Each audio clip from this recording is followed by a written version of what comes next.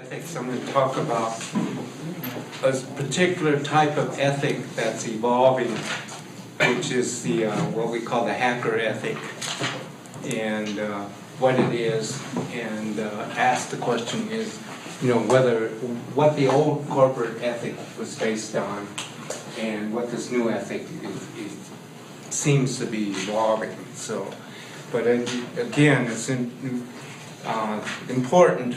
I mean, not important, but yeah, it's important that I'm not trying to say this is right or wrong or good and bad. And as I told my other course, if you want to know what's good or bad, and right or wrong, good and evil, don't come to my class, go to church, they'll tell you. But so I'm looking at the roots of a particular value system that's emerging in which we call the hacker ethic, and that's what most of the readings will be based on, is this particular value system that appears to be evolving. And I would even go so far to say that part of the reason it's evolving is because of the impact of the technology on society. That when you have a different type of technology that becomes so endogenous, so much a part of society, it can't help but influence our value system. And to me, a lot of people, many scholars will disagree because I'm taking what's called a very materialistic, a very economic view towards culture and society. And so what I'm saying then is that the dominant technology that takes over is going to determine a lot of the value systems. And just to give an example is that this whole thing about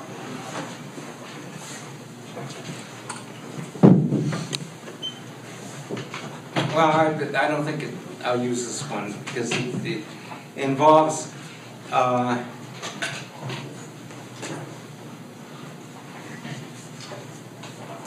we're seeing more and more.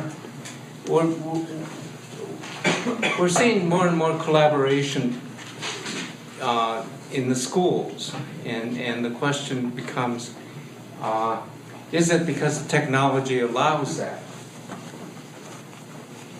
And then comes the question: is that then because the technology works in terms of people being able to collaborate, then the question comes and says, well, what's wrong with collaboration, right? And the other value system that technology seems to be influencing is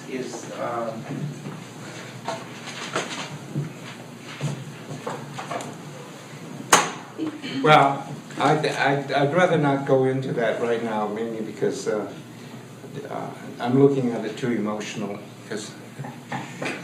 But anyway, so what we'll be looking at is the first thing is called the 10,000-hour rule, and Malcolm Gladwell, and then the next thing we'll go into is the hacker ethic, and then Out of Time by Ellen Ullman. I'd like to do Ellen Ullman first, mainly because it's a continuation of something that we didn't completely complete in my other section, which is the role of women in gender, role of women and minorities in the IT industry. Then we get to read Bill Gates on Why the Future Doesn't Need Us. And then finally we'll end up with Kruzweil and his theory of where we're going. Okay. Okay, let's look at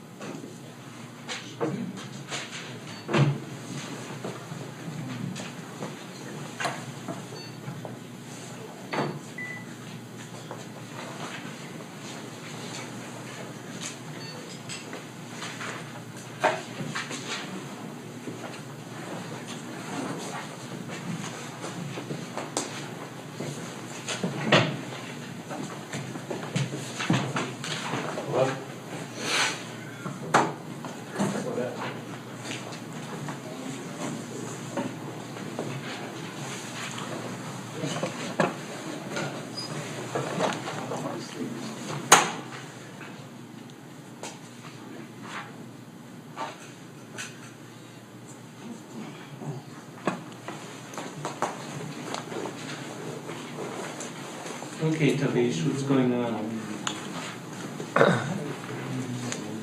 Have you tried pressing FN F8? Yeah. Unplug it and do it again. Unplug FN? Yeah, you turned it on after it was already plugged in. Oh, that's a good point. Yeah, that one, let's try unplugging it and then plugging it back. Just unplug the monitor, pull the VGA out. How come Sorry. You shouldn't do that.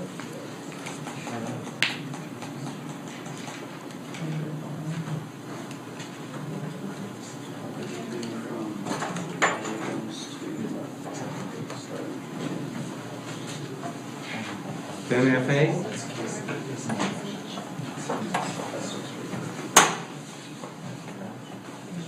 Nothing? It says no signal up here. What about computer 2? Here.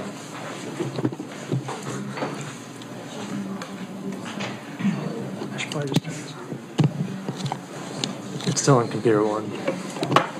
How do we get on the computer too? Yeah, this is me. No, I don't know what I'm doing. Go ahead. Okay.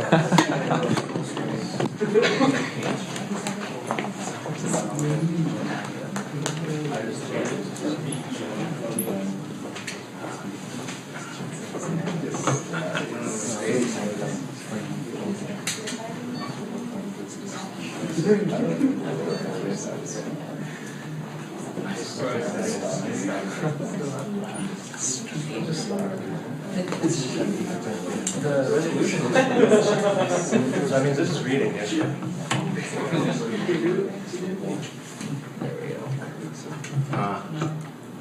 So it was there. Yeah. Okay. Okay. So we're summarizing some of the minorities in IT, and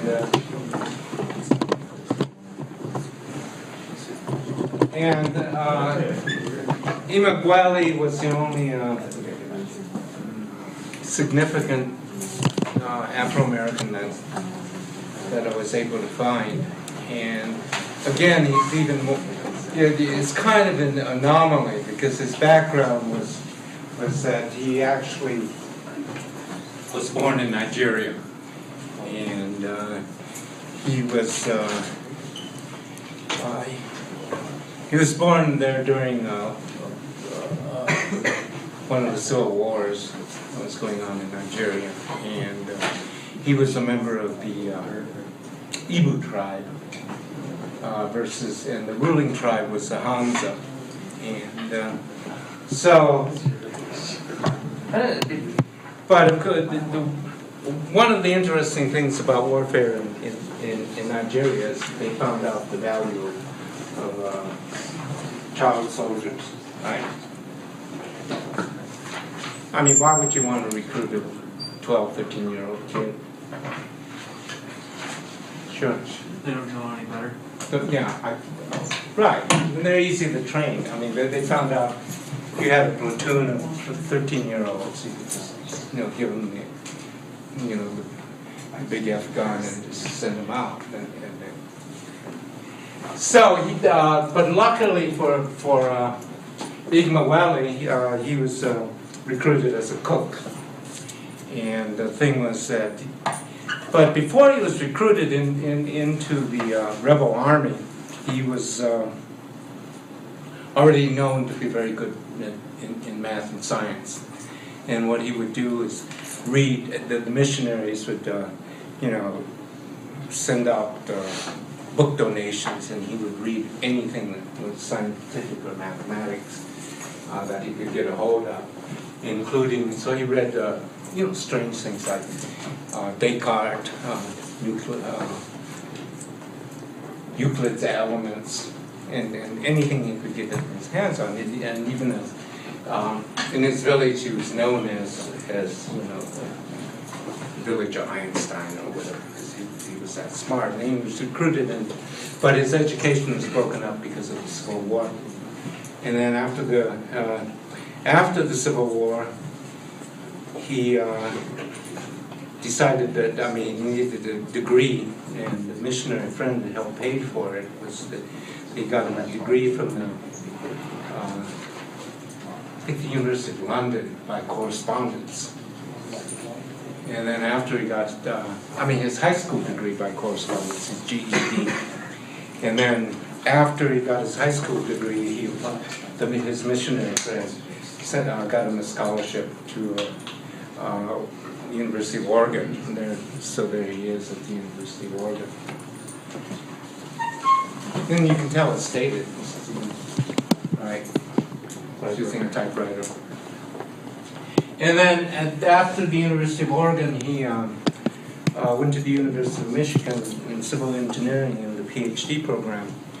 And while he was there, he applied for a grant at the National Science Foundation for the idea of hooking up all these different mainframes that were on the internet at that time.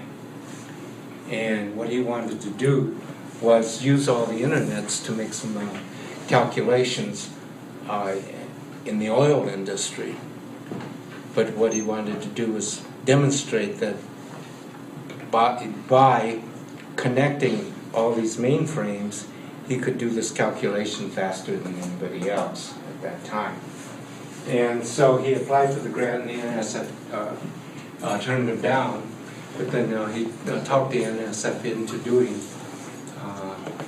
the experiment in any case. And then he ended up demonstrating or calculating this equation in the fastest time ever calculated, using the different using the different mainframes. I think there were 83 mainframes that he connected in order to make this calculation. So if you're looking at the history of the PC, history of computers, what was he doing when he connected all the nodes or all the different mainframes? Yeah, exactly. He's a pioneer in parallel computing. And then, so what he did was he took the calculations and submitted a paper for a prize with the IEEE, which is the most prestigious organization in electrical engineering. And he said he thought that the reason he didn't get the NSF grant, now this is, bless you, this is his interpretation, is because he was Afro-American.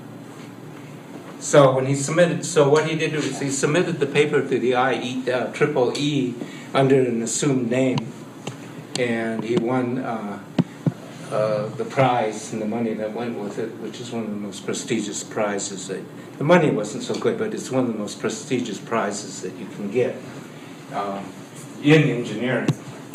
And then after that, after he got the prize, he went on to try to get his PhD based on the data that he did. And but he was in civil engineering, so his professor said that flunked him on his PhD dissertation. So he never got his PhD from the University of Michigan, and he thinks that it was racial, but there's different interpretations. What University of Michigan said was that we didn't grant him the PhD because his product or his dissertation was not in civil engineering, but was more in electrical engineering and computer science. So I would argue, like Fernandez, not Fernandez, the other ethnic person we looked at, Fernandez, is that he's not going to be in the textbooks. Now, the other... But Bhaji is. Who? The Indian guy? Yeah. So why not this guy? I don't know. I'm just throwing it out as a law, because maybe he's from a different ethnic group. Okay. I don't know. Yeah. It's not fair. I don't know. But Imagwali was denied a PhD in engineering at the University of Michigan, even though he won the Gordon Prize for coming up with the world's fastest computation in what he called the connection machine, which was the precursor of parallel computing. The connecting machine was also, and I think this is important in the history of the internet, because what happened was NSF looked at what he did and says, hey, maybe there is something to this internet. And at that time, the Army was saying, hey, this is really great, we want our own internet. Why does that show that the Army didn't understand what was going on?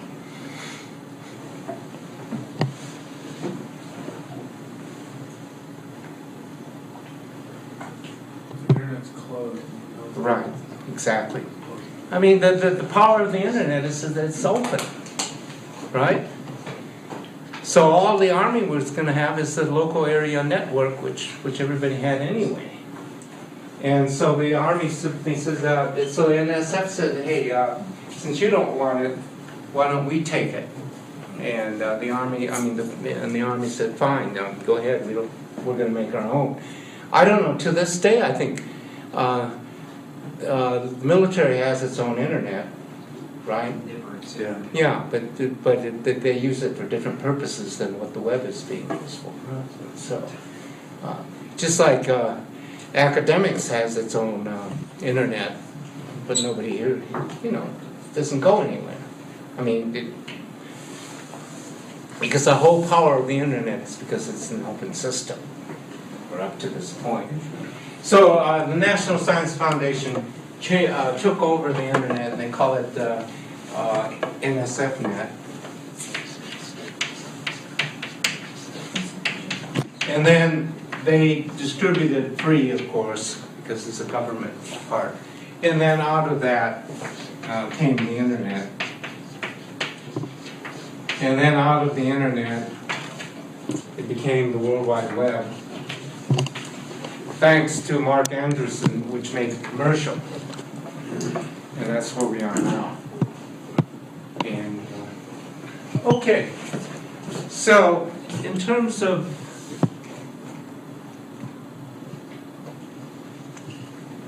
women in the internet, you read about Kim Palazzi. And Kim Palazzi studied biophysics at the University of California, Berkeley. Originally, her father was an engineer, and it's kind of interesting that probably the father was grooming the son to go into engineering, and the son said, thanks but no thanks, I want to study English. They became an artist or something. He became an artist or something.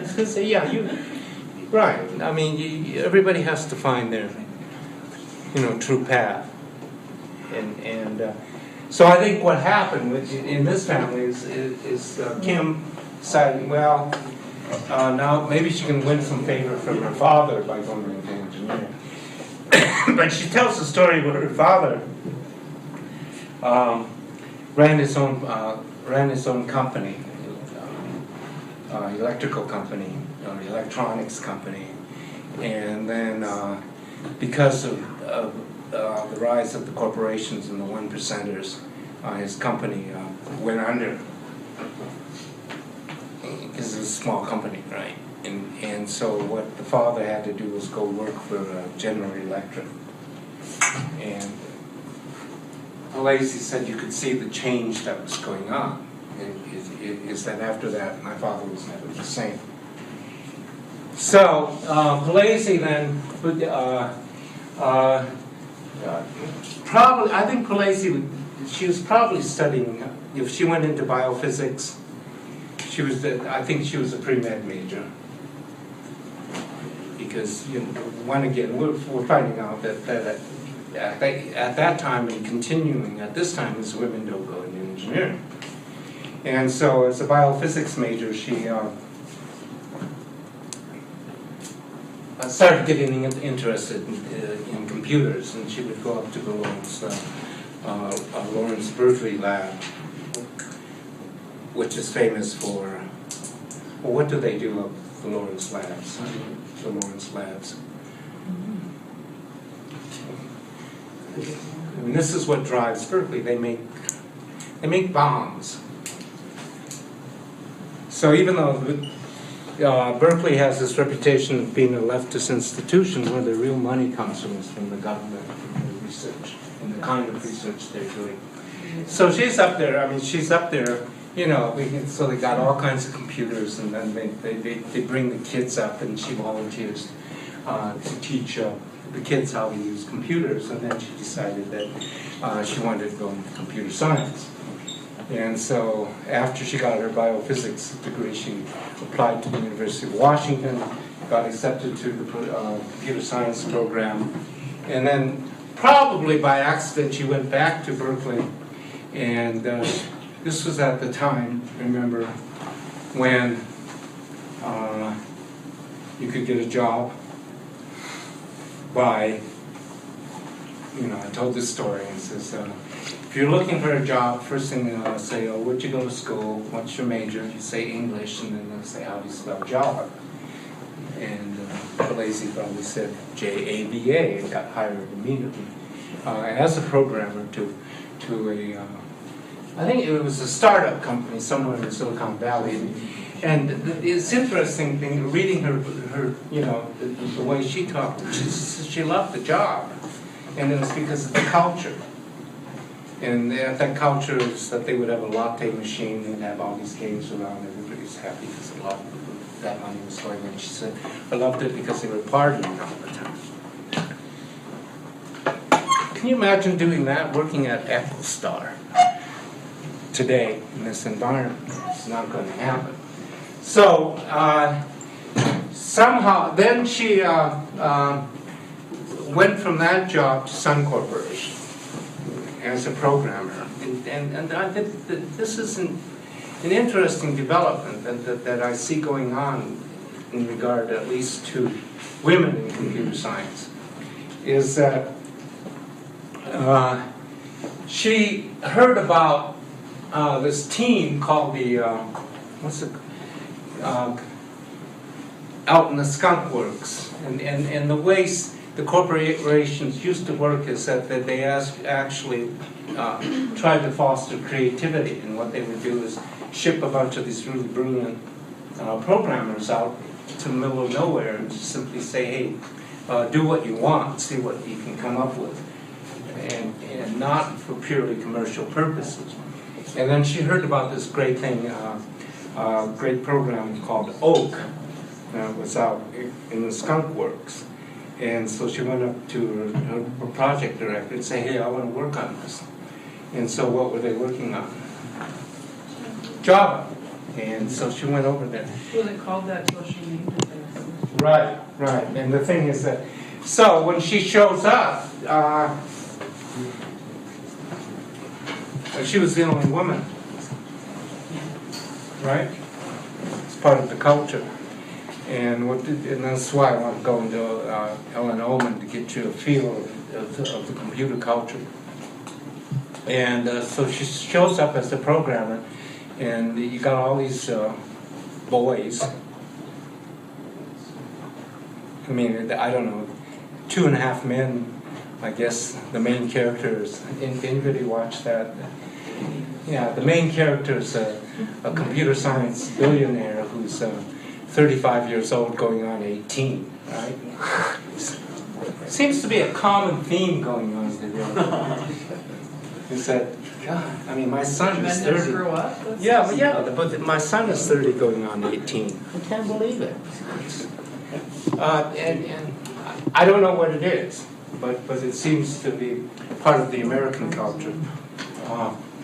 So she shows up, and of course, you know, there's probably, probably this group had never seen a woman before, much less one who's, you know, very, very attractive. So they got together and says, what should we do with her? And Goslin got this brilliant idea, we'll put her on the B team. So there were all the programmers, and then there was Palazzi, who was put on the B team, and she didn't know what she was going to do. But then she automatically became the promoter of Java within within Sun, and so she found her niche, which was to be a project manager. So she was able to manage this group of boy programmers, and then by that, but she understood what Java was, and what Java is that at that time okay, correct me, what is Java? It's an operating system, right? No, it's a language built on top of a virtual machine. Okay, so you got, so it's a programming language that's cross-platform, that you can use it on any type of machine. You can use it on Apple, you can use it on a mainframe, you can use it on an IBM or a Unix. So it's what what they call a cross-platform type of language.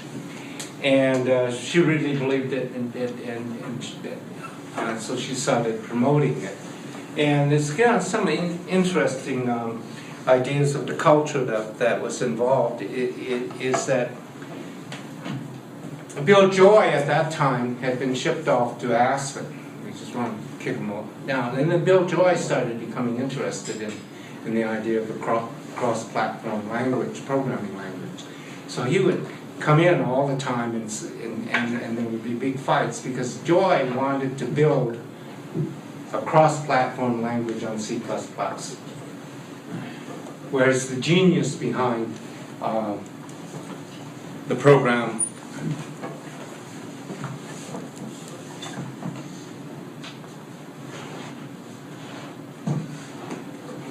James Gosling, Canadian, by the way, said, no, you can't build a cross-platform, a ubiquitous programming language on C++. And what we have to do is invent a completely new language, and that completely new language is Java. But what's interesting now is if you go on the internet, you'll read that Bill Joy is is the founder of Java. When, according to this interpretation in Reed, Bill Joy was fighting Java all the way. But what happens is that we rewrite history all the time, and we saw that in the case of Marvin, in which we're starting to rewrite the history of the indigenous people in the United States. But people think that history is something that's just written and stays there, and yet we're rewriting it all the time. So the main person behind Java was Gosling. And I put the inventor of Java, and then if you Googled it, you would probably, I don't know what Google would say, because Wikipedia keeps changing too. But, I don't know who Wikipedia would say is the inventor of Java, but I would say, according to the Reed article, that the real genius behind Java was Kim Palazzi. And then Kim Palazzi was the promoter of Java. And so she invented, basically what was going on is that she started defining a woman's role in a computer company is that they become the marketers. And so what she did was she took Java, she went over to the CEO of Sun Microsystems and says, hey, you've got to ship this thing out, you've got to commercialize it. And McNeely was convinced that they should. And then the other thing that she managed to do was talk to Mark Anderson of Netscape. And Anderson says, yeah, we'll use this as our major programming language on Netscape, which was the standard for browsers at that time. So when they finally shipped out Java, again, because we're in the commercial phase, the Java stock went up 2 million $2 million in one day. And so by that time, Campbell Lacey is a star, right? Ready to become a vice president at Sun. But of course, what is she going to do? I mean, if you're really creative, she's going to quit. She quits and forms her own company. And I'm not sure how successful the company is. I haven't kept track, but it might be interesting to find out.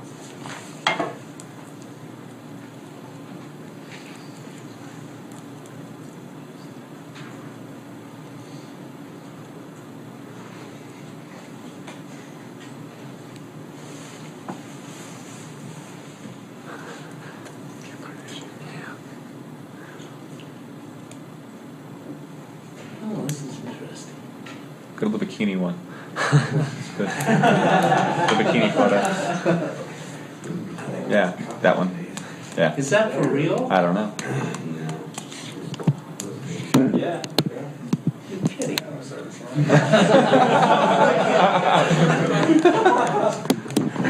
Things never change.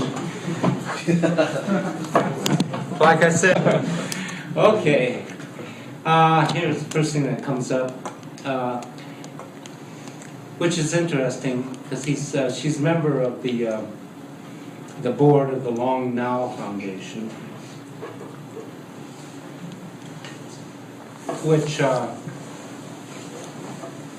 we'll talk about. Just keep this in your notes. We'll talk about the Long Now Foundation when we talk about Bill Joy and where these entrepreneurs are going. It does show that there is a shift in a value system among this group. And the Long Now is a clock that's designed to last 50,000 years. And it's funded by a foundation headed by a man by the name of Hillis, who is a good friend of Bill Joy's. And it came out when Bill Joy is thinking about technology and its impact on society. And what they would do is his buddies would come into Aspen, and they'd go boarding, and then afterwards they'd sit and talk about these philosophical issues over beers. And Hillis turns out to became a billionaire by building a parallel computer, one of the fastest parallel computers around. So Hillis retired by the time he was, I think, 30. He was in his 30s when he retired. And so Joy has nothing to do either because he's been fired from Sun Corporation. So they're just kind of sitting around, boarding.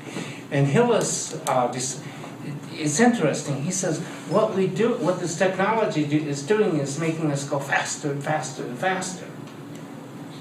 And we're not taking into consideration the long view. And so, remember, when we talk, I don't think it was in this particular section that you read in Absence of the Sacred, but one of the indigenous people said that, when we make a decision, we get the elders together and we take into consideration 7 generations, like what is going to happen to the earth 7 generations from now.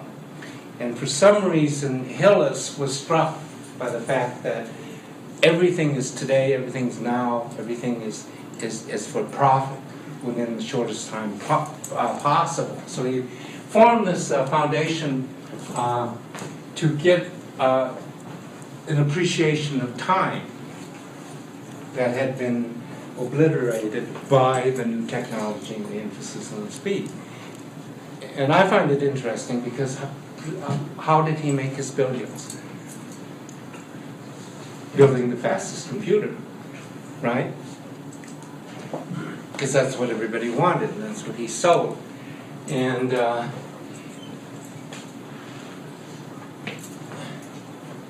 so there it is. I don't know if it works or not, but I do remember when I was visiting my brother in San Francisco, and so he took us to a vegetarian restaurant, right? Because it's cool and it ain't cheap.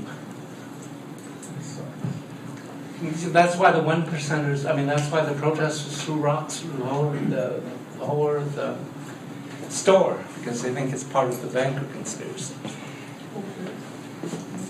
Right? So anyway, so we go into, and it's in this really spiffy area of San Francisco, and I offered to pay, which was a mistake, because he had a group.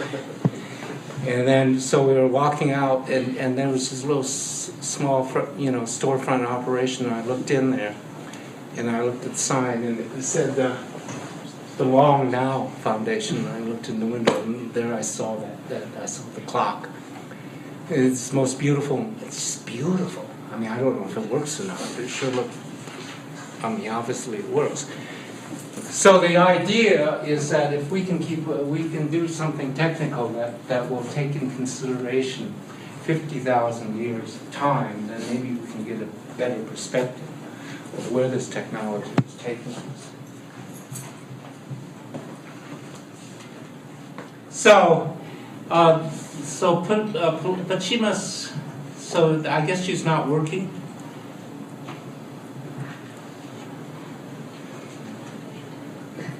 She's on Facebook? God, what's going on?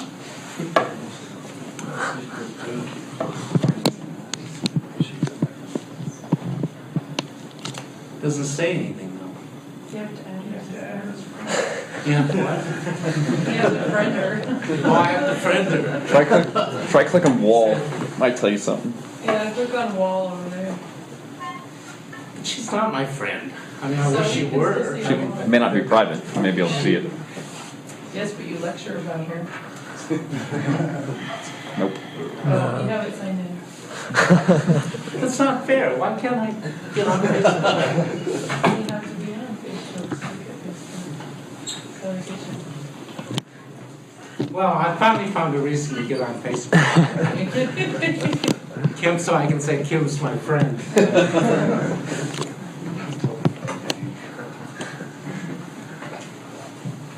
Wow. Okay.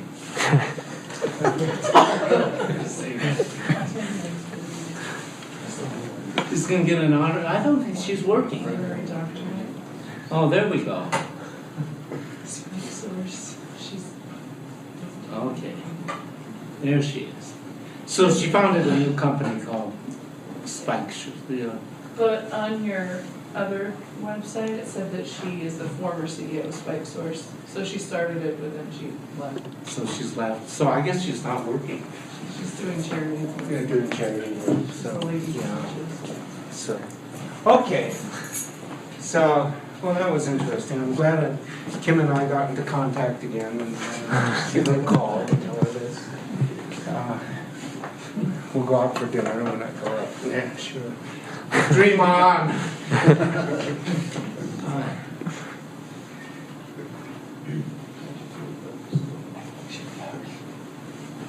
Okay, so with that,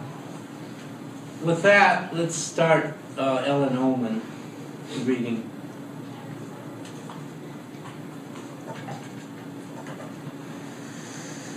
Well, it's a good time to take a break. Okay, what you're reading now is, the lecture is based on, pretty much follows the reading, so I'm not sure if you can follow it in your book, but if you want to take notes, fine, but the purpose of the lecture is to give you a feel as to what the reading is, so that when you actually read the material, you'll get some background as to what to expect. Basically what we're doing is building a frame. And as I was telling you, I've got, who was I talking to? Anyway, the thing is that what people usually do is that they just try to attack the thing cold, and it makes it much more difficult. So kind of ease into it, and then it'll work better. The other thing is, try to enjoy your reading. I know it's hard. But, it's okay. Let's get this thing going.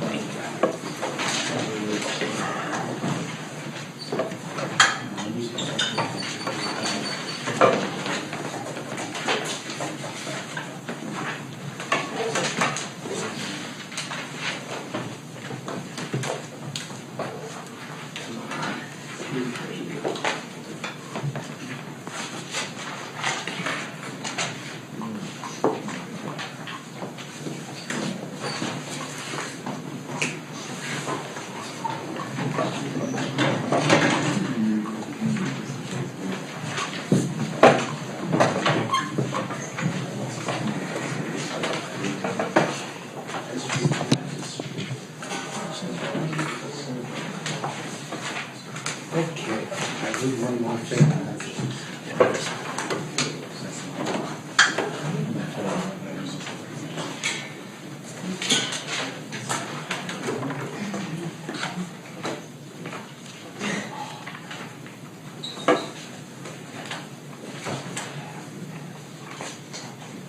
Does anybody see that internet connection plan?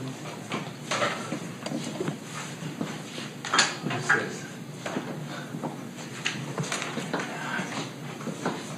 This is primitive. It should all be wireless. It is. Is it that yellow wire down there? To your It is a yellow. to your left. Yeah, what's it doing there?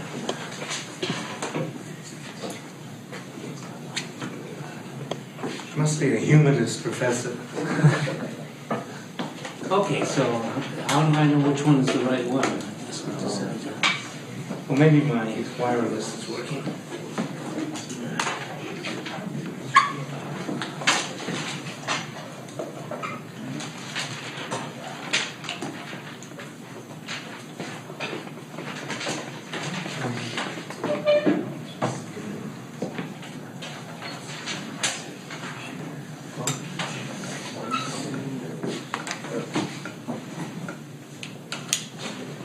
Okay.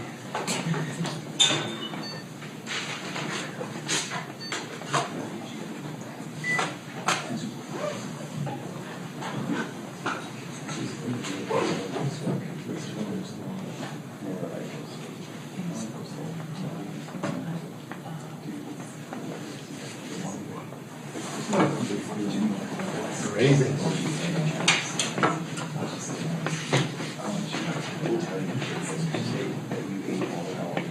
Okay, so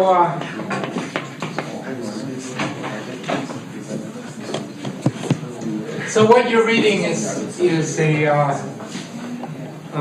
selection from a book called Close to the Machine, and the author is Ellen Oman. A little bit about her background. Oman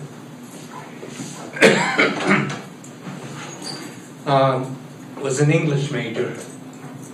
And then she got involved in multimedia, and she wanted to go into doing video productions and some creative work. And she found out that she had to learn, some of the technology. So she got into the technology and started to enjoy the technology. And then she found out that and again, this was during the time when, in order to get hired as a programmer, all you had to do was know how to spell Java. And then she started going into programming because she found out she could make easy money that way.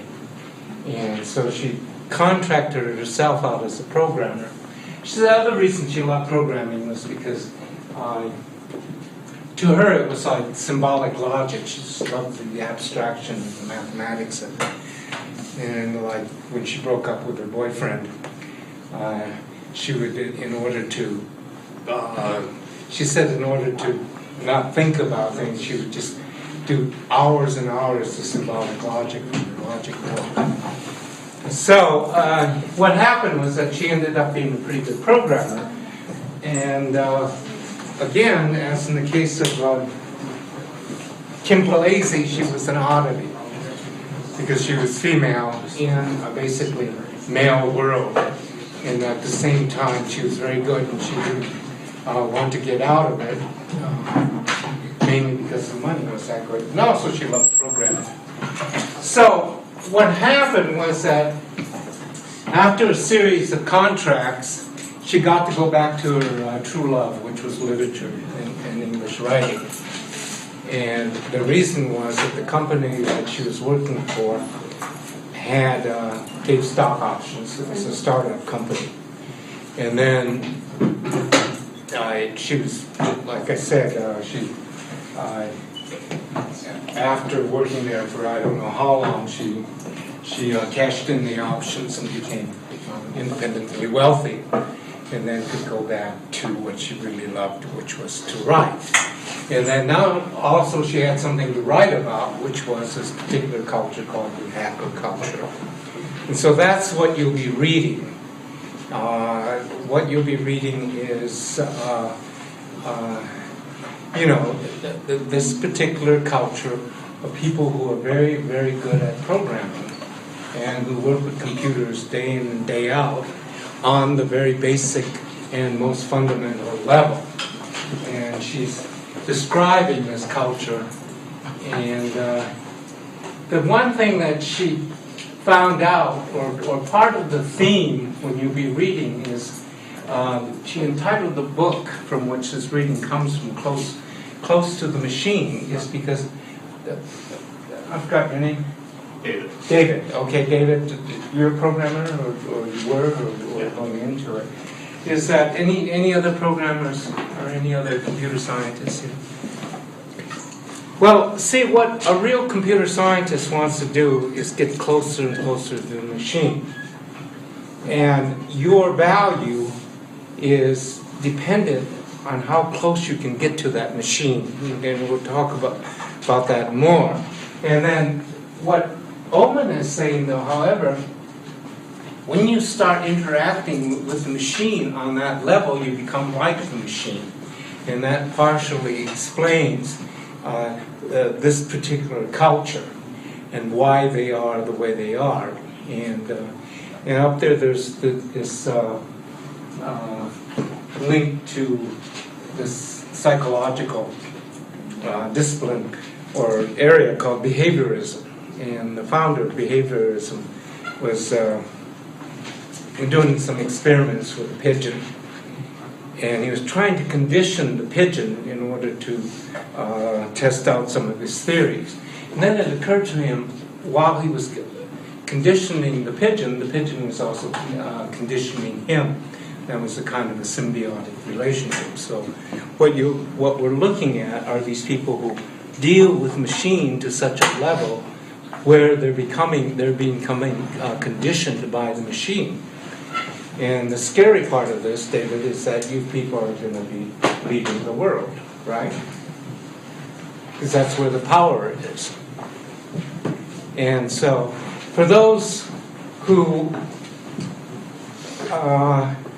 don't want, who are not computer scientists, who are not techies, and you want to get into some kind of job, what you need to do is attach yourself to a company where they do IT.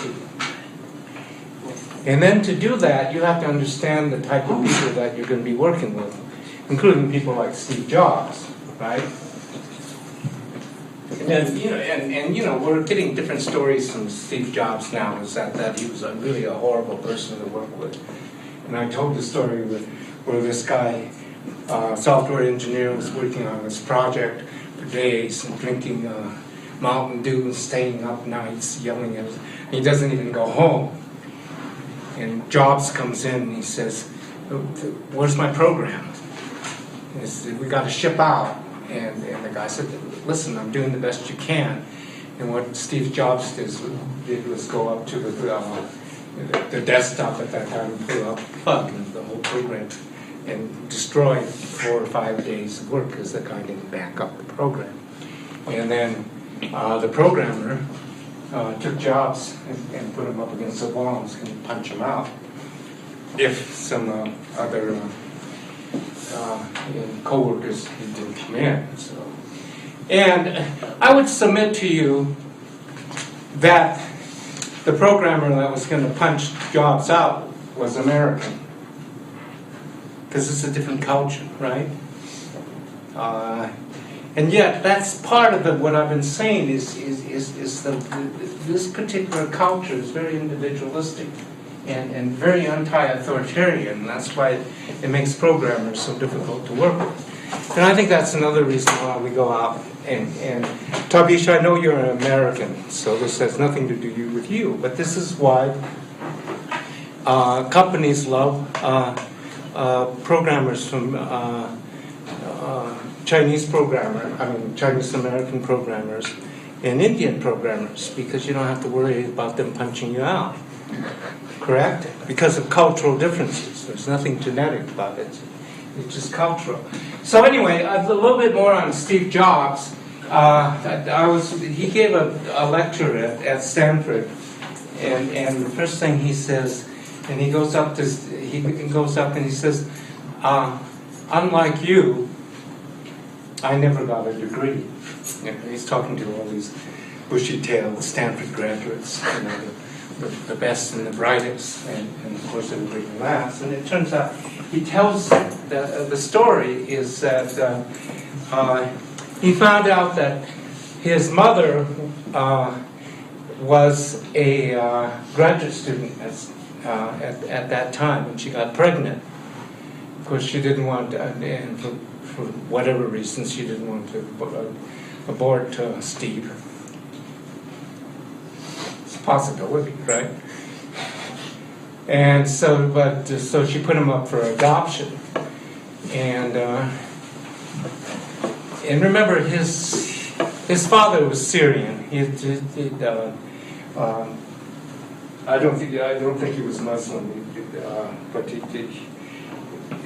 the father was a Syrian immigrant, and the mother said, "Listen, I'm putting up my child for adoption under these conditions, that whoever adopts him have to be college graduates."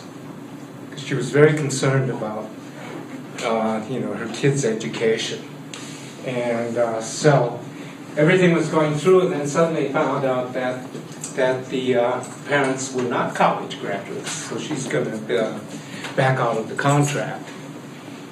And then, so she went and she talked to the parents, and she says, listen, or she talked to the adoption agency. She says, listen, I can't go through with this. And then what happened was that the step-parents or the adopted parents said that, listen, you don't have to worry, we'll send this kid to college. So, so these were working class, blue collar parents, and they worked hard, saved enough money to send him off to college. And then Steve Jobs is telling the story to Stanford graduates and says, I went to a college almost as expensive as the one you're graduating from. So everybody laughs because Stanford ain't cheap. And neither was Reed College, which is this liberal arts college up in Oregon, known for its radical views, private college. So if you're a Mercedes liberal, right, you'll send your kids to Reed, because one, you can afford it and you'll be politically correct. And so Jobs was going to college, and he says, what does this have to do with anything? And remember, this was during the 60s, and he was thinking, I have this force, I can feel the force. And remember in that slide I put up, and he says, I thought I wanted to go to India. In fact, when he could afford, he actually did go to India and became a Buddhist when he came back. And there's some controversy over his Buddhism. Why? And it was his cancer.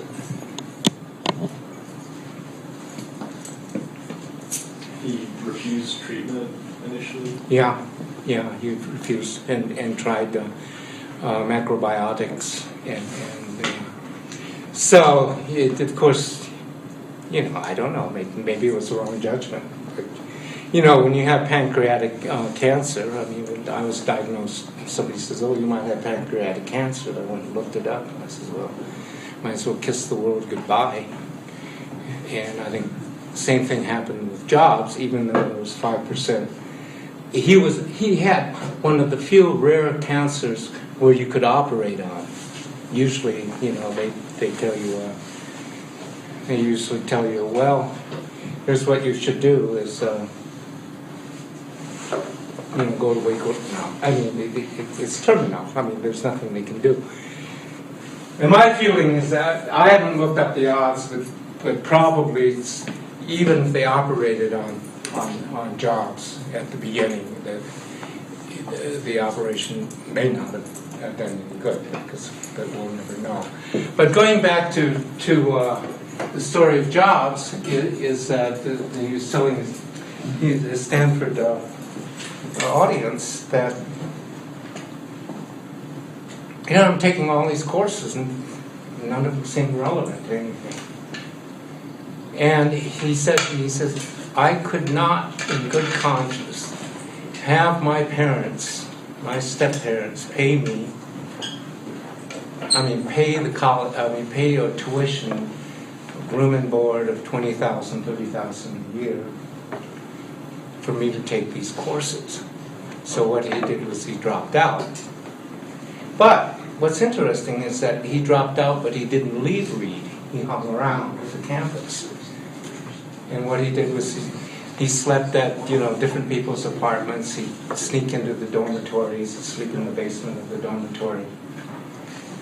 And then he says, that was the best thing that happened to me, because then I started taking courses that I really wanted to take. And one of them was a course in calligraphy. And what's calligraphy? Yeah, exactly. And he said that was the most marvelous course because it opened me up to the idea that technology could be beautiful. And he said that, and then he said that to this, to Bill Gates in one of the interviews. He says, the difference between me and Gates is that I took this course and I have a sense of beauty. And that's why you have the math. This is why this thing's so because it's not cool. But you pay for it, right? But anyway, so Jobs hung around, and then finally, then you know the rest of the story. He went back to Mountain View, met his good friend Steve Wozniak, who remember was dropped out of Boulder. And so they had nothing to do, so they're hanging around in Steve Jobs' parents' garage and started, building this machine called the Apple. And so as a consequence of that, he becomes president. He founds Apple, right? And so it comes a point. And this is what Kilda should have done, but didn't, is that it comes to a point when your company gets big enough or so big, what do you have to do in order to survive in the American economy or in the American system? You have to bring in your CEO, correct? So Steve Jobs says, okay, and you're right, this is getting out of control. We're going to find the best CEO we can. And the person he found was Scully, who's CEO of Pepsi Corporation. So he goes up to Scully and he says, I don't know. I mean, first of all, you can't pay me as much as Pepsi is paying me. And secondly, give me one good reason why I should come over and work for you or work for Apple. And Steve Jobs said to him, says, okay, Scully, if you want to sell sugar water for the rest of your life, that's your business. Hacker ethic. That there should be some value in what you do. So John Scully, I think that's his first name, goes over to Apple. And what's the first thing he does? What's the first thing he did?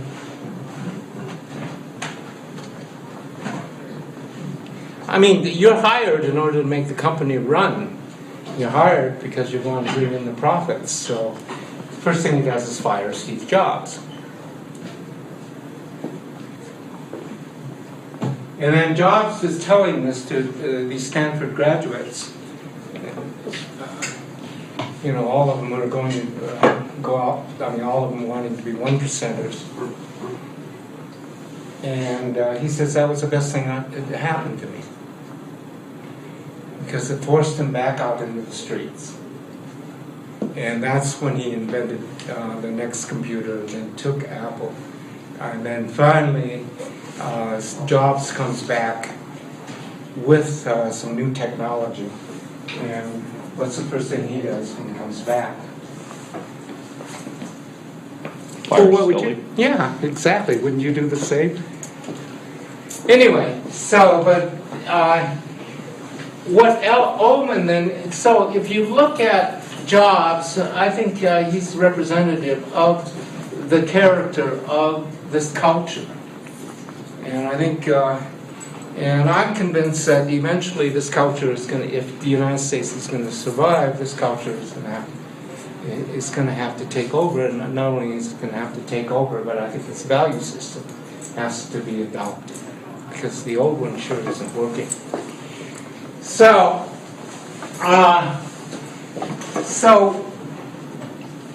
going back to Ellen Ullman, what she's doing is telling about all these contract jobs that she has. And in this case, she says, I once had a job where I didn't talk to anyone for 2 years. And because your job as a programmer is to talk to machines. And then she would have a 5-minute meeting with the boss once a week. And so we can call this the geek culture or part of the geek culture. I don't know.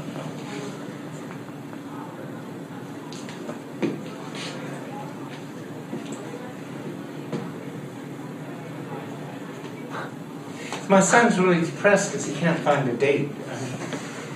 God, I mean, what? Duh. I mean, he just broke up with his girlfriend. So why can't I find a date?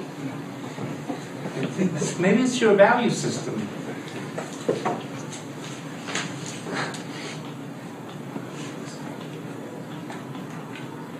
Oh, sorry.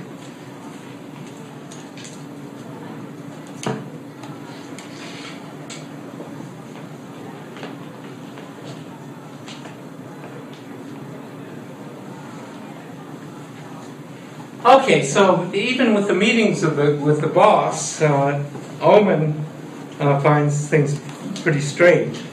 I remember watching my boss disappear down the row of cubicle positions, partitions.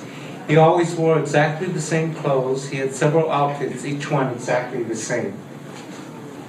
Khaki pants and a checkered shirt of the same pattern. So week to week, the image of his disappearing down the row of partitions remained unchanged. The same khaki pants, the same pattern, and the checkered shirt. Good. See you next week. And so let's talk. And then the main character in the reading is a character from real life called Frank. And Frank wants to be a software engineer. Why anybody would want that? I shouldn't. But what happens is that the world of software engineering is still a meritocracy. there's no way that you can fake code. I've got a bunch of TAs come in, they try to fake the code, and I know they can't program.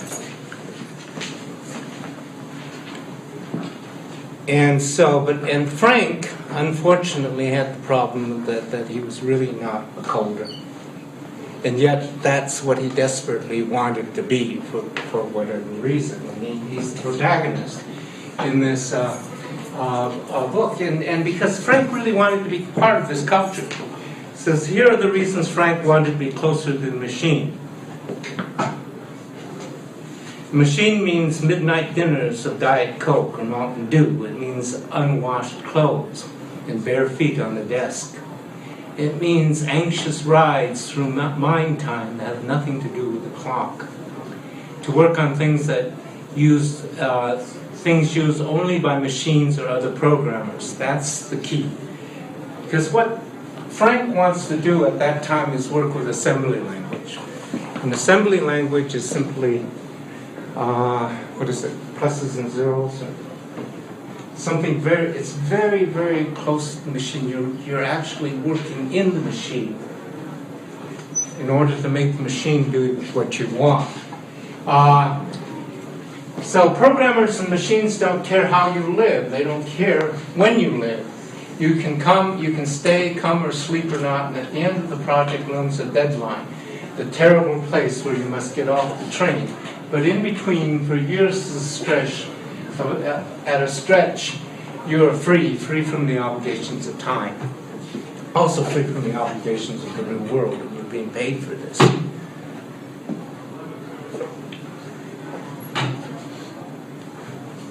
Frank wanted to get closer to the machine because he was reifying the code. Closer to the machine means low-level code. And here we have a list of different level languages. So HTML is considered, what would you say, coming from the way this thing is presented? High. What? Pretty high. Pretty high, very high level, yeah. You know, I program in HTML.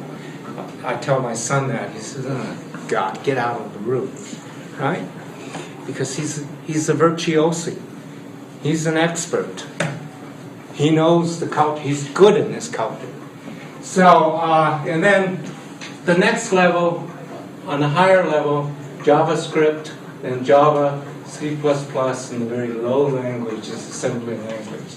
So notice what happens is in computer culture, if you're low, is that good or bad if you're a low-level programmer? Good. Good. Yeah, exactly. So they even take the vocabulary and twist it around. It's like, you know, in the old days, the hood with, you know, bad is, boy, that's bad. He said, you know, that really means that's good. And if you're in the programming world, and it says that's low level, that's really good. So they even take the vocabulary in their culture and twist it around. And what Frank wanted to do was get closer to the machine, because closer to the machine, theoretically, or not theoretically, the better programmer you are. And what's really strange is that if you're an entry level in IT, you probably make more money doing web pages than programming. Okay, so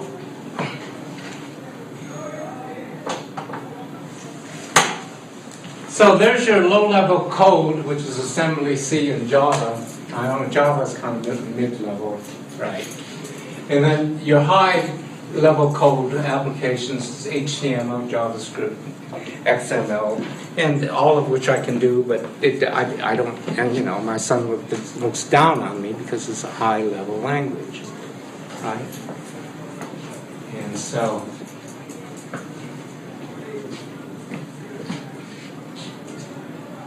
of course, the other, I mean, what happened, and to show how this works is that my son's pulled off a project and they're making him use his, he's doing a GUI, and he has to use Python. He's depressed because they're pulling him, because he doesn't think he's doing real programming. And then finally they put him back on C++, and now he's happy because he's closer to the machine, and now he can say he's a real programmer. And the other thing is too that the people that he's working with, they're all mathematicians. They're not even computer scientists. Because if you know your math, you're even higher up in this hierarchy. But that's kind of the way it's always been. My Has experience it? was Yeah. at the part, I mean, when I was studying computer science 8 or 9 years ago anyway, everybody, the faculty were all math PhDs who had moved over into computer science. Math I mean, PhD, right. There were very few native computer science. Right. And then if we go back to Marvin, and when the engineers, when the electrical engineers were creating themselves, it's a power thing.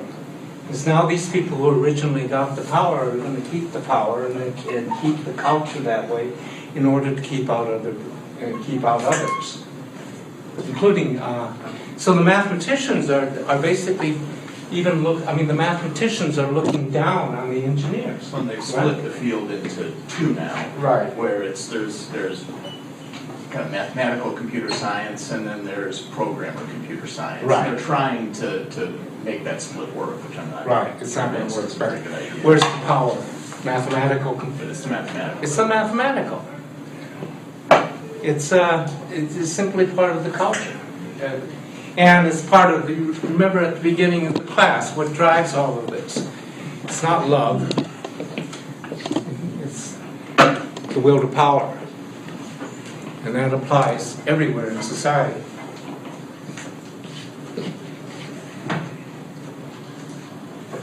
So, here it goes. So high is bad, low is good. So they're even in this culture, they're reversing the whole thing. If you want money and prestige, you need to write code that only machine or other programmers understand. Such code is low. It's best for you to write microcode, a string of zeros and ones that only a processor reads. Next best thing is assembler code, a list of instructions to the processor. I don't think they even do assembly anymore, do they? But anyway, if you can't write microcode or assembler, you might get away with writing in C or C++. I think most people now write in C++. And C and C++ are really sort of high, but now it's low because of the high language that have come in. So you still get to be called a software engineer. In the grand programming scheme of things, it's vastly better to be a software engineer, not a programmer. The difference is about $30,000 a year in a potential fortune in stock. And in fact, where my son works, they says, no, you're not a software engineer, you're a geodetic scientist. So in their hierarchy of things, a scientist is higher than an engineer, and he gets paid commensurate to his title.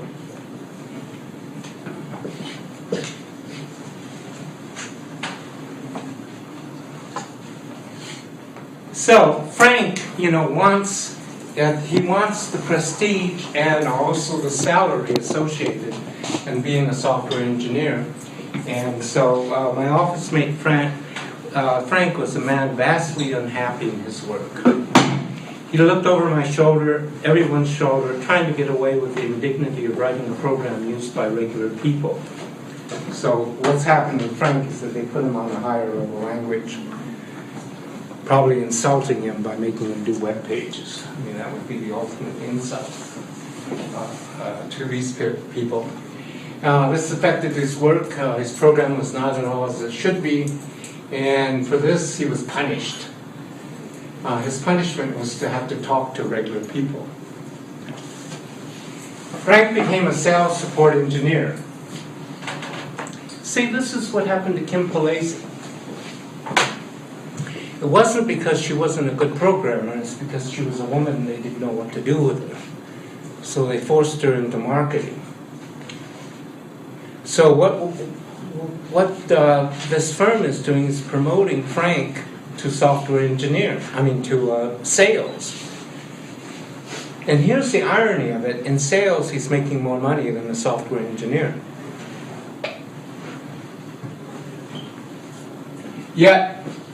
But he didn't get any stock options, and in the eyes of the other engineers, Frank was as high as one could get.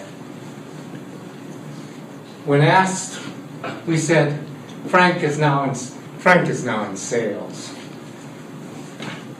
They might as well say Frank is dead. He's not one of us.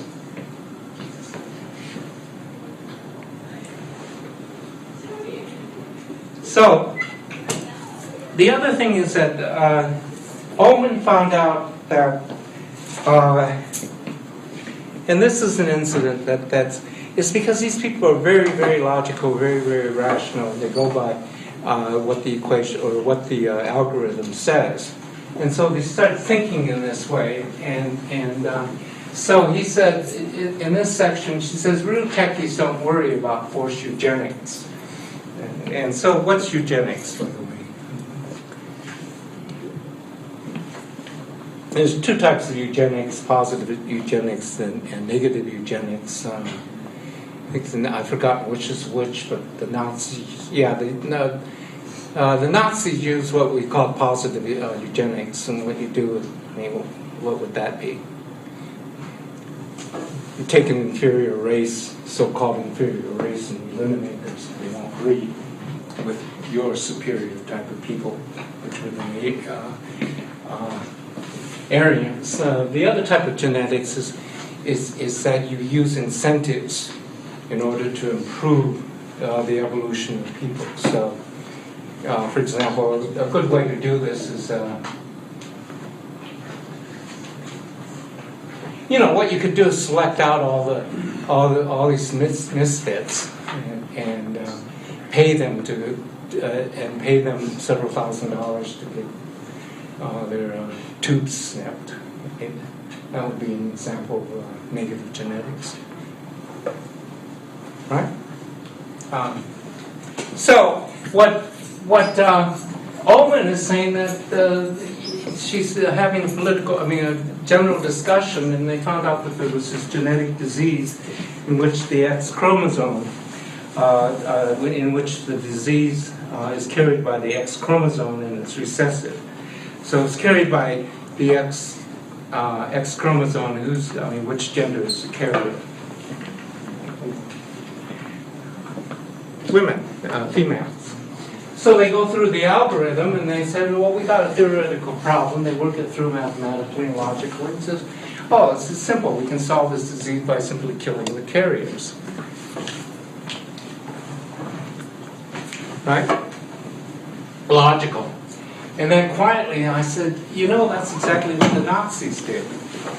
And then here's the interesting part, is that all the programmers look at, now you wonder why Kim Palasi got out of programming. Do you want to deal with these folks? So, they look at her, Ellen, and discuss. It's the way boys give a girl who has interrupted a burping contest. One says, this is something my wife would say.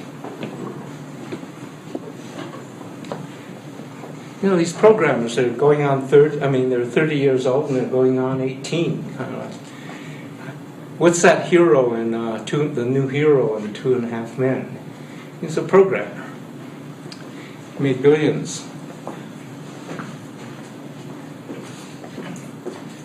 They all look at me and one says, this is something my wife would say. And then he says, wife.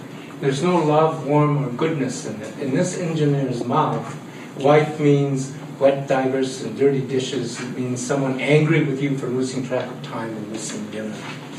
Someone sentimental. In his mind, for the moment, wife signifies all programming, party pooping, illogical things in the universe. Still, I persist. It just started out as an idea for the Nazis, too, you know. And the engineer makes the reply, well, wait, I think Ullman's really a good writer. And she's able to capture this culture that others haven't been able to. And that I don't think you can capture with video. That it's very, very powerful. She says, then the techie makes a reply that sounds like a wretch.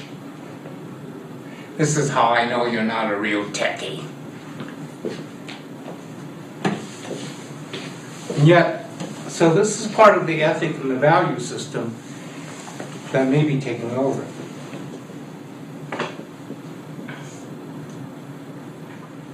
So, what we have going on, or has been going on for a long, long time, is what C.P. Snow, a Brit,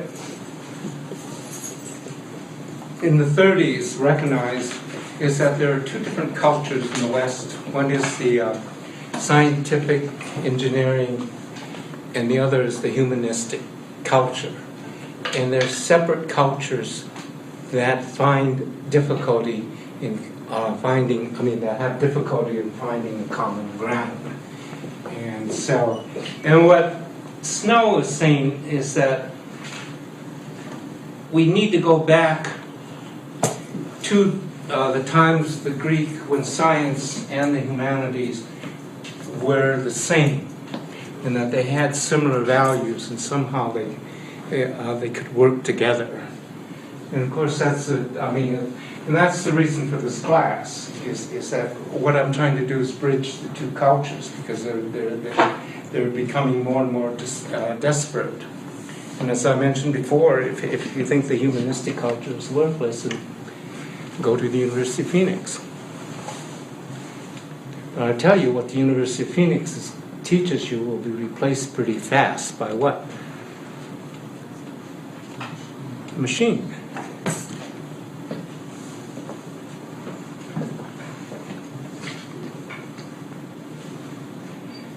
So, in illustrating the conflict between the two cultures and how powerful this new hacker culture is, or this new technological culture is that she says, I once had a boss, and he was a descendant of Italian princes, to direct the to direct this project on Unix workstations. And she couldn't believe it. She goes in for an interview. She dresses up. And the Italian says, I like the perfume you're wearing. And she's completely bowled over, because never in her life had she, in her working career, encountered something like this. And the guy, because he comes from Milan, which is northern Italy, from an old family, comes in with Gucci shoes and $1,000 suit.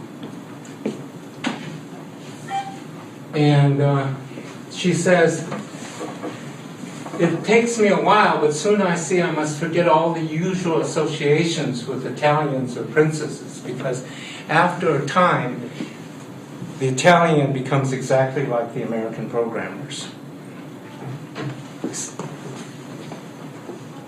There will be no lovely long lunches that end with deftly peeled fruit. There will be no wind-cut suits of beautiful fabrics. The next time I'm wearing anything interesting, the director, I'll call him, Paolo? No. Yeah, Paolo tells me I look ridiculous. The closer Paolo gets to the machine, the more he takes on the hacker culture. He becomes one of the boys.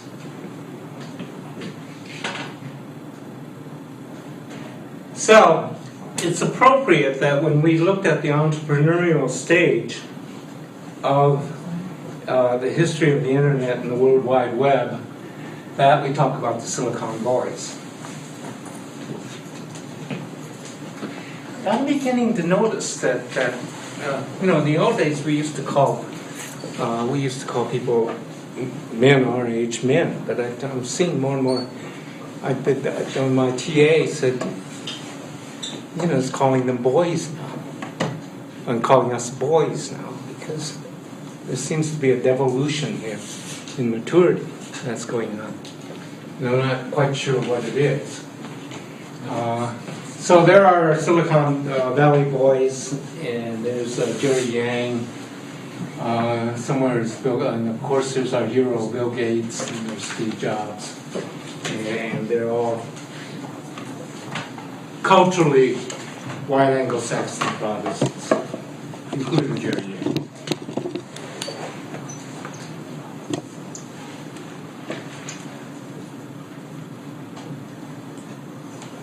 So,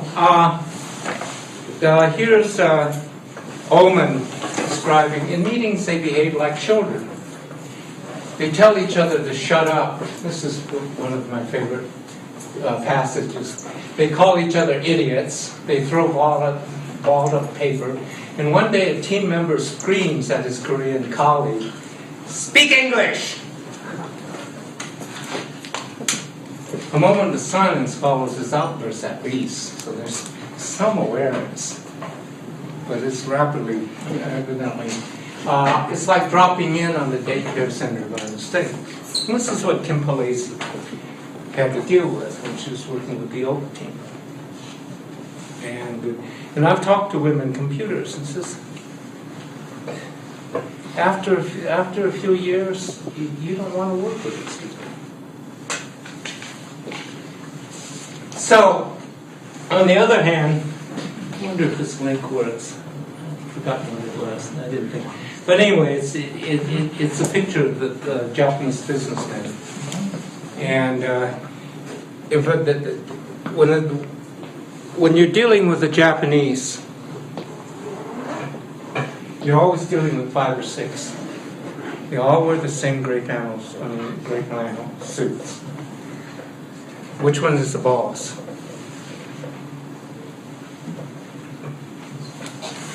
You don't know. I mean, in American business, if a group comes in, all of them wear suits, and there's one with a white Karagan sweater, who's the boss? You can spot him, right? Or look at their shoes. You can't tell, and you can't, because it's a different culture. So they all come in, they sit down, and then the programmers start acting like themselves, start calling each other names, throwing things across, and they come dressed like, in their shorts, even though it's 40 degrees outside, they're still wearing shorts and tennis shoes. And when they started acting up, suddenly you see smiles across each one of the Japanese funders, or the Japanese executives, because these programmers are acting the way they should. And they said, and they're looking at each other and says, "We got some good programmers here." So Ellen writes, they even behave like children when their Japanese sponsors come to visit. The research is being funded through a chain of agencies and bodies that culminates in the Japan Board of Trade. The head of a sponsoring department comes with his underlings. They all wear blue suits. Blue suits. I didn't know that was very good. Okay. Maybe I should get a blue suit. Right? You've got to make a deal. They all come in blue suits. They sit at the conference table with their hands folded neatly in front of them. And when they speak, it's with the utmost discretion. Their voices are so soft, you have to lean forward to hear. Meanwhile, the research team behaves badly, bickers, has the audacity to ask when they're going to get paid. Or probably it says, "Where's our pizza?" No. Japanese don't seem to mind. On the contrary, they appear delighted. They have received exactly what their money was intended to buy. They have purchased bizarre and brilliant Californians who can behave any way they like. That odd behavior reassures them. Also, these must be really top.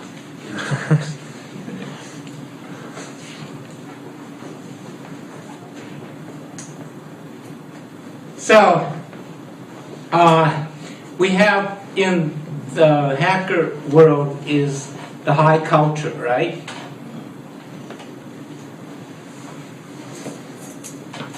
This is a web page company. These are the people who designed that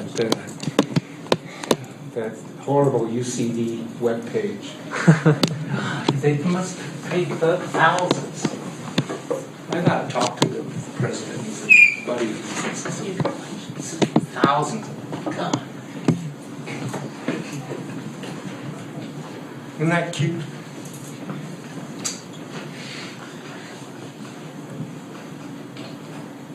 So this is your middle culture.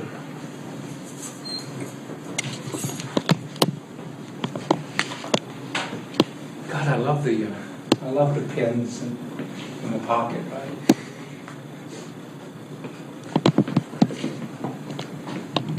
So what they do is they wear, then they come up and says, "I just graduated. Now I are an engineer."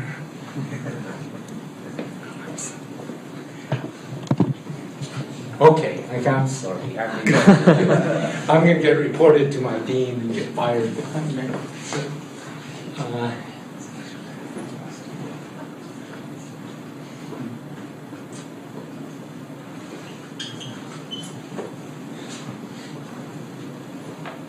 Oh no, Boston.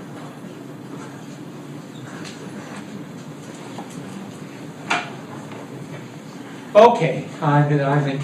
Why don't we come back and so we've looked at the high culture, the middle culture, and then we want to look at the low culture.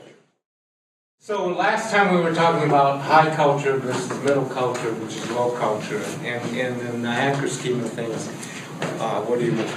Do you want to be low life or high life? All right.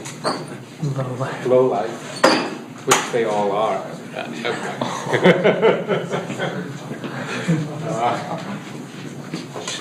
I shouldn't let my, oh well. So, here's, this is high life, right? Which your real programmers have contempt for.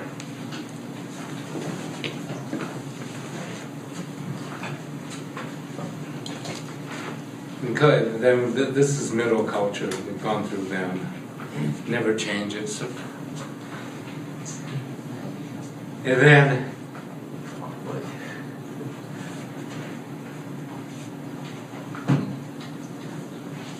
oh no.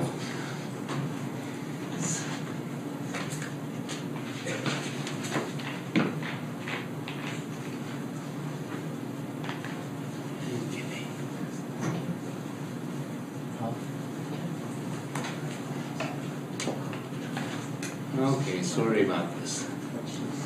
At least it wasn't your phone.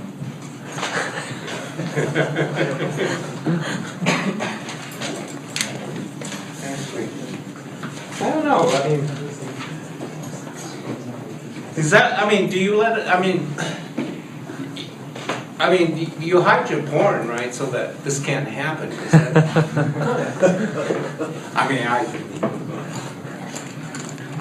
Is that, except, most professors, they're so unsavvy,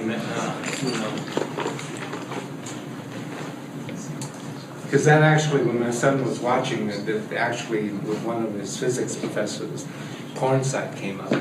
He should have known. He should have, But they don't want to learn the technology. Delete that again. You can't be too careful. This is a paranoid age. And part of the paranoia comes from the internet and the World Wide Web. Okay, 34.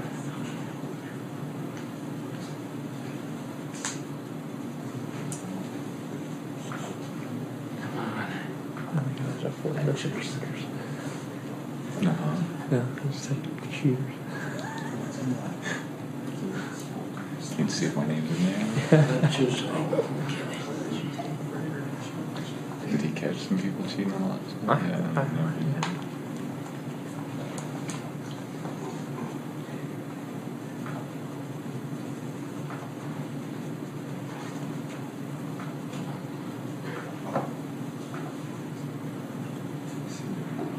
Okay. so here are the lowly types.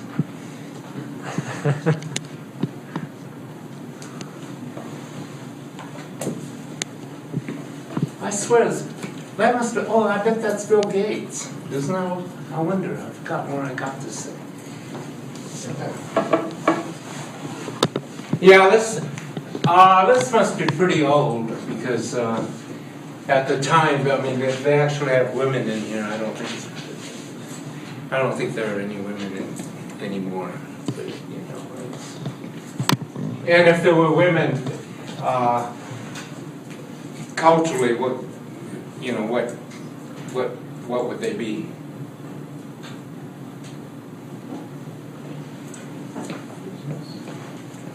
They'd be foreigners, right? Is that good or bad? Just the way it is.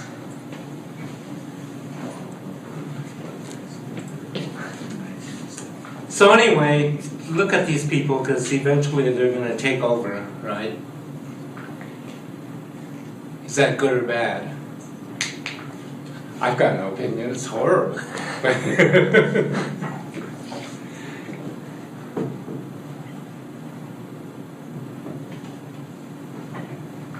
Okay, so this is a section entering into the Valley of the Low.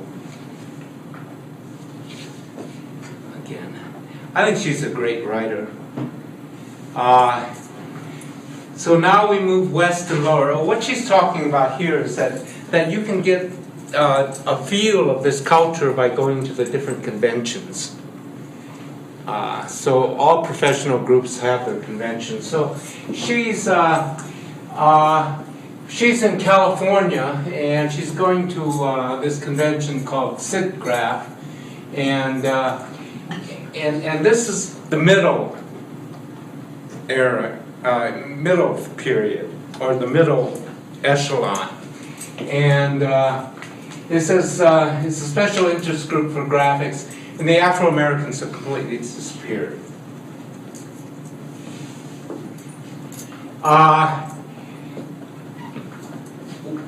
Young white men predominate, with many Asians among them. And then finally you get to the low computer science group. And a senior engineer, okay, let's take a look. Let's see, here's their conference. And you wonder why women don't want to go into computer science.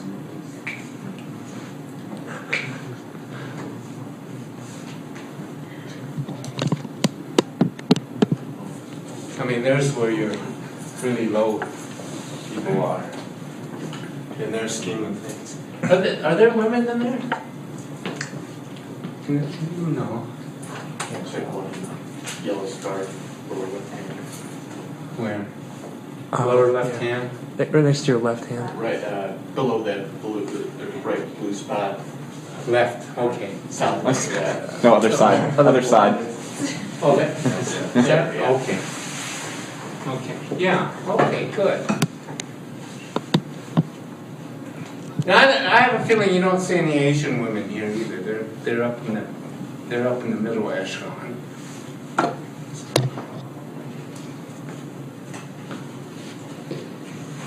So, I mean, it's a cultural, I think it's a cultural aspect as to why more women don't go into computer science. And I've been arguing that very strong in this class, that culture is more powerful than, I mean, it's the most powerful factor that works.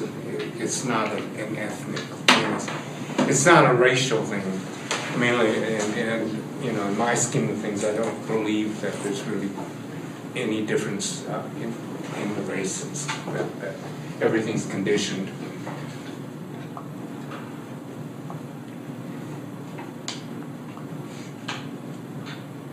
So, now in the final part, Ellen Oman is arguing that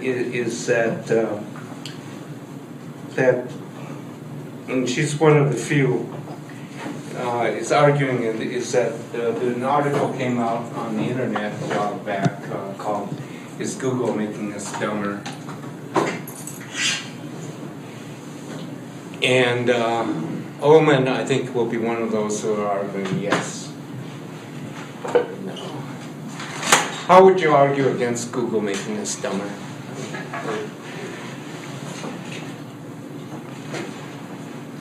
Google doing what? Well, there's the controversial article that came out about maybe 6 months, about 3 or 4 years ago by Nicholas Carr, and the title of the article is "Google Making Us Dumber." And so, in fact, there was a big debate among kids. And my brother was involved in that debate because he's, involved. He's one of these Silicon Valley people. But Oman is taking the side, saying that Google is making us dumber is because what the programmers are doing is because what we want is the machine to do everything for us. And the machine, and when the machine starts taking over, then we can become lazy. I mean, we become lazier and lazier. But the trade-off to that that we've been arguing is that, well, what is the trade-off? We look at Wikipedia. What? So work smarter, not harder. You got access to a lot. Yeah, but we're not working. But we're not working smarter. But smarter is change. Okay, smarter is It used to change. be smart was being able to recite, memorize these epic poems or the Quran or something like that, and then it was being able to navigate the library and do your research there. Now it's just, erudition's change. The whole notion. So what is okay? Tell me what the new smart is. Being able to integrate large volumes of information. Okay. Yeah. Is to be able to integrate. That's what we're trying. That's what I'm trying to do. That's what you're trying to do with the text. It's not regurgitate, but to integrate and come up with an organizational scheme so that you can establish connections. And that's what they're arguing is that one way. One argument is that the internet is helping us be able to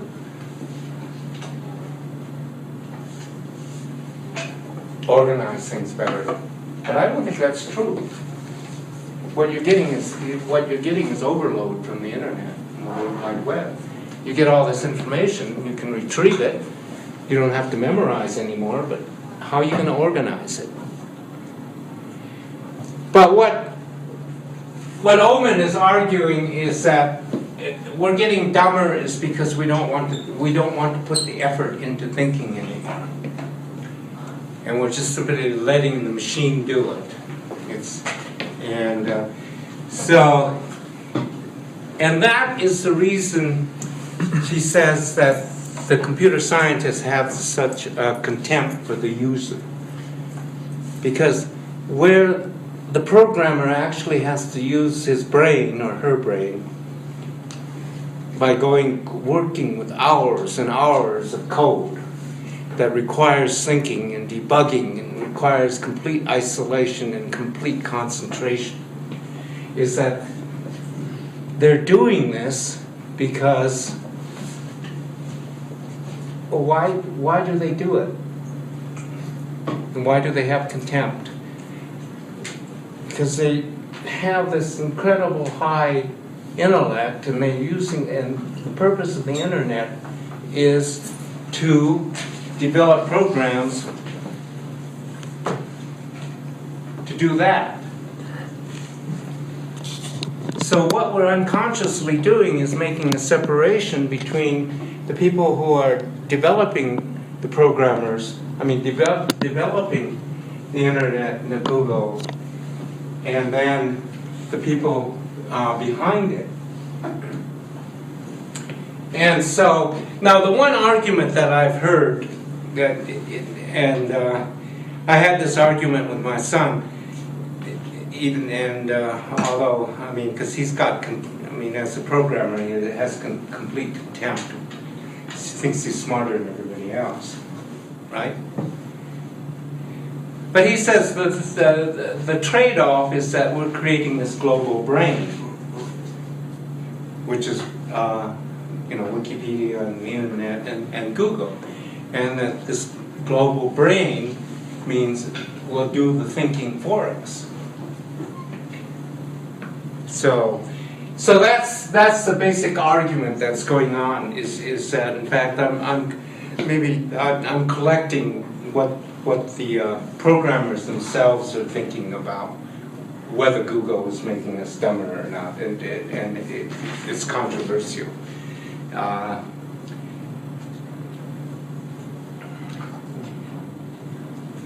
So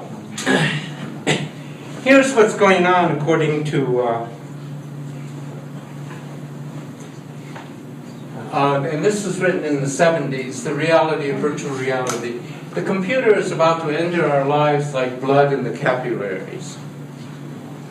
Soon, everywhere we look, we will see pretty idiot-proof interfaces designed to make us say, okay. The vast delivery system for retail computing is about to come into being, and the system goes by the name of interactivity. See, we think we're going to be smarter because we can interact with the computer. It's going on in education today. There's this poor guy wanted to sell this thing. He's from, he knocked on my door because he's got to do code sales, and it's on.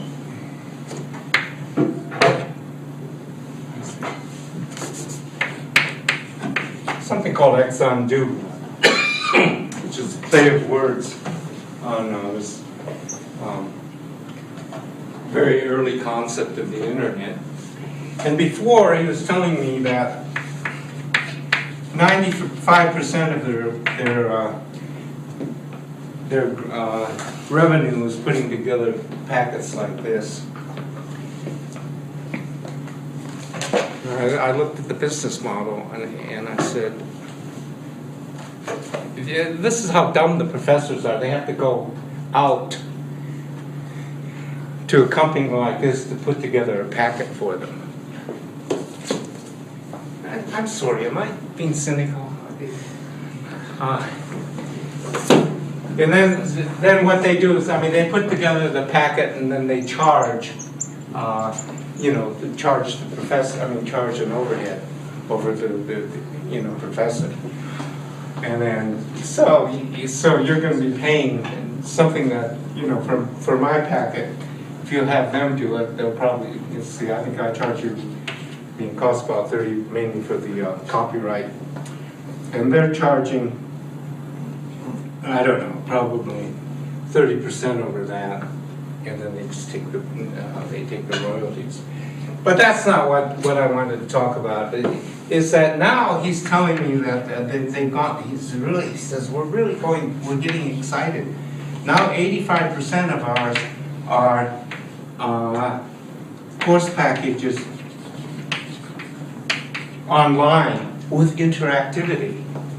We got all these videos, and he says everything is just very interactive. Everything I've forgotten the jargon, but live streaming.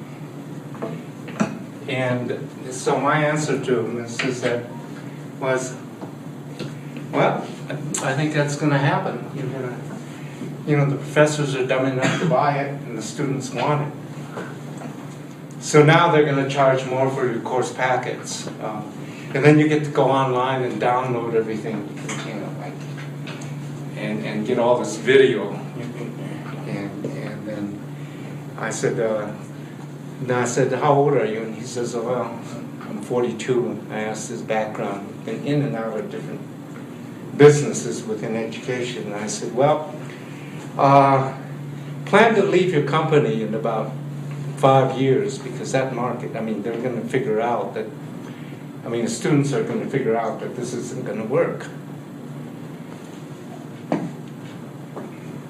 Of course, I may be wrong. And so he got, I don't know. I mean, he got angry because I didn't buy anything, but still. But why should I buy this stuff? I can put this together myself, right?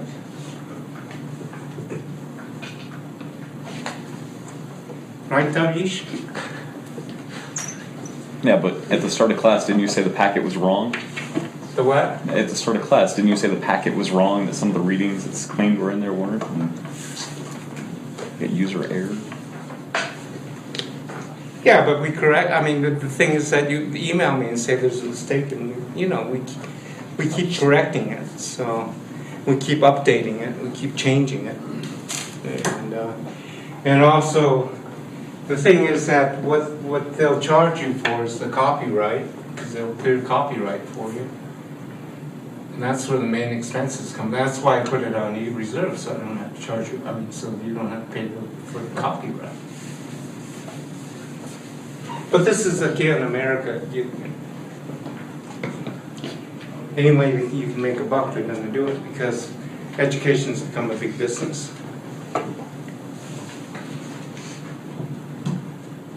Unlike in Finland. In fact, there's some riots going on in England now. The British never riot. The students are finally rioting because they're trying to use the American model. And what they're saying is that only the rich can go, I mean, after this keeps up, only the rich can go to school. Which is not true, because you've got an alternative. If you don't have money, what are you going to do? How many are on financial aid? Please. Okay. But you know what you're getting into, right? But why should you be paying the banks to go to school? They're fronting the money. What? They're fronting the money. I'm sorry? They're fronting the money. Yeah, they're fronting the money. Okay. But that wasn't the case before. Who was fronting the money for financial aid? Government. Yeah. Who fronts the money for financial, I mean, for tuition in Finland? Government. No, yeah, exactly. I mean, it's subsidized. It's free. Not only is free, if you go into the sciences, you'll get more subsidies. Right? Go ahead.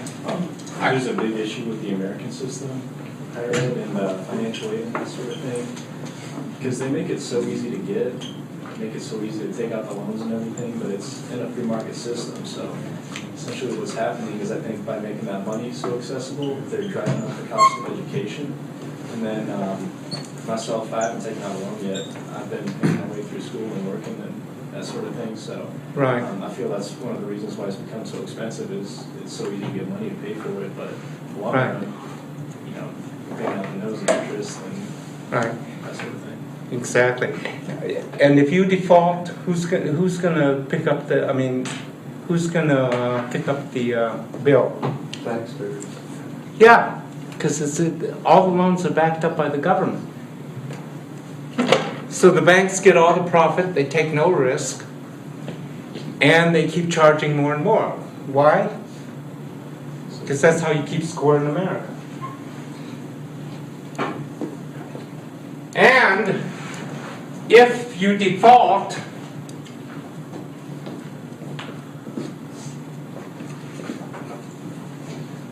can you declare bankruptcy? Not the No. student one. And then what happens, and then say you can't find a job. What happens? It compounds, right? So if you got a loan for $40,000 and people happen, especially if you're studying sociology, right, and go to a private school. So if you got a loan for $40,000 and you can't get a job in we'll say 7 years, which is happening, and that means that will compound. That means that you'll have a debt of $140,000. So my son says, good. I mean, he's so stupid to go into sociology, he deserves it. But, you know, that's another point of view, correct? Okay, I'm sorry, I don't mean to lecture, because, I mean, I shouldn't be doing this. But anyway, so the point is that the reality of virtual reality, and then what I've got is that we've been talking about some of the problems with the geek culture. I mean, that they can't find dates. So please turn off the camera. I don't want to be censored on this one, but here's the picture of geeks. Okay, everyone prepared. Please do not report me to the dean. But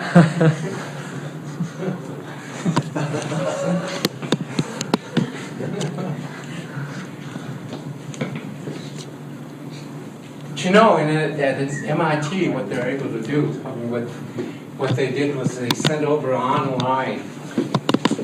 So the experimenters on the other side put on these gloves, and they sent the hologram over, whatever they sent over, and the people on the other side were actually able to feel the sphere.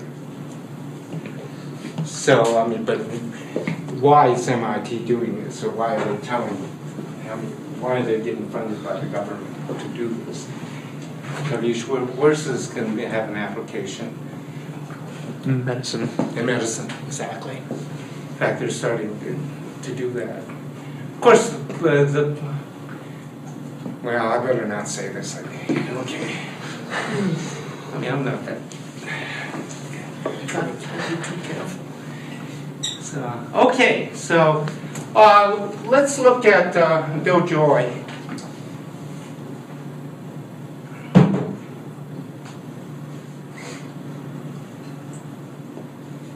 In fact, I don't know if you.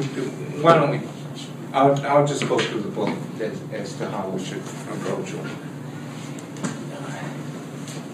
Or what do you prefer? I mean, I do have the slides.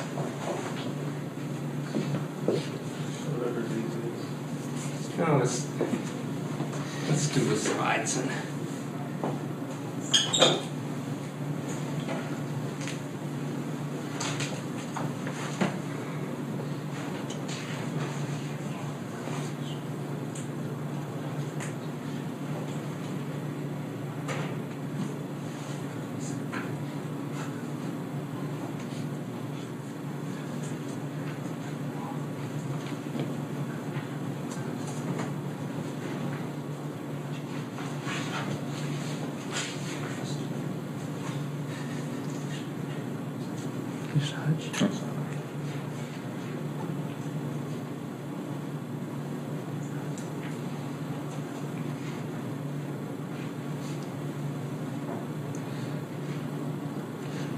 Okay, so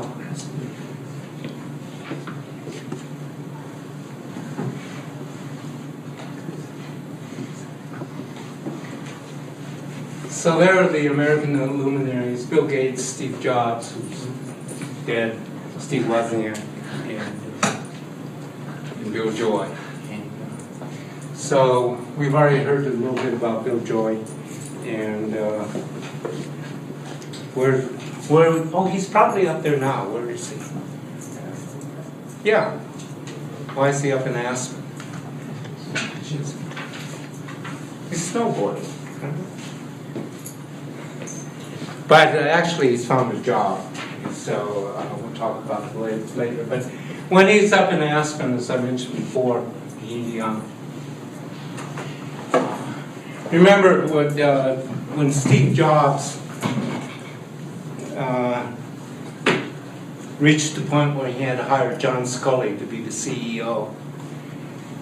First, what was the first thing that John Scully did with Steve Jobs? Fired. So the same thing happened with Bill Joy, is that after a while, they basically said, we can't keep this guy around anymore. But instead of firing Bill Joy, because what they did was that they just sent him, they gave him a job as chief scientist and said, we don't care what you do, here's your salary, just get the hell out of here. And remember, Joy then said, well, if I got to live somewhere, I might as well go somewhere where I can snowboard. And he checked out Jackson Hole, checked out other places in Idaho, I think, and then ended up in Aspen. And the reason why Aspen over Jackson Hole. What? Better skiing? Well, that could be. I don't know, but that's not the reason he gave. I don't know. Isn't Aspen better than Jackson Hole? Jackson's way better. Oh, really? Okay, then he should have gone to Jackson Hole if it were for the ski, correct? Just a guess, but I know when snowboarding kind of came onto the scene, it wasn't allowed in a lot of mountains. I bet Aspen allowed snowboarders, and Jackson did. That could be. Big guess. Yeah, the answer is that Aspen allowed snowboarding before Jackson Hole. No, the reason he said that he went to Aspen is because they had a library. And so what's going, you're a multi-billionaire and you've been fired. So he just went to, Aspen to ski, and then he started to think about the implications of his technology. Something that he couldn't afford to do before.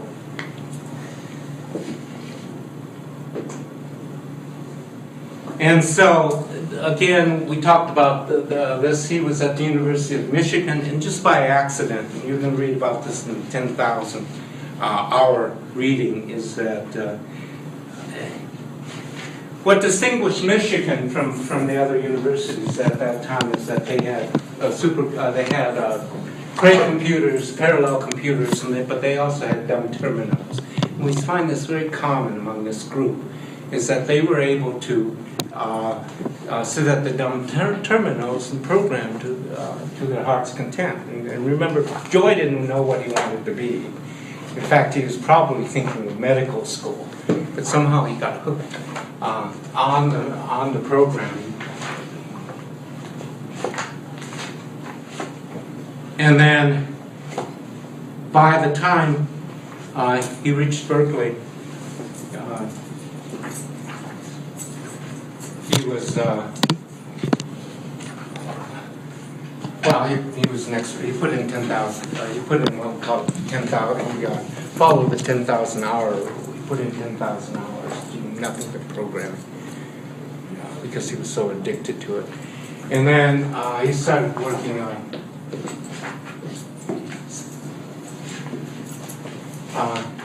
And then the story, he ran into Ritchie and the people from AT&T were visiting professors, and they were working on Unix.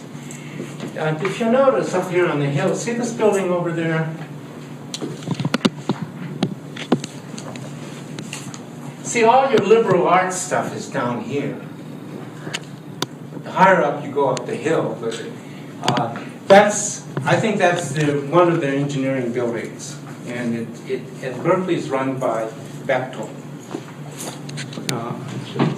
Another one of your 1%ers. In fact, Bechtel is such a huge engineering company and worth so much they don't even bother to go public.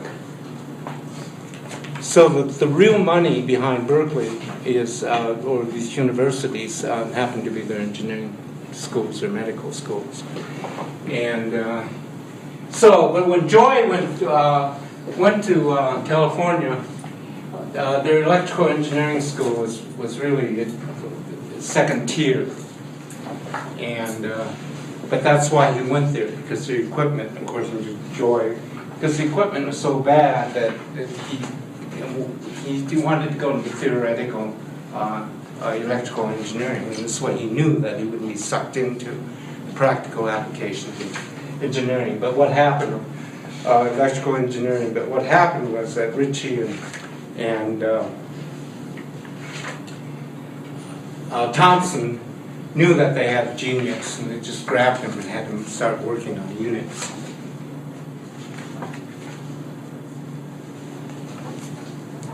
So there they are, again. I didn't doctor up these pictures. You're not going to get this in your textbooks. These are the people responsible for the computer revolution. And to this day, Dennis Ritchie, is that Ritchie or Thompson? I can't get them mixed. I can't tell with their beards. They all look alike. I think it was it was Thompson who programmed one of the first Trojan horses. And I think they even teach it in the computer science books, because it's such a great virus, is that when you spot it, it automatically goes down into a deeper level. And then when you detect it again, it automatically goes down 3 or 4 levels until it gets right into the guts of your machine. And when it's ready to go off, it just completely crashes your hard drive.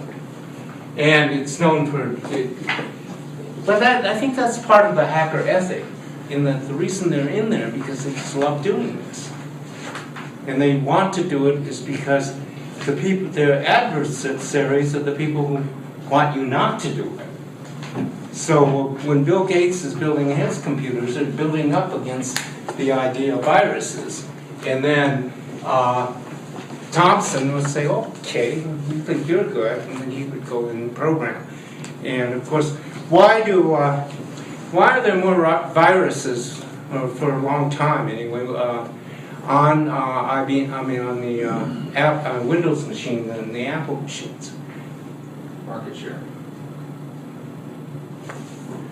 Well, Easier to break. could be.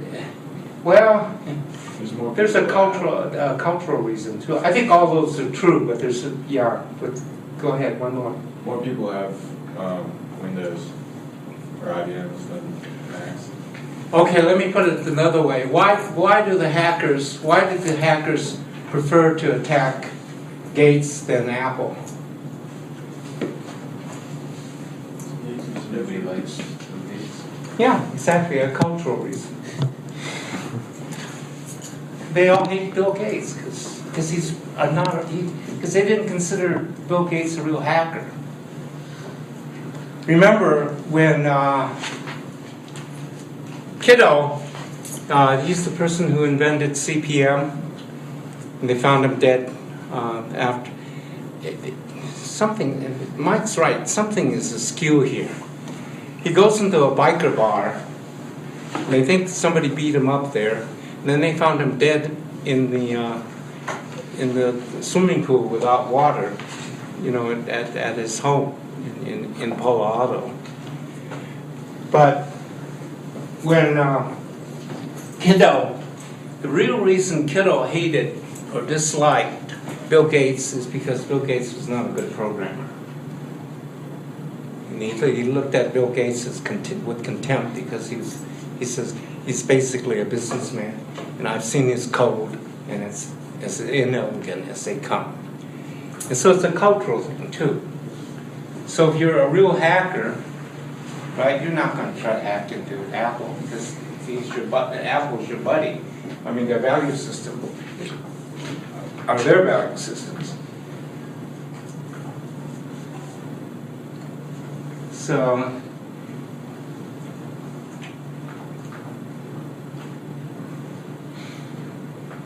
and again, I keep wanting to point out this background, and it's finally coming out, that actually is coming out mainstream after Bill Joy,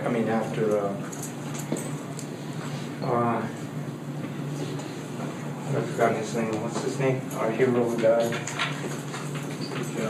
Yeah, Steve Jobs. Right?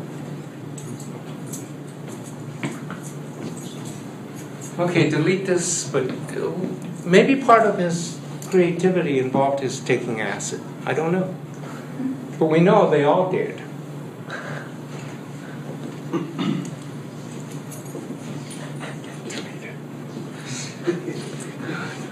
I'm not advocating drugs. I'm just trying to present this history before it dies out.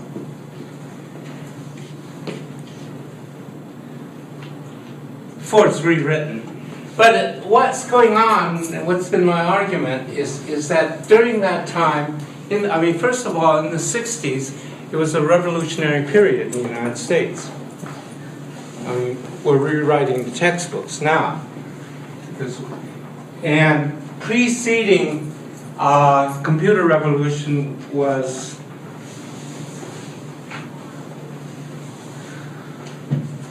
the women's revolution, which is dead. In fact, in my other class that we were looking over the essay exam, and we were supposed to read Carolyn Merchant, who's a feminist. And the people who reacted the strongest against her were the women. It just didn't make any sense to me. Calling Merchant a Nazi feminist. We're supposed to be looking at this objectively, right? Don't get emotionally involved in this thing.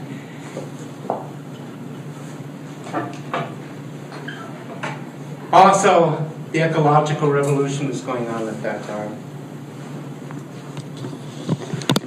Which, by the way, is not dead. It's still there. It surprises me because I didn't think this one would actually last.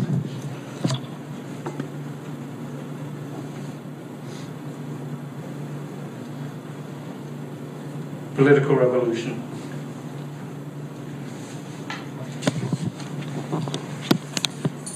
Where do you think this is taking place? Russia, Soviet Union. So they don't riot in the Soviet Union. You get shot. There's no demonstrations in Russia. Never have been. What? Close. France. Yeah, it's France. Yeah. I didn't know until up there it says Solidarité étudiant travailler, and that's why it works in France, because every time they have a strike, it consists of the students and who's the other component? Labor. But we don't have labor in the United States.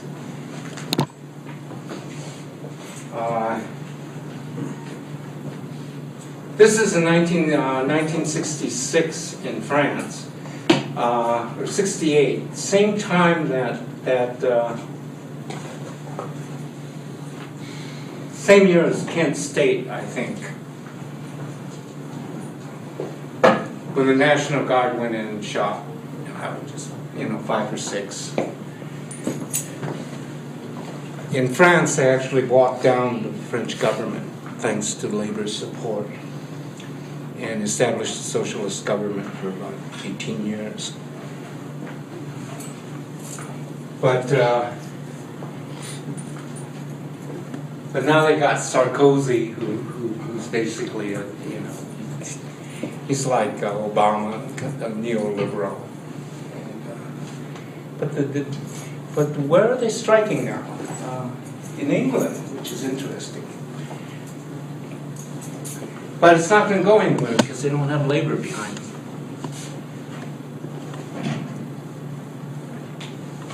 Of course, we don't have any labor in America anymore, do we? Do we have any unions anymore? Minimal.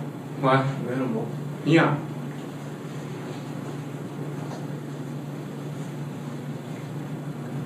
Then my favorite revolution now. But the sexual revolution is happening at the same time in the 60s. For good or ill, I'm not sure.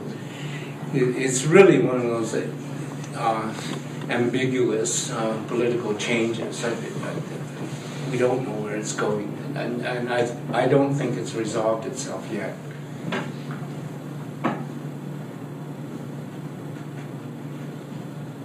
Then my second favorite revolution, the drug revolution.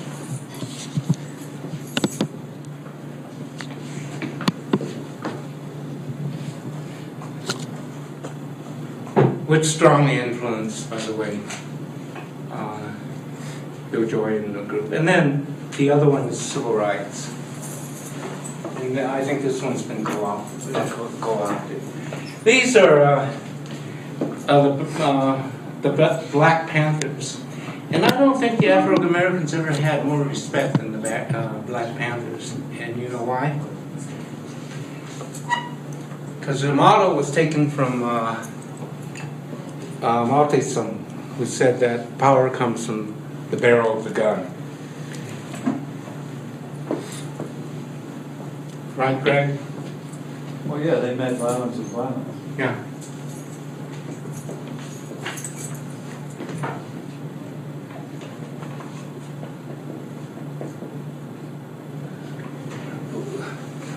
Gotta delete that.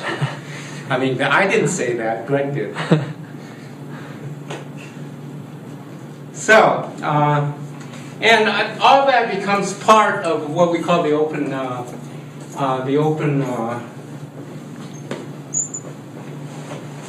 open software movement. And then what we talked about is that then after every revolution comes the counter-revolution, and Bill Joy joins them. And then, so Joy now is up here, up in Aspen, Colorado, and he has what we call a crise de conscience, meaning he started thinking about these matters. He's got time, and he's also got the money. That's probably why he went to Aspen.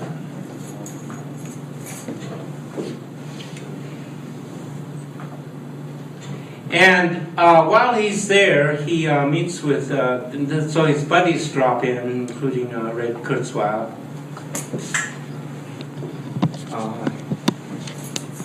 Are you reading Kruzweil?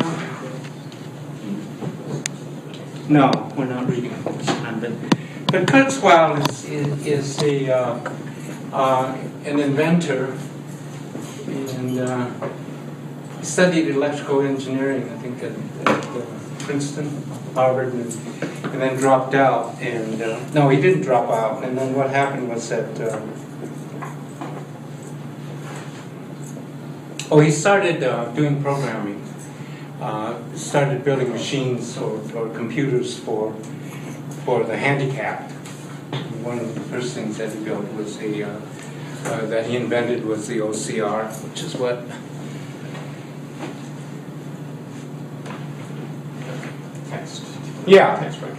text recognition, and because it was for the blind, and then he became good friends with Stevie Wonder, the blind musician, and invented the synthesizer, the Kruzweil synthesizer, which is, what is it, music thing. And the reason he did this was his father was a composer, and the father came up to him and said, "Hey, Ray, because every time the father would write a piece of music, what would he have to do before he could commercialize it? He'd have to hire an orchestra." And so he went up to the son and said, "Hey, this is killing me. Can you do something about it?" And the son did the synthesizer so the father could figure out here how the thing sounded. And then, but what is interesting about Kruzweil is that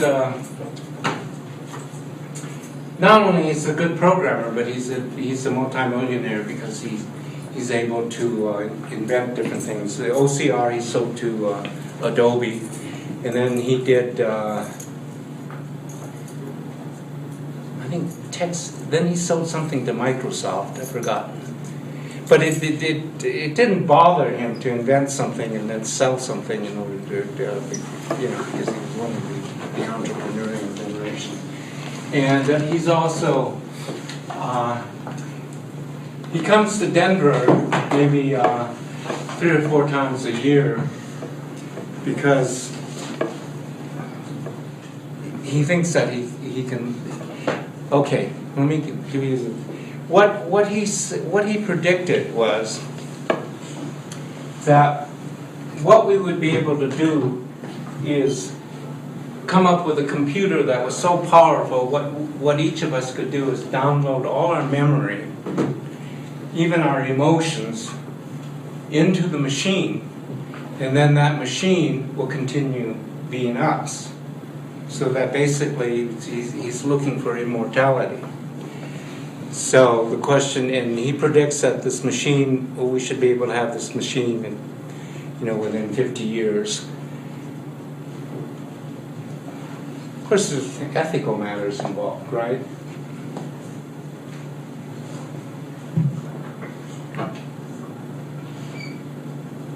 Someone should say, well, no, it's not immortal. All you have to do is pull the plug. No. but so this is what we're looking at, is how these technologies are impacting our value systems. Of course, if you're a Christian, why would you be upset? Because we believe in this thing called the soul. Kruzweil doesn't, right? So he's been. It's funny about these billionaires is that after they make their billion, what are you going to put your money in? And a lot of them seem to do this. He's very concerned about aging. So he set up a foundation called some health foundation that's supposed to prolong how the way prolong our life. He claims it's because he wants to live to this day when he can see this thing called the singularity.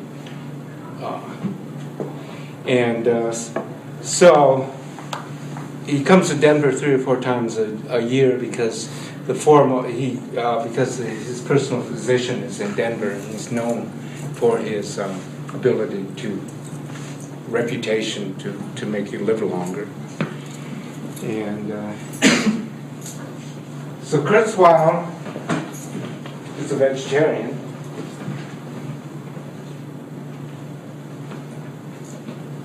And not for political reasons.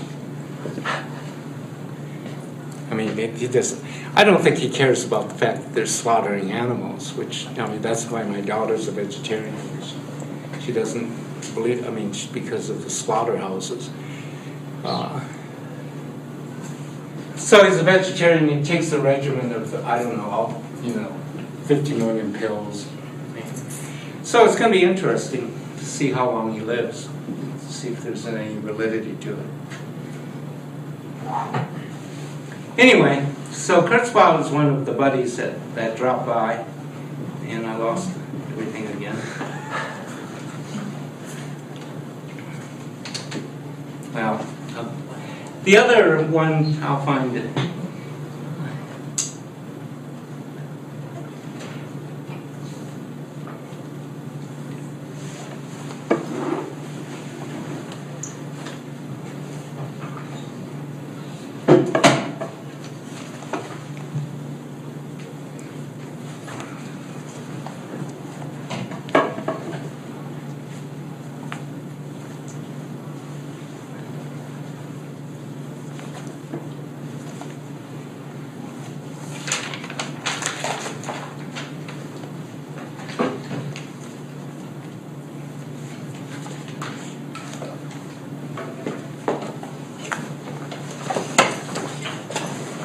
Okay, his other buddy is Hillis, and Hillis is the one with the Long Now Foundation, another billionaire who retired and was 32 and had nothing to do except sit around and think about these things, and he set up the foundation where they built a clock that's supposed to last 50,000 years. And the reason for this is that Hillis was involved in building faster and faster computers. And he said, hey, wait a minute, why are we doing this? Are we losing our sense of values involving time? And so what Bill Joy did was he wrote in the article that you're going to read an excerpt from the Unabomber Manifesto, and basically what the Unabomber wrote. Okay. Ted Kaczynski, what's he known for? Well, he was a recluse mathematician who Right. started, he was against the whole, his concept was that machines are going to take over the world. Exactly. Yeah. And Kaczynski, very much like Bill Joy, Kaczynski was raised in upstate New York, comes from middle class parents. He's very brilliant fellow. But he became schizophrenic, I think, at a very pretty early age. I think the mother was a librarian, but the father was this outdoors woodsman. He ran a lumber mill or something like that. So on one hand, the mother would give him Scientific American to read, and the father would take him out up into the wilds and taught Kaczynski how to hunt and survive out in the wilderness. And Kaczynski goes off. Kaczynski goes to Harvard, majors in math, and then ends up getting his PhD at Michigan, I think. And then from Michigan, he was one of the youngest professors ever to be hired at the University of California because he was so brilliant. When they were interviewing him, they said that they gave him this trick math problem that he was able to solve right there on the spot. And then I'll end with this, and as a plea to please give me good reviews when you do your FCQs. Because what happened was that Kaczynski got called in and said, "Hey, we know you're brilliant, but you're really getting these low evaluations from your math classes." And then, hint, hint, right? You don't want Chang to go bananas. So Kaczynski dropped out he just disappeared. And he disappeared to Montana, and in Montana, what he's doing is building these letter bombs. He's sending them out to very specific people. One, the scientists, and also the heads of corporations. And he killed a couple. He maimed a scientist up here in Boulder who got one of the bombs. And then, of course, his only friend was the librarian. You see a picture of the shack, no electricity. He didn't have to go to town for anything except basic supplies, and then he lived off the land because he was training when he was, thanks to his father. And then what happened was that the FBI started going after him, and he published this thing called the Unabomber Manifesto, which you'll be reading in the Joy article. But the thing was publicized, and so the FBI started looking for the guy. They went up to the University of Wisconsin and talked to some of my former professors, saying, "Hey, could this be one of your students?" Because the guy had a great knowledge of the history of science and technology, and they thought maybe this was a graduate student from the University of Wisconsin. And finally, how did he get caught, by the way? His brother turned him in.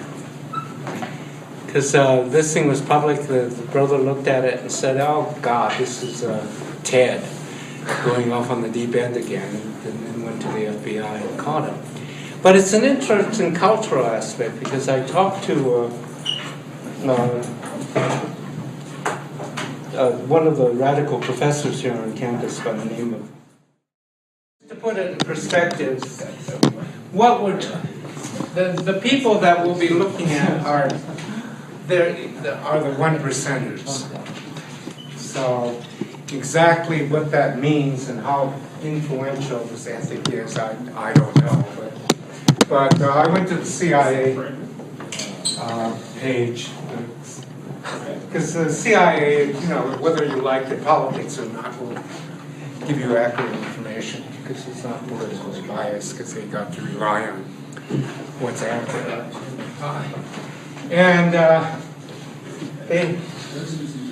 they had a curve that, so if this were normal distribution of income, and this were 50%, what I found out was that the median income, household income, is $55,000, right? In the United States. So that means that's family income.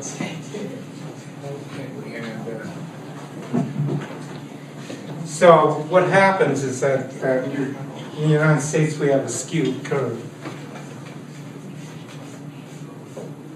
And I'm not doing this for, you know, to incite violence or anything. I'm just trying to. And so the curve is skewed this way.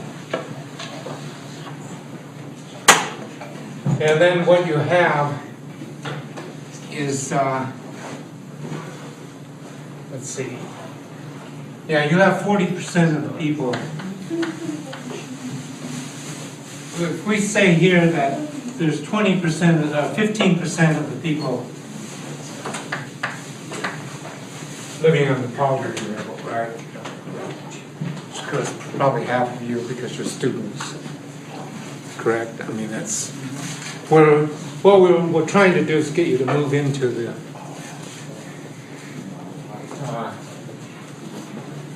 and then there's on this end there are the 1%ers, which we'll be talking about. And to qualify as a 1%er, how much would what your household income would have to be? Just to, $7 million. what? 7 million or above. No. Which it kind of surprised me, but it's $250,000 or above. This is your household income. What? We're not talking about household wealth. That's another issue. So this means this is how much income you get, regardless of the yachts that you own and the stock options that. It's not net worth, it's what you earn each year. Yeah, exactly. So, and then what happened? And then we have what we call the 20%ers. And the household and the income for the 20%ers is, well, this is 250,000 above, or above. It's about 160 something. Is it 116? I was just reading an article about distribution of wealth in a magazine, and I think it said around 165,000 or the 20%. Okay, the one I read was that the 20% is $95,000 plus. So maybe 160 is a lot. Seems to. I don't know. So there it is, guys or gals. Looking at tax brackets over there. I'm sorry? I think he's looking at tax brackets with distribution as well. Yeah. The tax bracket is kind of interesting. It's what happens is we do kind of have a progressive income tax, but then when you get up to the 1%ers, they actually pay less than the rest than the 20%ers. Percentage Right. wise. Percentage, yeah, percentage wise. Still paying So, a lot more. I'm sorry? We're still paying a lot more. Well, like I said, I'm not putting this up for any political reasons. I'm just saying that the group that we're talking about is the 1%ers and their value system. Now, the thing is that because that's how we keep score in America, that my argument is this 1% has a lot of influence on our value system. Whether we, whether we like it or not, their value system is being imposed on us because they control 40%. I mean, they earn 40% of the income. And again, we're not talking about wealth. It might even be more skewed when we're talking in terms of wealth. Okay, so when we have the hacker ethic, we're looking at the hacker ethic from the point of view, from an international point of view, and from a Finn, which is kind of interesting because actually, you know, this is going back to the CIA. We're talking about income inequality. And so what country would you say would have the most equal income distribution? Sweden. Sweden, yeah, of course. They're smart, right? So, and then right below Sweden is Finland.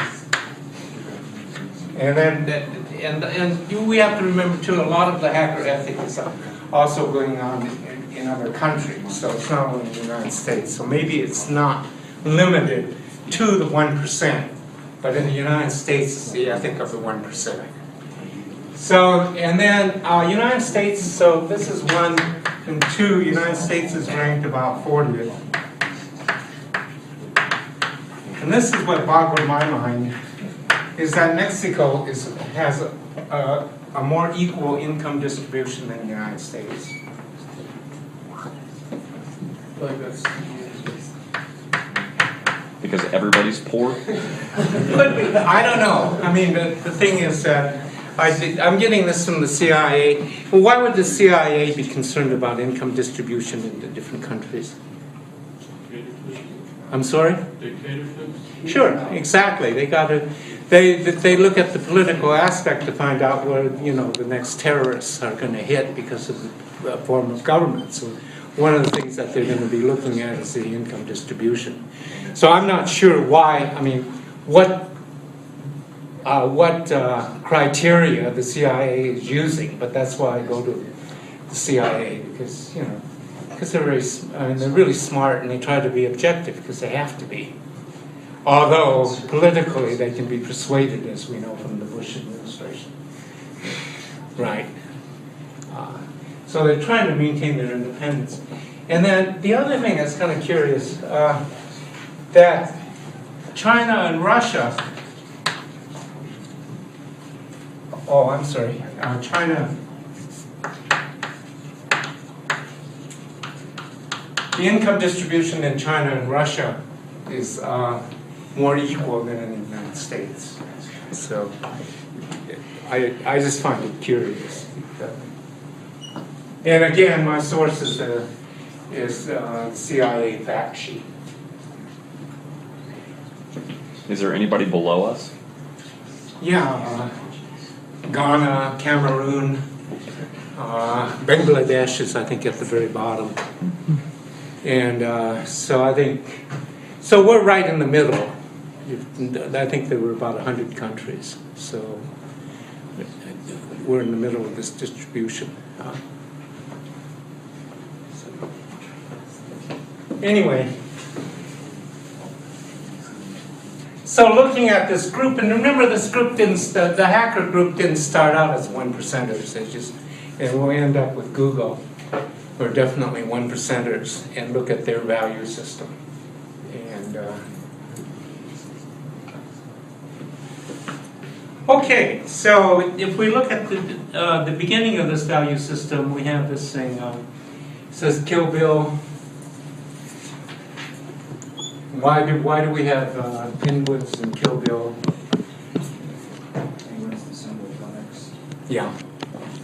The penguins is the logo for the Linux, the open source system. Remember we were talking about the background of the development of the internet and the World Wide Web, and there's been this conflict between a proprietary system and an open source system. And Linux, that's part of the ethic, is the idea that we should be going towards more and more. I mean, we should maintain the open source of software system. So let's see no evil, hear no evil, speak no evil. And what's Kill Bill, by the way? The movie. Anybody see it? Yeah. Yeah. It's an interesting thing because you're talking about the Western ethic of the cowboy ethic and the Japanese ethic, and then the two of them combining and coming out with a strange sort of value system. And I think, and that's the way the hackers are looking at themselves, is that they really look at themselves as part of the warrior class. That's why they identify with the samurai so much. And that's why the open source people identify with the samurai, because here's this big feudal lord who's Microsoft, right? And it's the individual warrior that's going to go against the big feudal lord and bring them down. That's why they hack their Microsoft and they don't hack Apple, because Apple's a good feudal lord. Okay? And so we see this interesting value system going. And the influences of that Pekka Himanen has, who's a friend, and his influences is Manuel Castells and Linus Torvalds, who, by the way, is a minority Swede in Finland. And of course, being a minority Swede in Finland, that puts you in the upper crust because they conquered Finland. And then the other is Manuel Castells, who comes from Spain, and Castells is a socialist sociologist. So just to get an idea of some of the sources. One aspect of his hacker culture, and we looked at this with Bill Joy, is that when we looked at Bill Joy, when you read Why the Future Doesn't Need Us, he's got a section, he says that we hackers, or we technologists, and remember Bill Joy is becoming a philosopher, he's trying to come up with a new value system, which you'll be reading about when you read Why the Future Doesn't Need Us. And he said, what happened that was very important in the 19th century in Europe was that there was a philosopher by the name of Nietzsche. And Nietzsche tells this parable of a hero, and unfortunately also the Germans made him a hero, called the Übermensch. And the name of the hero is Zarathustra. And what Zarathustra does is he decides that there's too much confusion in the world, so he's going to figure out what's going on. And then goes up to the top of the mountain and sits there for 20 years contemplating the world. And then when he finally comes down, the first person that he meets is a monk. And the monk is running off somewhere. So Zarathustra says, "My man, where are you going in such a hurry?" And the monk says, "Well, I'm going to church." And then Zarathustra says, as an aside, "The fool, has he not heard that God has died? Or that God is dead?" So it's a famous saying.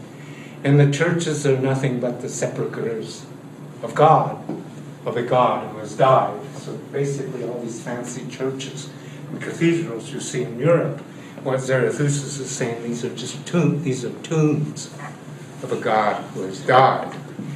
And it's important to look at someone like Bill Joy.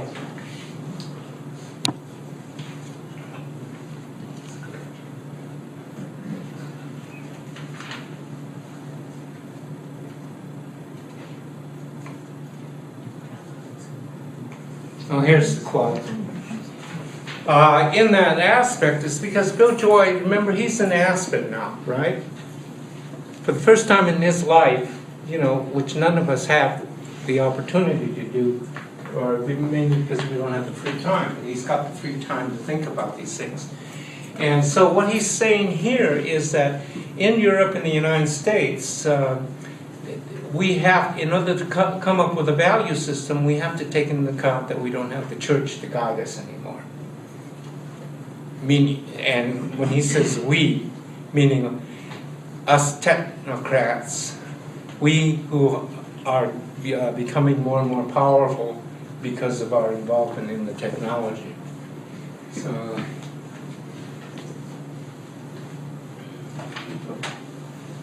and then in your reading, he's going to talk about some of the new technologies that we're able to develop, mainly in genetics, nanotechnologies, and robotics.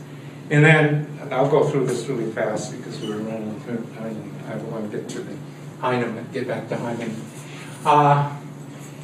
So, at the end, Bill Joy asks, what are the solutions to some of the problems that we're facing, or challenges that we're facing because of the new technology? And he says that, well, from a political technology, he was very much influenced by Jacques Attali, who's a Frenchman, and the idea of liberté, égalité, fraternité, meaning that the ideals of the French Revolution should be continued in the United States, and what we need are liberty, fraternity, and what's the other one? Equality. And he says that more or less we've gotten our freedom, more or less we've gotten equal, but one thing that's lacking within our political climate is this idea of brotherhood or humanhood. And he says, this political scientist says this is what we have to evolve towards. And then from a religious point of view, he was influenced by the Dalai Lama. And so it's kind of interesting because who else was influenced by Buddhism from this group? Jobs, yeah. Remember Jobs said that when he was 21, probably from taking his LSD, said, I felt this force within me, and I thought I wanted to go to India. Well, he did eventually go to India, and it was in India, and then he came back, and then he secretly became a Buddhist because it's a very private life. And a lot of people are now saying on one side of it, it's this Buddhism that killed him, because for a long time he wouldn't, for a while he wouldn't undergo traditional American medicine because of his Buddhism. And then by the time he switched over and was operated on, it was too late. Another thing about Bill Jobs, and I'm just reporting this, is that I think I mentioned this last time, is that the person that was closest to him was the sister, whom he found, the natural sister, whom he found when maybe she was in her 30s, both of them were in their 30s. And the two became very close after that, because you remember he was adopted. And according to the sister in the biography, is that when Jobs was dying, and the fact that when Jobs was dying and he was awake or lucid is interesting, because most of us, when we die, we just go into a coma. So when Jobs was dying, he was dying awake, and he was talking to his sister, and then the sister was saying that he started breathing harder and harder, like he was climbing a mountain. And then finally, at the end, just before he died, the last words were, "Oh wow, oh wow." We don't know the intonation because it doesn't come through in the book; it hasn't been recorded, so it can be interpreted, in different ways. So we have the same thing with Bill Joy, is that he's saying that he's saying that we've got these we've got these technologies that are incredibly destructive, and they're becoming more and more destructive, is because anybody can develop them now. And I think about 40 years ago, there was electrical engineering, a physicist, a physics major, and at Princeton, and he went up to his advisors and said, "Hey, I'd like to develop an atomic bomb." And his advisor says, "Yeah, go ahead." So what the guy did was simply ordered things off the shelf, much the same way as IBM built their computer. And then finally, for the senior thesis, and when you demo it, and so you walk around, here's this apparatus, and somebody asks, "Well, what is that?" And it turned out to be a nuclear bomb. There's only one thing and the professors looked at it, and they said, "Fine, this thing will work," with the exception of one aspect that was needed, which would be what? Yeah, the plutonium. Because that's pretty tightly controlled. But so if a student at Princeton can do an atomic bomb for a senior thesis, you can imagine what's going on in the brain. And so if you ask somebody in the CIA, are they building a nuclear weapon? What's the answer? Of course. I mean, it's in any event. That's the only, and of course, the other type of weapons that scares Bill Joy the most are not even nuclear weapons, but what type that are probably more destructive and can be done even easier than building an atomic bomb.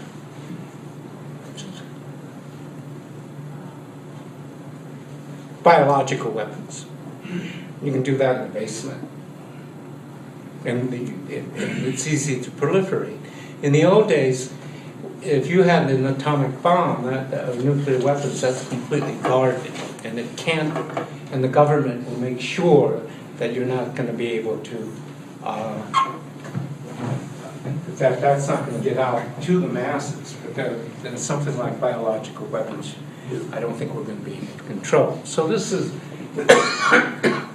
kind of the bleak, pessimistic scenario that Bill Joy is presenting, and so he presents this in Wired magazine, and there's a lot of discussion. This is about 10 years ago, 10 years ago, and there's a lot of debate as to whether or not he's correct or not correct.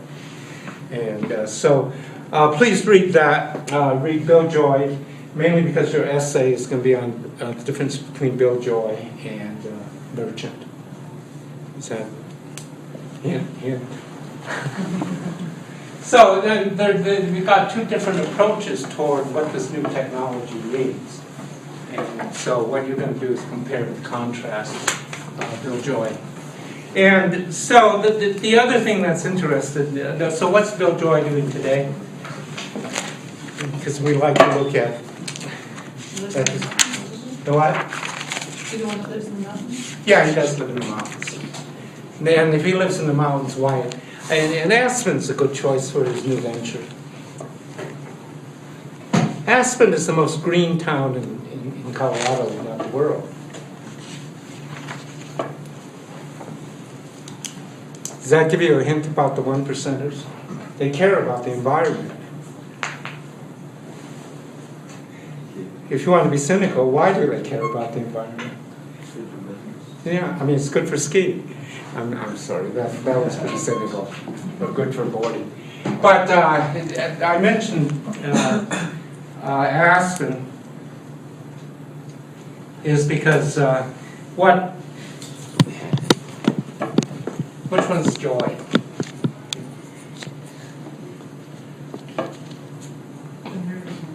Yeah, of course. I mean, I don't know. It looks like Steve Jobs. They're all the same. You know, it looks like a geek, walks like a geek, talks like a geek. The only problem is that they're billionaires. Okay? I mean, it's okay to be a geek if you're a billionaire, but unfortunately. So yeah, the new economy, what he is a capital venturist now, a VC, that dreaded person that evil person I was talking about way back. He's become a venture capitalist with the top venture capitalist company, in the world, Kleiner Perkins. It's kind of interesting too is that one of the other co-founders of this capital venture group, Vishnu Klosna, also works for the company. So what happened is that all of Sun Corporation, when they knew that Sun was going downhill, just simply moved over into the finance business. So yeah, there's Bill, and so the question is, and they're looking for a battery in order to fund the car. The other thing that they haven't lost is their fun ethic, or that we'll be looking at. So that he had this thing funded by the venture capitalist firm. So what would be unusual about this thing that makes that only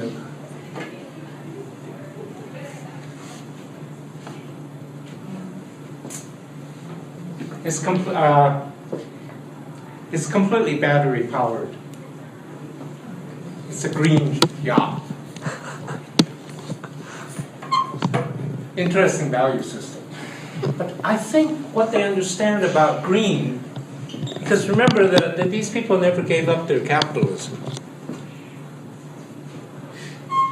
Why would Bill Joy, now that he's found his new calling, which is to maintain this $1 billion and also do good to the economy, why would he go into green technology from a capitalist standpoint?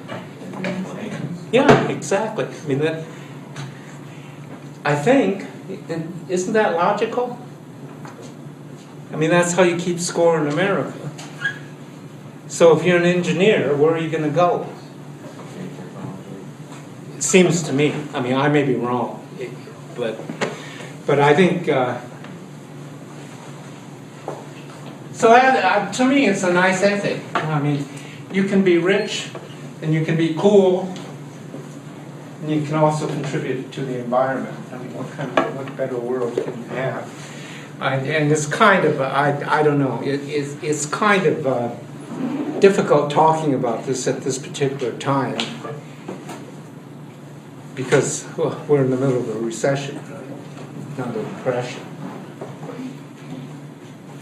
And yet, what field has it not hit in America? Entertainment. Entertainment's true. Are you in the entertainment business? Who said that? I'm just curious. Are you guys in the entertainment business? Yeah. Yeah, okay, smart. And remember, that entertainment business is in cahoots with the technological business. So this is an idea of so you're working very close to the 1%ers. We'll say about 10% of the 1%ers are, like Oprah in the entertainment business, and they're influencing our values and our cultures. Is that good or bad? It's the way it is. It's the way it is. So this is what Bill Joy, when he's not up in Aspen snowboarding, we know where he is. Other times, correct? Which is out on his green yacht. And so I find it's a very interesting value system, and I can't quite understand it.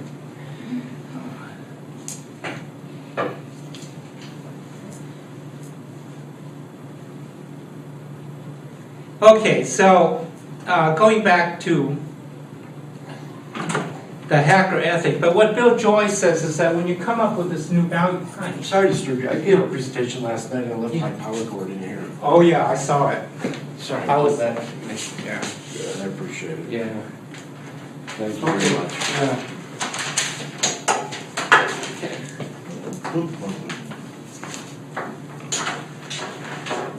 Okay, thank you. Okay.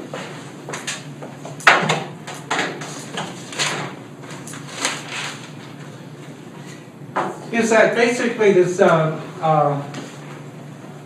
value system is what we call secular or existential, and these are some of the European influences on existentialism. And then the other argument that I'm making is that part of the tradition comes from the Western warrior tradition. I mean, the new engineers, or the old engineers, were the combination of, they had the warrior mentality, and they also had craftsmen, using the hands mentality.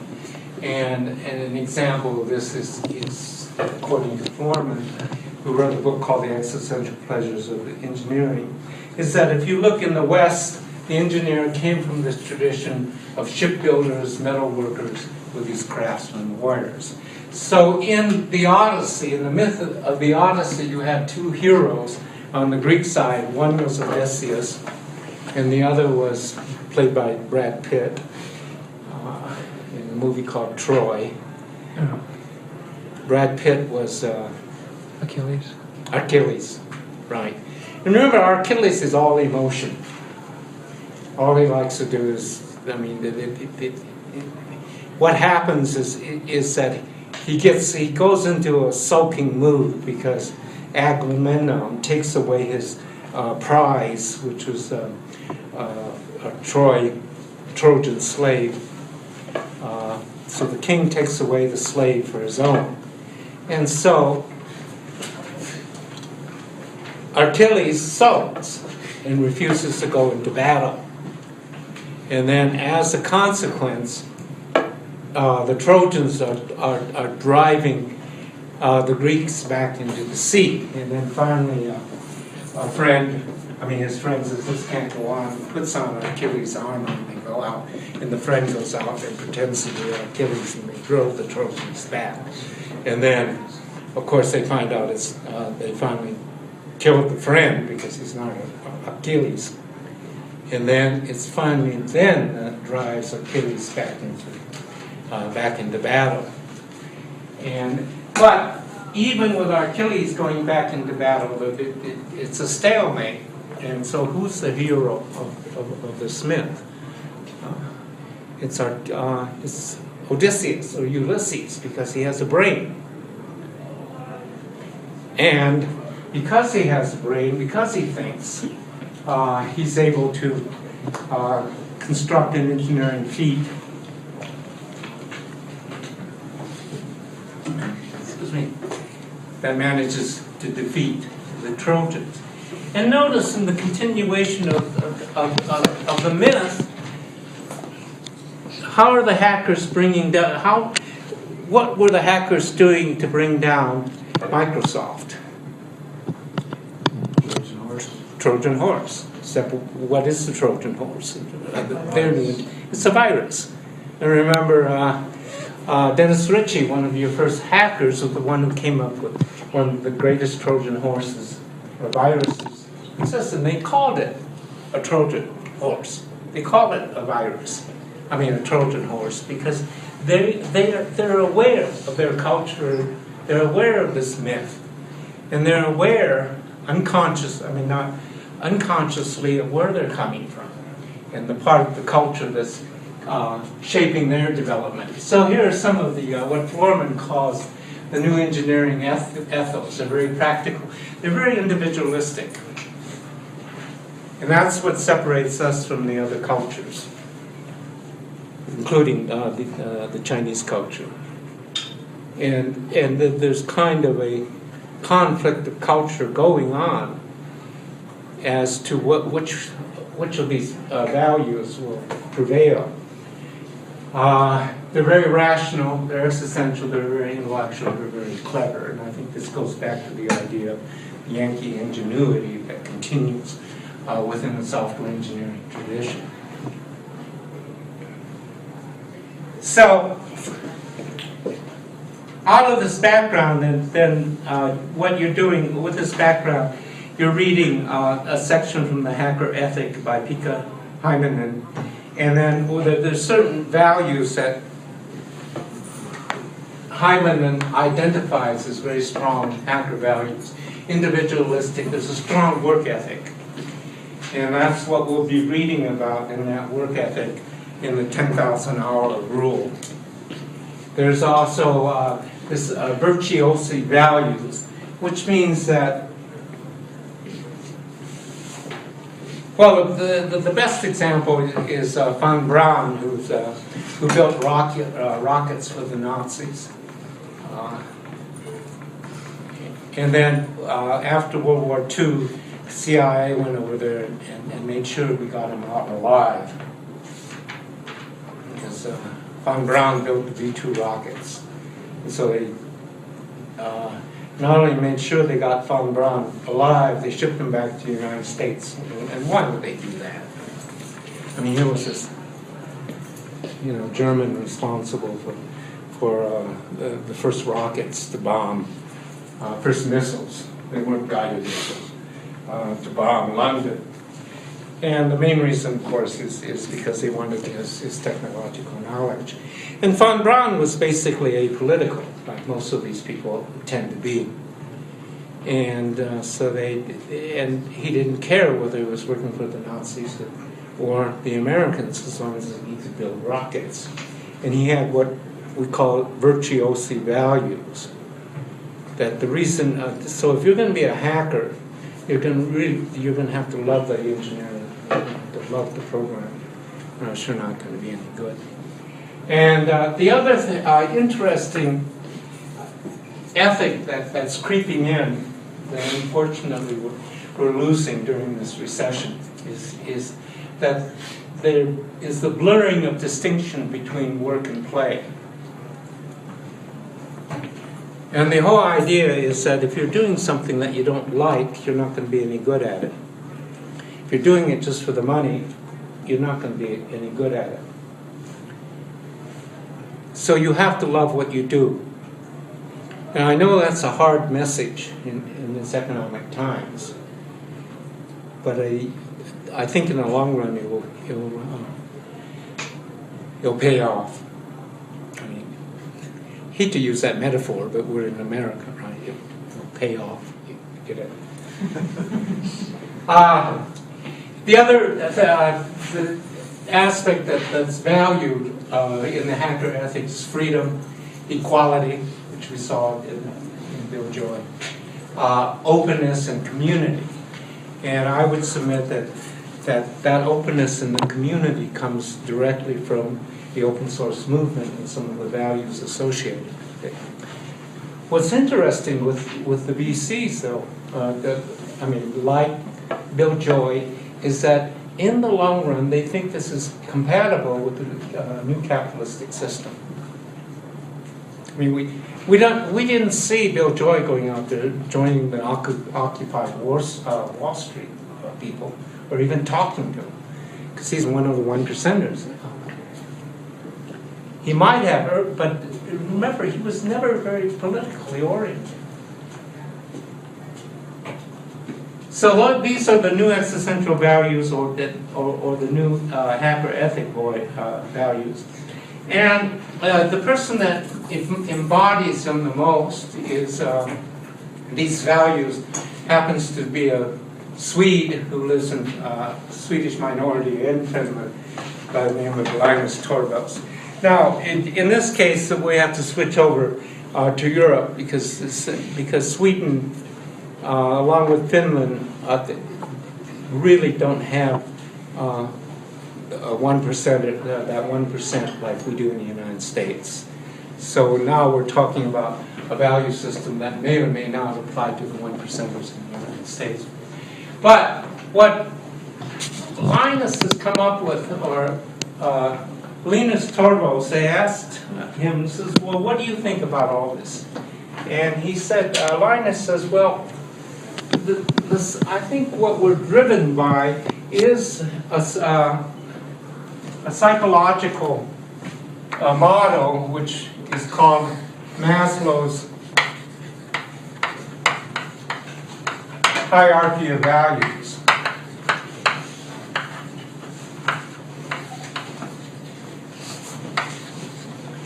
And then, roughly, there's different versions. The first values are subsistence. And then the second value are associated with the family, and then the community. And then the last values, the very highest values, is what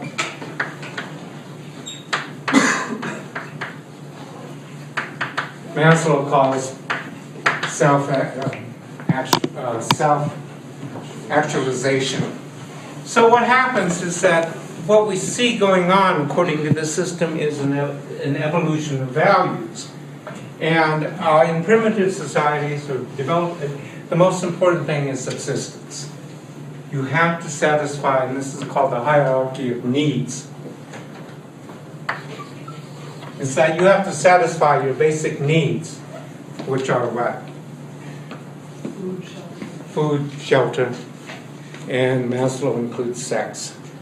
And these are very basic values that have to be satisfied before you can progress on to the next. And then you, so in Iraq, I submit that civilization is not going anywhere because they're too much concerned with subsistent values.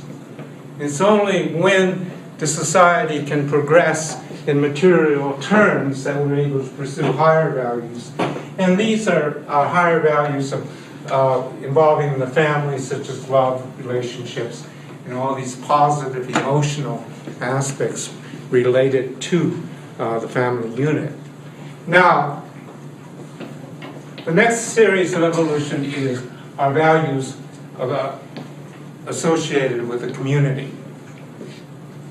And then finally, and along these values are things like self-esteem, or respect,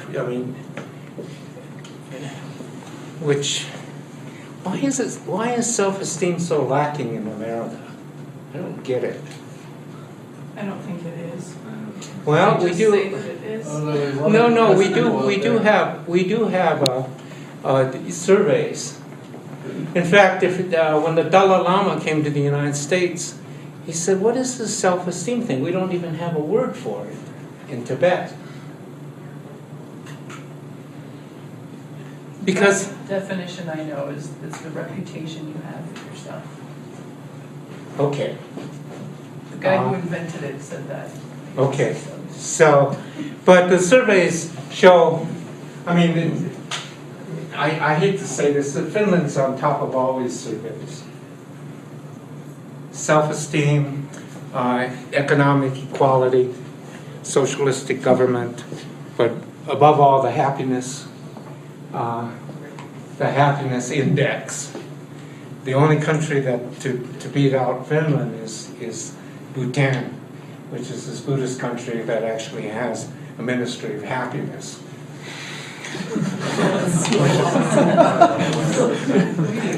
And of course, they don't have any of our technology. And who's lower than the Americans, by the way? Happiness? In happiness. Chinese?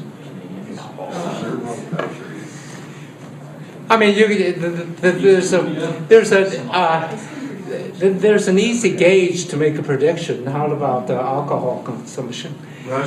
Russia, yeah. Drink all the time to kill the pain, right? Now, why should the Russians be so painful? I don't get it either, because economically they're pretty well off. I mean, compared to other countries like Bhutan. So, It's really cold. It's the weather. but in any way, so what happens is that you'll read about Maslow's hierarchy of values. Here we go. We'll look at it in more detail. And this influences things.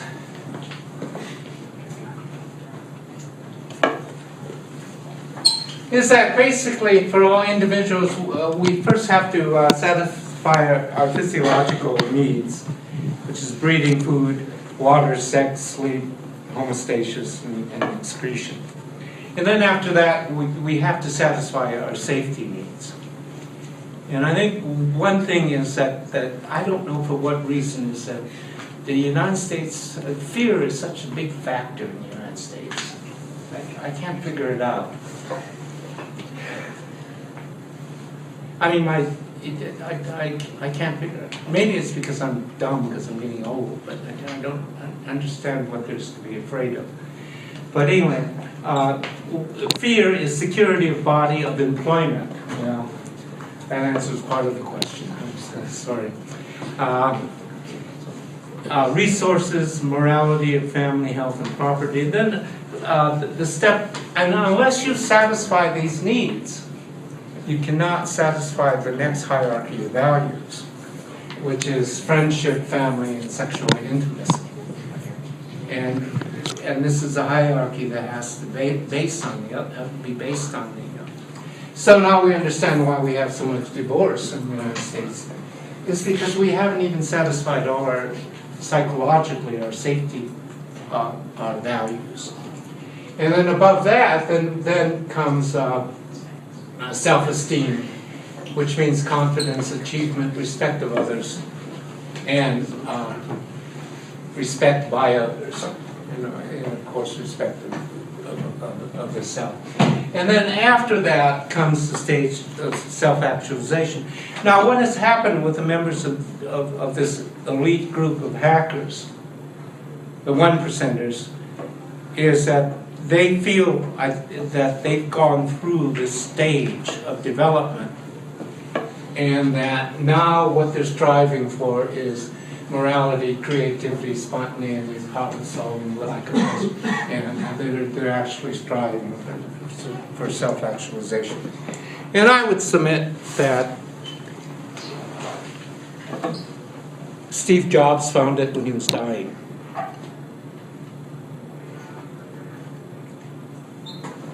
Of course, it could be interpreted other ways, but that's what his sister is saying in her memoirs.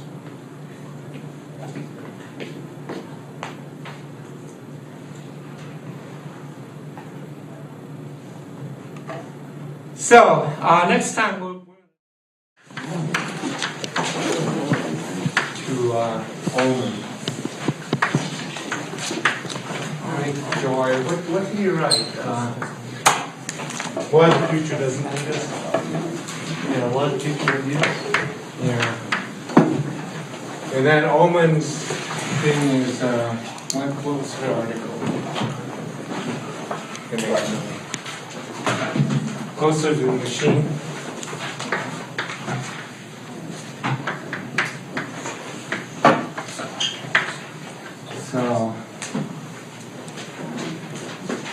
So you want, it'll be a compare contrast. So joy, I mean, both of them they're similar in that both of them, are questioning technology, right? I mean, the internet and the World Wide Web. So, let's do it this way.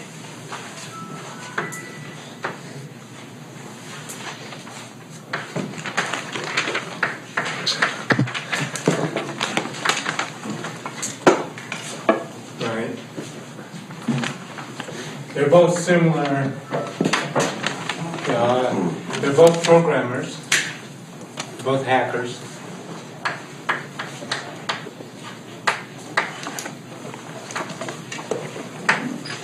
Of course,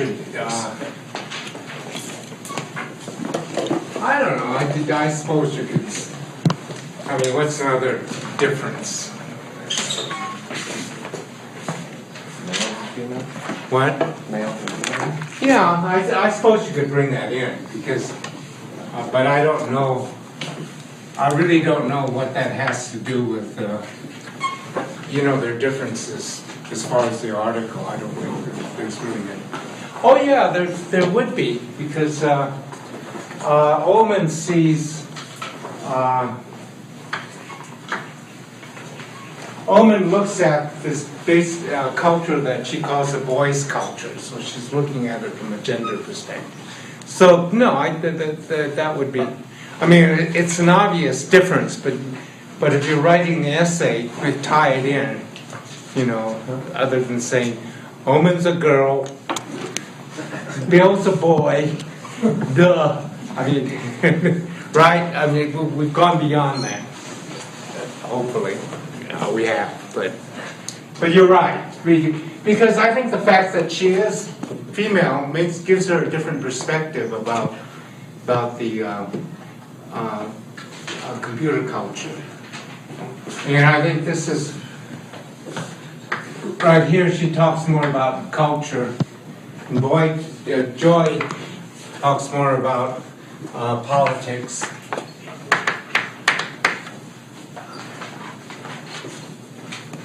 Right, and so this is so you can start making their differences. That Joy is concerned with the impact of technology. Yeah, from the political point of view, whereas Ullman is more concerned with the impact of psychology. I mean, of the technology from a psychological point of view, right? And now another similarity is both of them talk about values.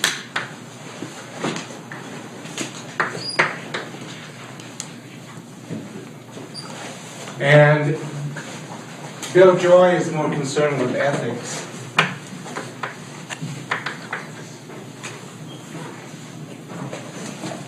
And so you can start seeing their differences, correct? And then I think so the essay question will be, 15 points. And I've forgotten, I think there's, did we say on the syllabus how much the test is going to be worth? 40? 40? Okay, so then, so 35, 25? Yeah, 25 would be multiple choice. I think, but whatever, what you wanted. Well, so, since we're taught to be quantitative, how much time are you going to spend on the essay? What? Third, yeah. And then the other thing is that we're going to look for spelling and grammar. So what are you going to do? Write it before the test. Spell check? Yeah, spell check, write it before, cut and paste.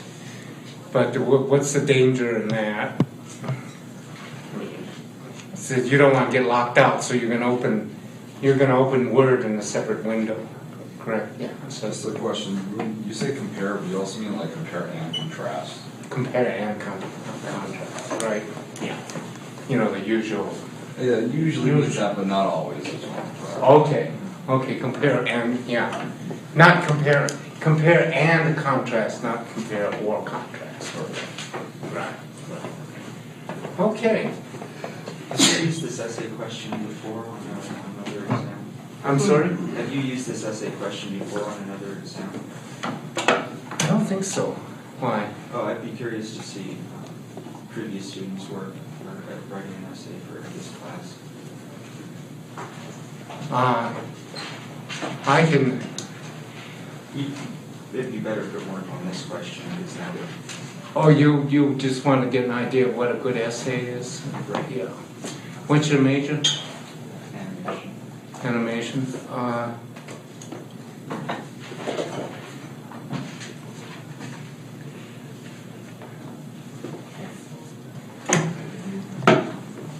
Well,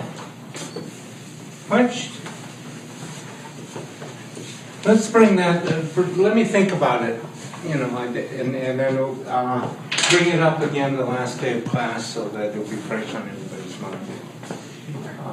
And then by that, maybe I can find some examples from another question, what's a good essay or not. But,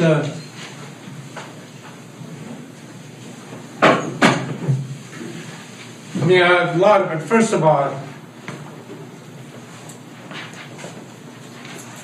well, I mean, I can tell you what, you know, a bad essay will begin with Ellen Ullman sucks, she's nothing but a Nazi feminist, right? I get a lot of those. I mean, what am I? So, you know, we're looking. So we can talk about that, you know, because I'm not really prepared to answer other than that, you know, I can tell you what, you know, bad essays are. Of course, it should be well structured. But I think that's a lot of people just simply get on and they write things without any structure, like, you know, they write like they talk.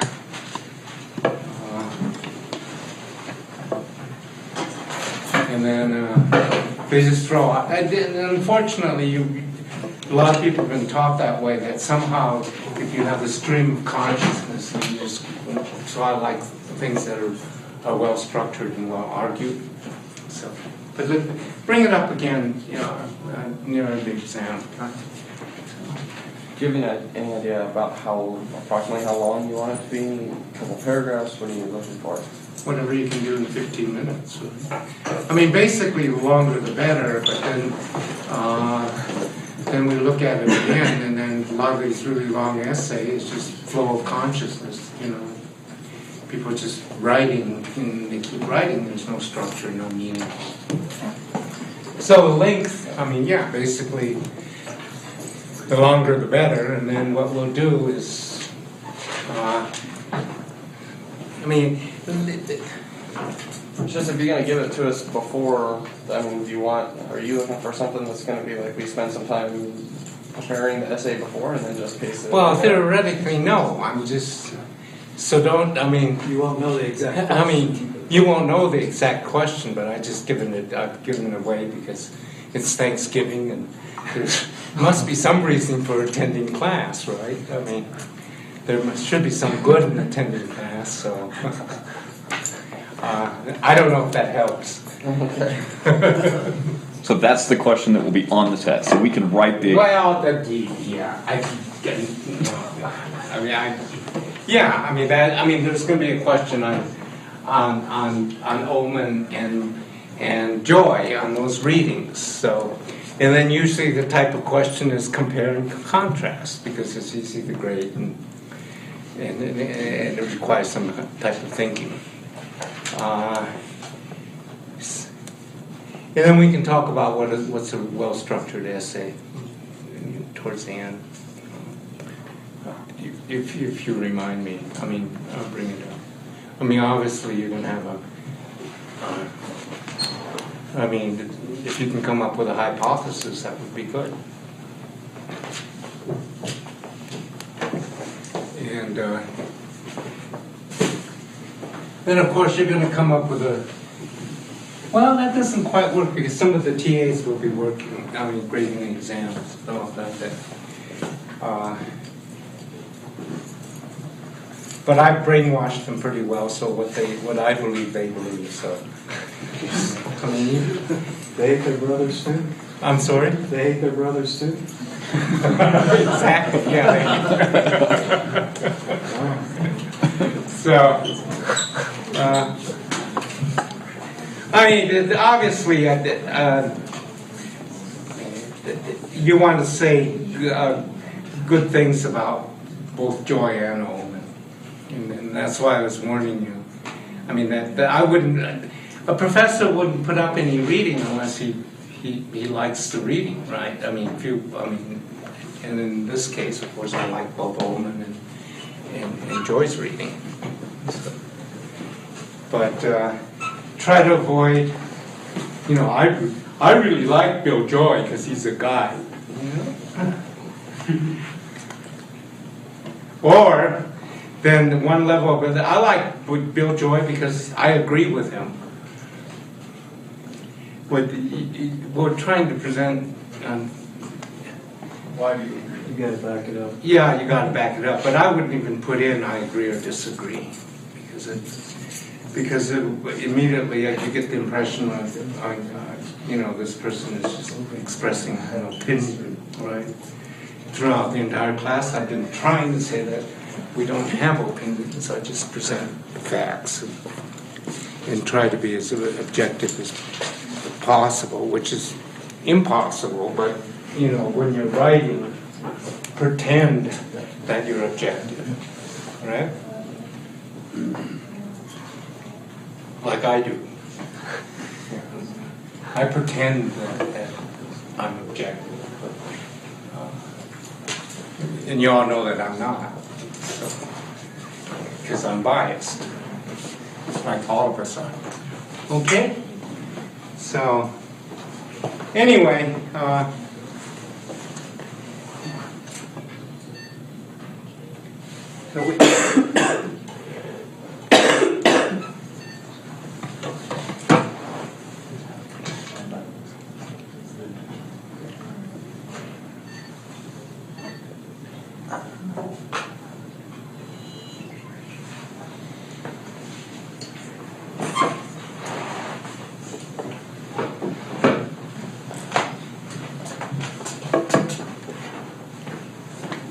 by the way, there's this software packet that we've been experimenting with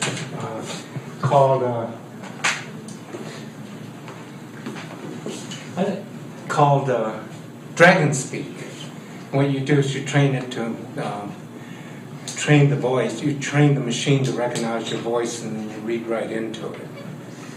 And so my other TA in the other class is experimenting with it.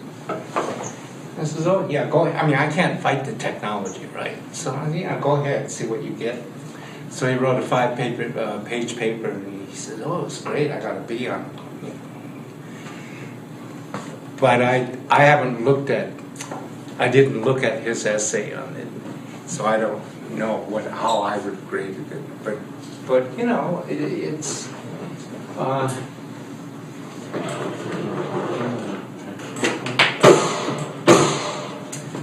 I mean, and there I am, you know, trying to be objective about the technology. That may be the direction things are going, but you know my biases because I'm very literate.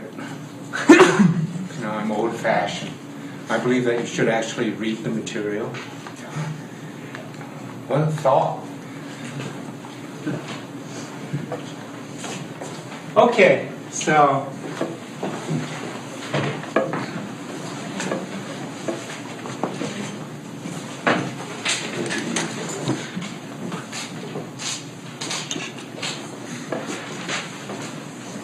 Okay, here's this thing.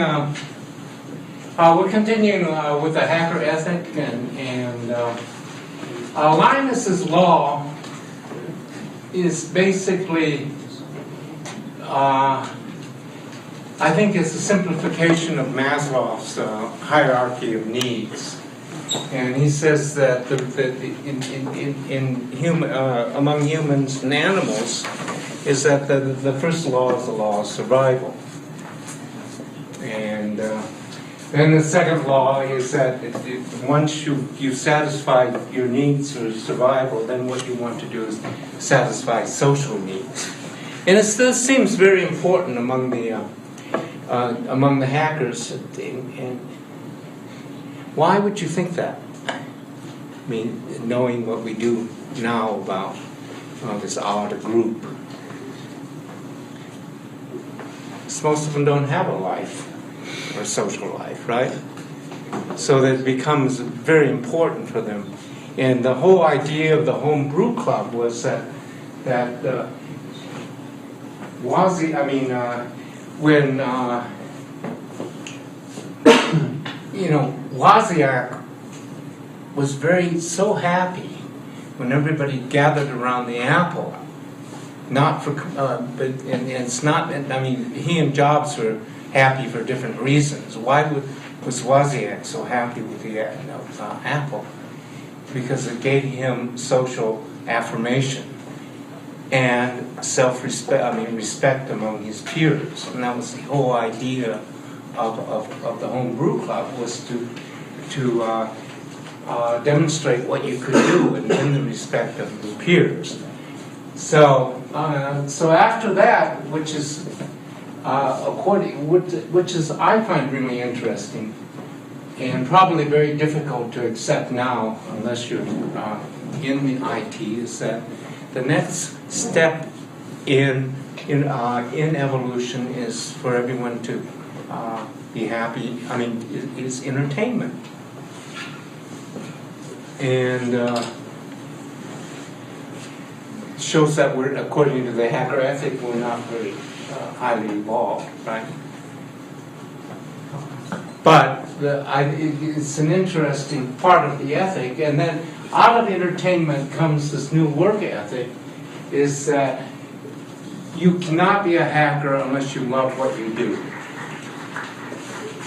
And behind that is that you're not, if you don't love coding, you're not going to be a good programmer. And in a competitive world, the person that's going to be better than you is somebody who loves programming. And that was a problem. That was a problem with Frank. He probably hated programming. This is going back to Ellen Ullman. But then he was not a real hacker because he was in there for the wrong reasons.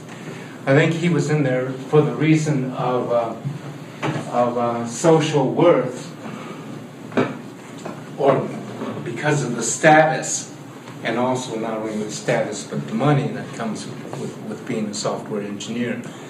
But he didn't reach the next stage of the hacker ethic, which is to love your work. And Ullman, in another essay that you didn't read, or another part of the essay that you didn't read, is that she had broken up with her boyfriend and going through a really terrible, a difficult emotional stage. And she said, in order to get out of that stage, or the only thing that worked was for her to sit down and go through hours and hours of Boolean, meaning symbolic logic. And so she would just spend her time for days just doing Boolean. And then she didn't know why, but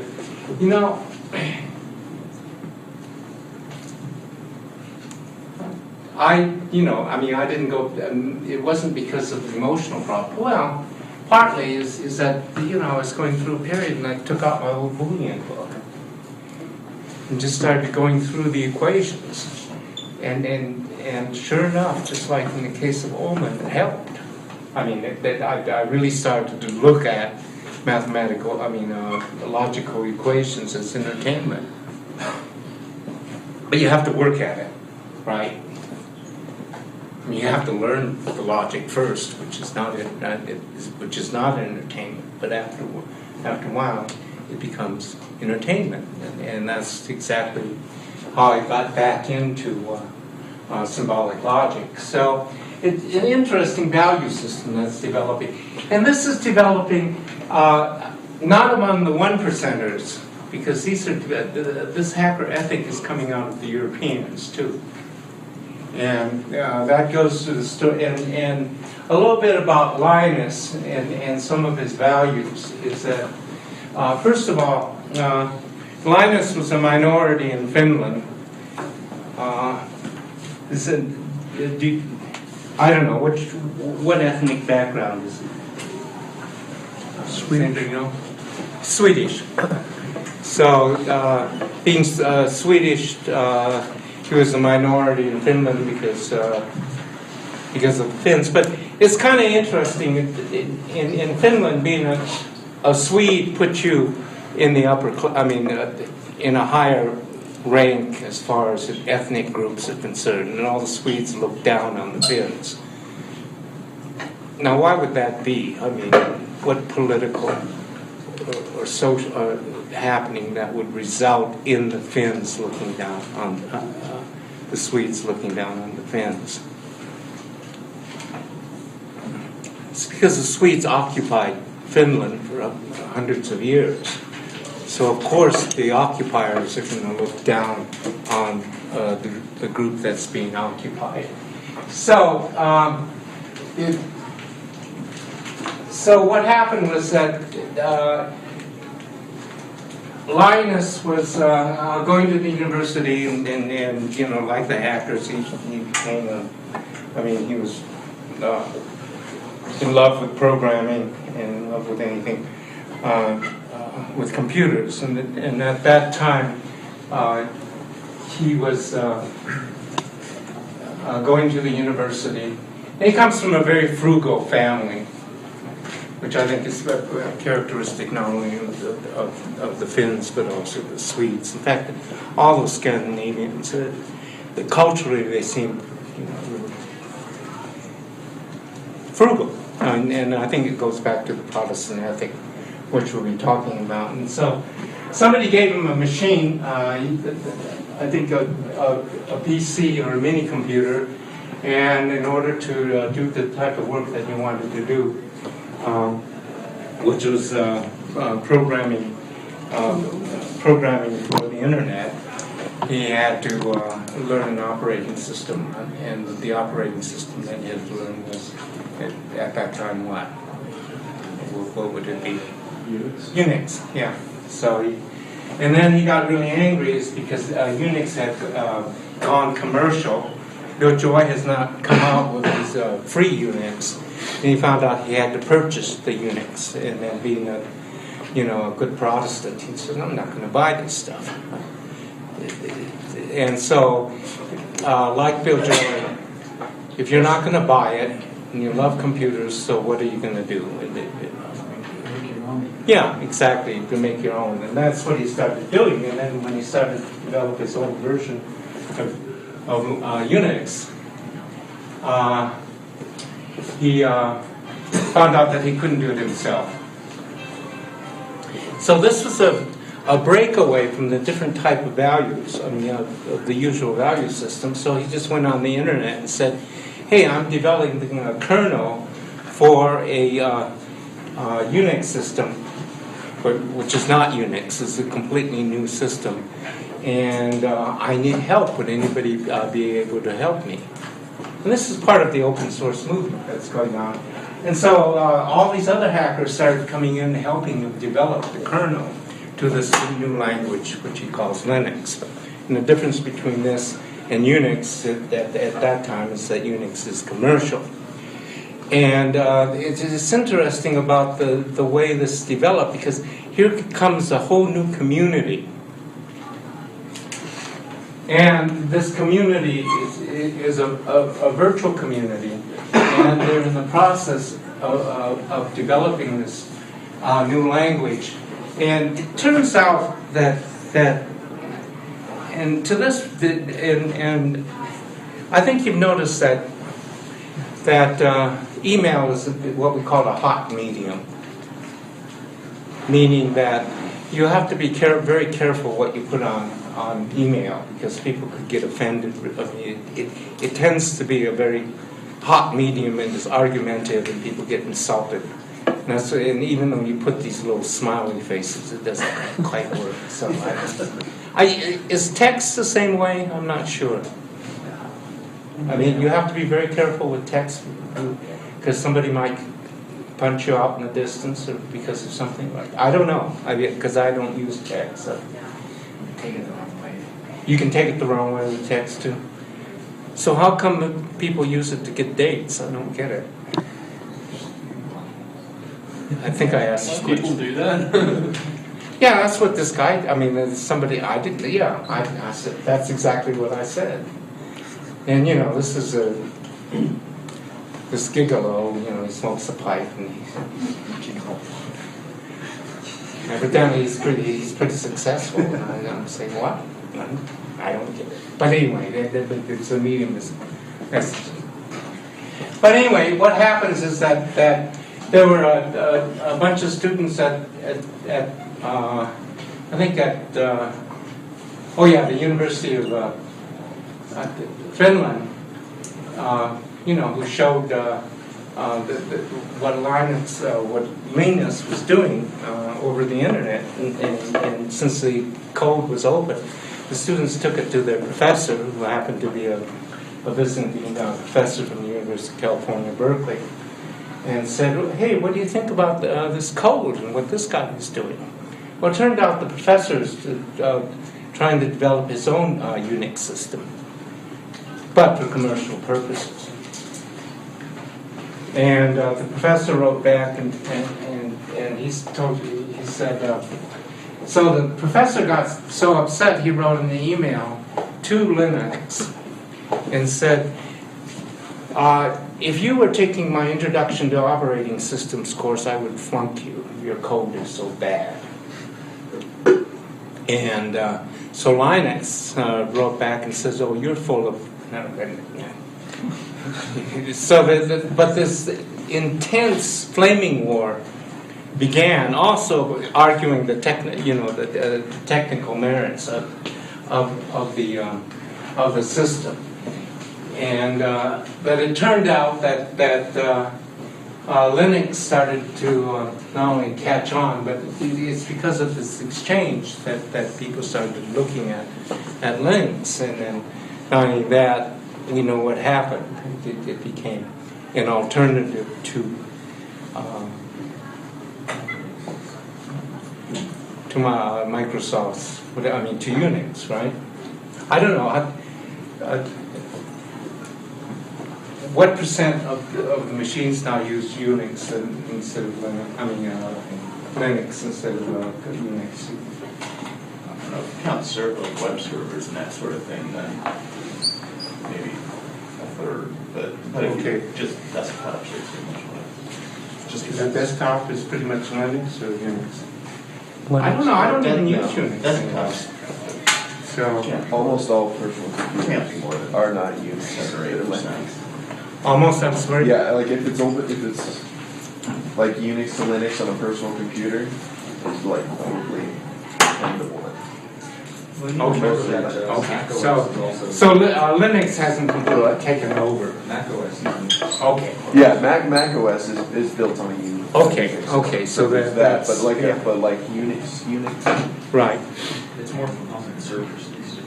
Yeah. So it's more what? Common on servers. It's more common on servers. Yeah, I don't know, but it has become competitive with the commercial systems, and so I think the war is still going on between the open source system, which is operating system, and the commercial systems. So, but if you look at Linux, it represents a new type of ethic, and it's shown by the person who created it. And Linux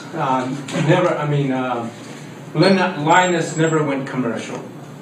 In fact, he finally immigrated to the United States to Silicon Valley because that's where the action was, and he was working for.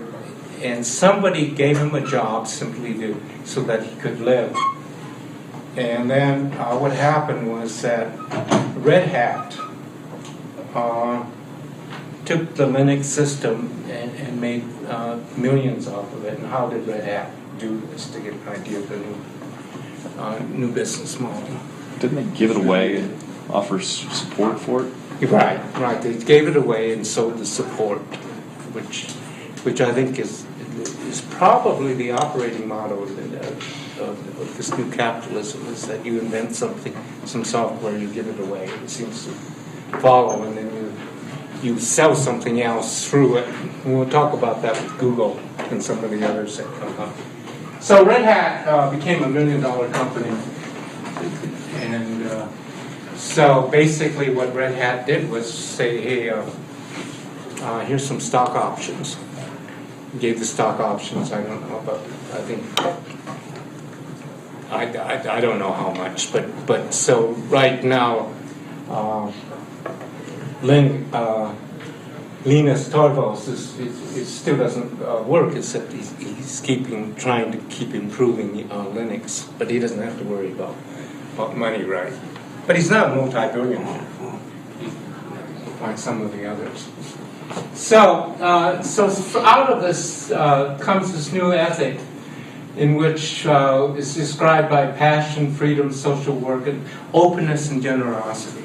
So what's driving this new ethic, at least in Europe and in parts of the United States, is which is more entrepreneurial, is this new ethic, and then included in this ethic is you'll read action, caring, and playfulness. And I really like that idea of play. In fact, towards the end of the Middle Ages, somebody came, when the culture was dying, and then the aristocracy would, the feudal knights, they would say, 2012 is coming anyway, so what the hell, we should come up with a new ethic. And they coined it Homo Ludens, meaning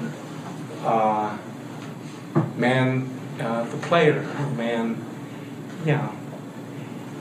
And part of that, I think, goes back to the game culture, too, that it's evolving.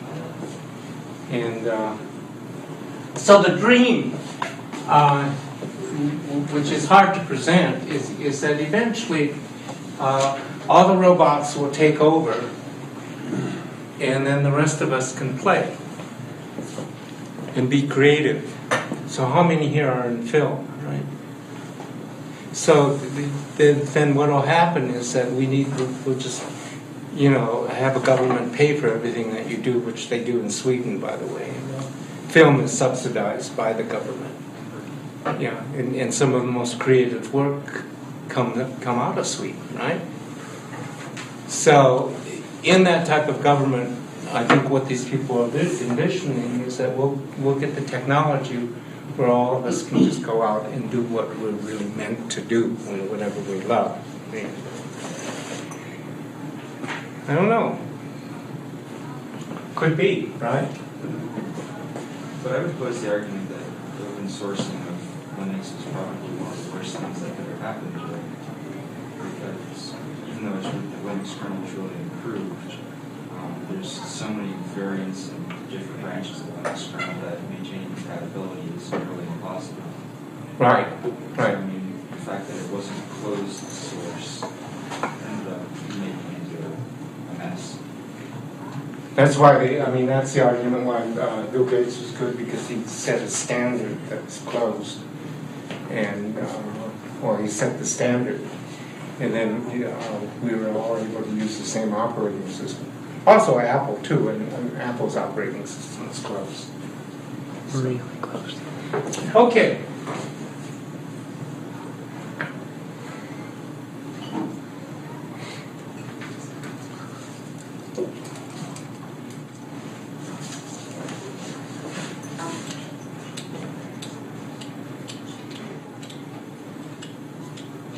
So what we want to do now is contrast, or what Heinemann does is contrast this new ethic with what we call the Protestant ethic.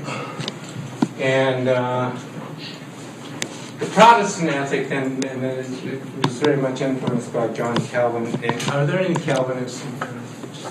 It's not that. Maybe you can correct me if I'm wrong, but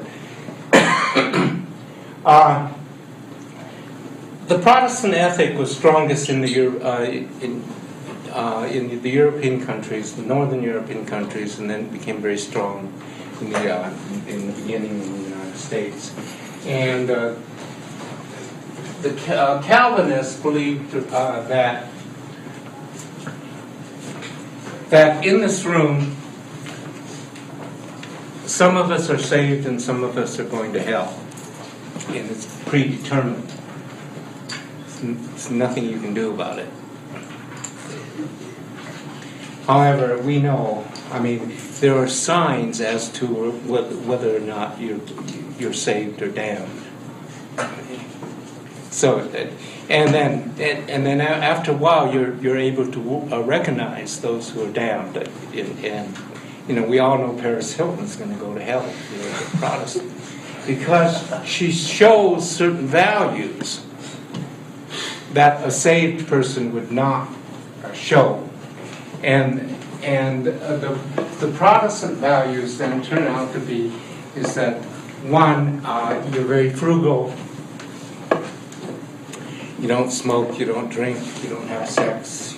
You know, all those things associated with the old Protestant values. But the two things that are most important is the idea of saving and understanding compounding, which came from the Protestants. And the other thing is the value of hard work. So the reason you worked was because that was your calling. And because it was your calling, you were happy to do it. And then instead of going out and maxing out your credit card, which you, as a good Protestant, you would never do, you would save, you would compound your interest, you would invest, and you would, basically you would do everything that Paris Hilton does. I don't know. But, and in the past, what we have, people have argued is this is what explains the superiority economically of the Northern Europeans. And I would argue that continues in Finland and in the Scandinavian countries, in Germany. And I would argue is that because the Protestant ethic is still very strong in those countries. Even though in Finland nobody believes in God. So what we have in Finland is a secular Protestant ethic where no one's a Christian.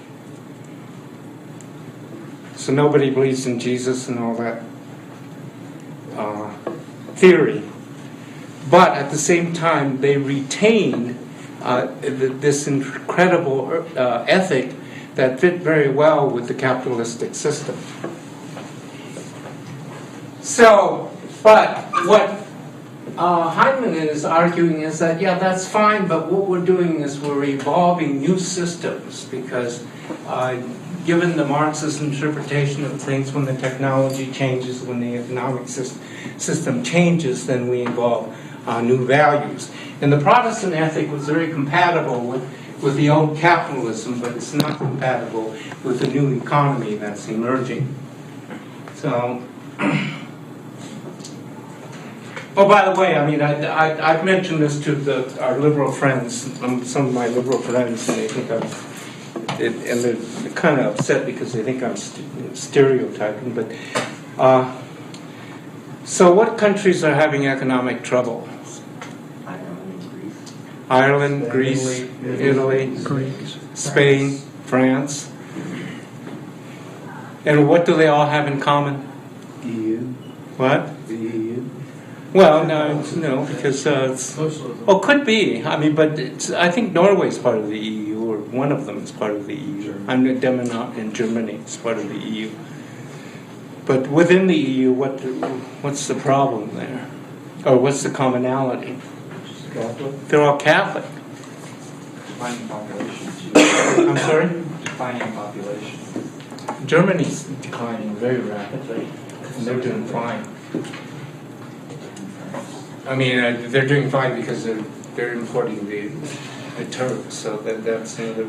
Well, I mean, that's the same reason why we're. I mean, there's an economic reason for not keeping the borders open, don't you think?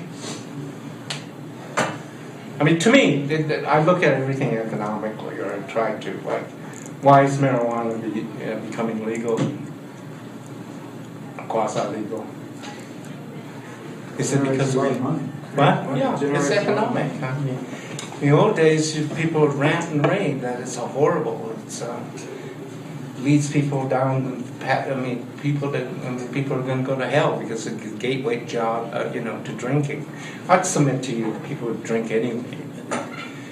But now, because of the economics of the situation, is moving into not only legality, and once it becomes legal, it doesn't become immoral. But anyway, yeah. If you look at what's going on in the EU, it just turns out by accident that the countries that are in trouble are the Catholic countries.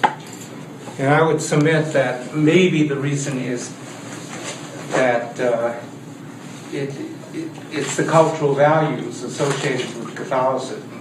I mean, France is a Catholic country, but as I mentioned before, nobody in France believes in God, right? Like you go there and you see the beautiful cathedrals, nobody in there but tourists, and they have to support themselves by getting donations from the tourists. So what we have is a cultural meme called Protestantism that's been secularized and gone into and continues in the northern countries and the Scandinavian countries. And of course, my favorite example are the Finns. Because the Finns went from a country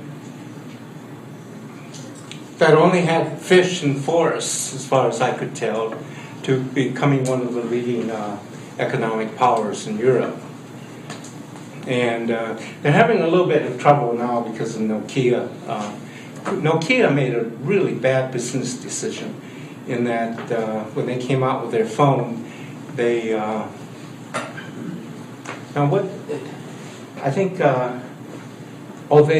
they came out and they didn't have a very good texting function to it because they assumed that a phone had to be what? Oral. So now they're coming out with, I think they're coming out with a tablet, and they're in cahoots with Microsoft. I'm going to see what happens with that tablet. But the point is that Nokia went from one of the poorest countries in Europe to one of the richest country in Europe per capita. And also, there's this international survey called the Happiness Survey, come up by sociologists, and the Finns ranked, also scored the best on that one, which meant, what was it? Oh, the best, the people that scored, the nation that scored the best was a Buddhist country called Bhutan. And in Bhutan, they actually have a Ministry of Happiness. And who's scored worse than the Americans, by the way? We're about, in the middle. So we're not the most depressing people in the world. We're unhappy people in the world, according to the survey. There's an easy quantitative way to make a prediction. Who drinks the most? Yeah, exactly. And sure enough, the Russians score very low. And I'm not sure the reason why. Weather. What? Yeah. Weather. It's cold as hell. Yeah, but Finland too. In the old days, they used to commit suicide. I mean, Denmark had the greatest suicide rate. So, but I love Finland. The other reason I like Finland is because their education and their health system, because they're probably the most socialistic country in Europe, including their education system. Yeah. This is the highest suicide rate in the U.S. due to the high winds up in northern Washington. Really? It's always windy there. So. It's also gloomy up there too. Yeah. I bet the suicide rate is pretty low in Hawaii.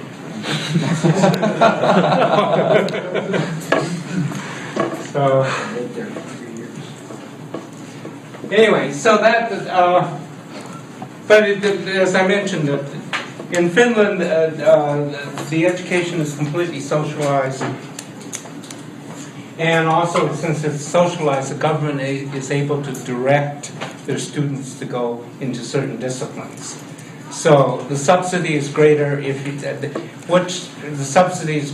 you went into if you did basket weaving versus. I mean, if you go into computer science, of course, you're going to be subsidized more. If you go into the sciences and medicine, if you go into sociology, they'll take away money from you. But so there's that government control there with subsidies. One of the problems with the subsidy is that they have problems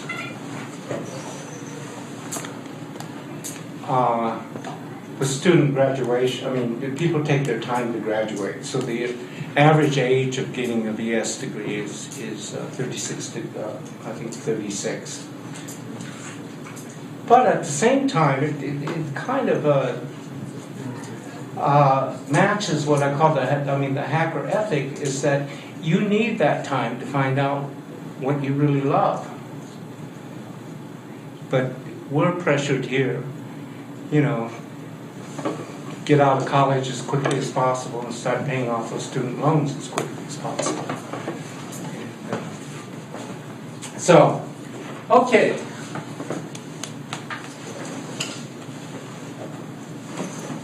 So we put then in Heinemann's ethic.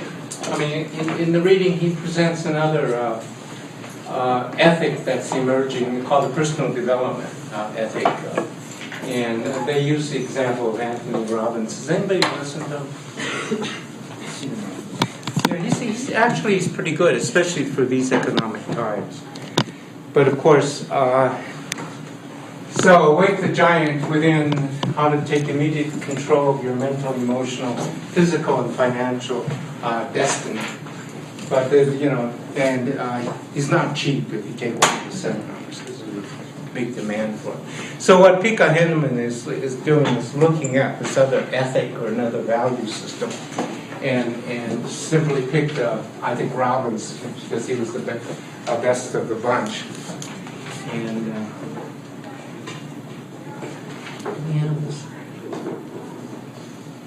And so these are the personal developed values. It's very goal-oriented.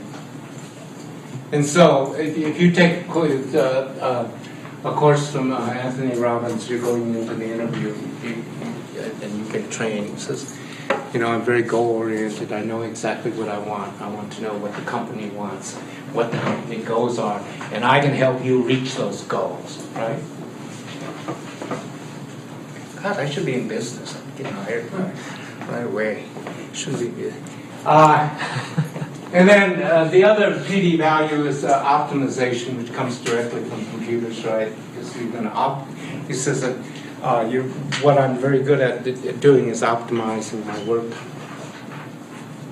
I work very fast and I work smart. And if you hire me, you're not only going to have a fast worker, you're going to have a very smart worker, because I understand the concept of optimization. I'm very flexible, which turns out not to be a Protestant ethic value. And then the other thing is that I'm very stable. I'm not going to freak out just because a cell phone rings in my class, right? So these are personal development values that are valuable, very valuable in industry. I'm industrious, and I'm economical. I'm very economical, frugal, and above all, I'm very accountable. And Heinemann looks at them and says that, yeah, but the problem with this is that what industry is looking for is a machine. That these are values that can be programmed and modeled after a computer. But the real values that are going to be created and actually help you in time are the values in the hacker ethic. But I don't know. In these economic times, if I were gonna, in these hard economic times, and I had some, I had some coin backing, I would take a course from Anthony Robbins. Because these are the type of workers that industry and corporations in the United States want. They don't want somebody who's 36 years old who's been being creative all that time, thinking and trying to find what they really want. So, okay, so let's go back to, and these values, of course, are antithetical to the original values of the hacker ethic, and part of the the hacker ethic goes back to what I call the Bohemian values, and these are leisure-oriented, anti-establishment, independence, freedom, hedonistic, peace, love, protest, which I think is maybe it's coming back. I mean, can't believe it. They're actually protesting in Berkeley. I mean, they haven't done that for 40 years. I mean, Berkeley's this elitist institution where everybody goes into engineering and business school and become 1% lawyers. And they're actually, and why are they protesting at Berkeley, by the way? Because University of California wants to raise the tuition 81%. Oh, it's coming. So, better try to graduate as soon as possible. I would recommend. This is coming in. I don't know what they'll probably raise it 18% next semester. I predict, which is fine with me because I get a raise. So I think I'm not going to go out and protest.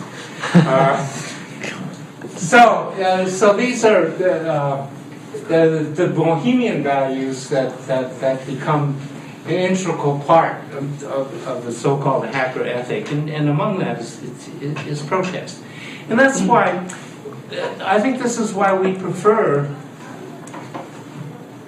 programmers from China and India. We prefer them from India because they can speak English.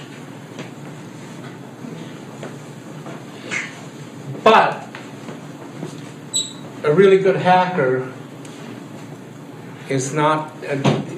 will have a different value system, an American hacker, than, we'll say, a Chinese programmer. So your IT companies are not going to hesitate to outsource. And the other reason is because they're more easy, they're easier to manage. Steve Jobs could manage the hackers. That's because he was a tyrant, right? And also because he was good and he knew as much as they did. So there's our hero. And if we look at Steve Jobs, one thing is he's not leisure-oriented. That's the difference between that and the Bohemian. He used to be anti-establishment, but now he's become the new establishment, or became the new establishment. But the other traits seem to prevail. The idea of freedom, very hedonistic, the work ethic and the money ethic. It's all there, and I'm really kind of happy with this because it was kept a secret for a long, long time that Steve Jobs went to India and became a Buddhist. Also, the ethic was that there was no question that he did a lot of drugs and he was a womanizer. And there's also no question that he changed from a very bohemian figure to this new ethic that's represented in Apple. And I think I mentioned this, maybe I mentioned this last time, is that we're getting an interesting picture of Steve Jobs because when he was after he was adopted and he decided to look for his mother, and he found his a natural mother. But at the same time, the mother said, "Oh, by the way, you have a natural sister." And so the sister turned out to be a novelist, which I think it's a nice match. You might even look at Ellen Ullman as being a spiritual or kindred sister to Jobs, because Ullman really understood the hacker ethic, and I think the sister really understood Steve Jobs and who he was and what he represented. And we know the story is that when Steve Jobs was dying, it was very unusual. One is that because he didn't go into a coma, which most of us will, a very small percentage stay awake. So he was sentient when he was dying, and he's talking to his sister. And his sister says that his breathing started getting heavier and heavier, as if he were climbing a mountain. And then just before he died, Jobs' last words were, "Oh wow, oh wow." And I'll submit to you is that one hypothesis is that he finally found what he was looking for. Okay, have a good holiday. Okay, what we're talking about is the Heinemann reading on the hacker ethic. And what he talks about, he talks about different ethics, meaning value systems. And one is the Protestant ethic.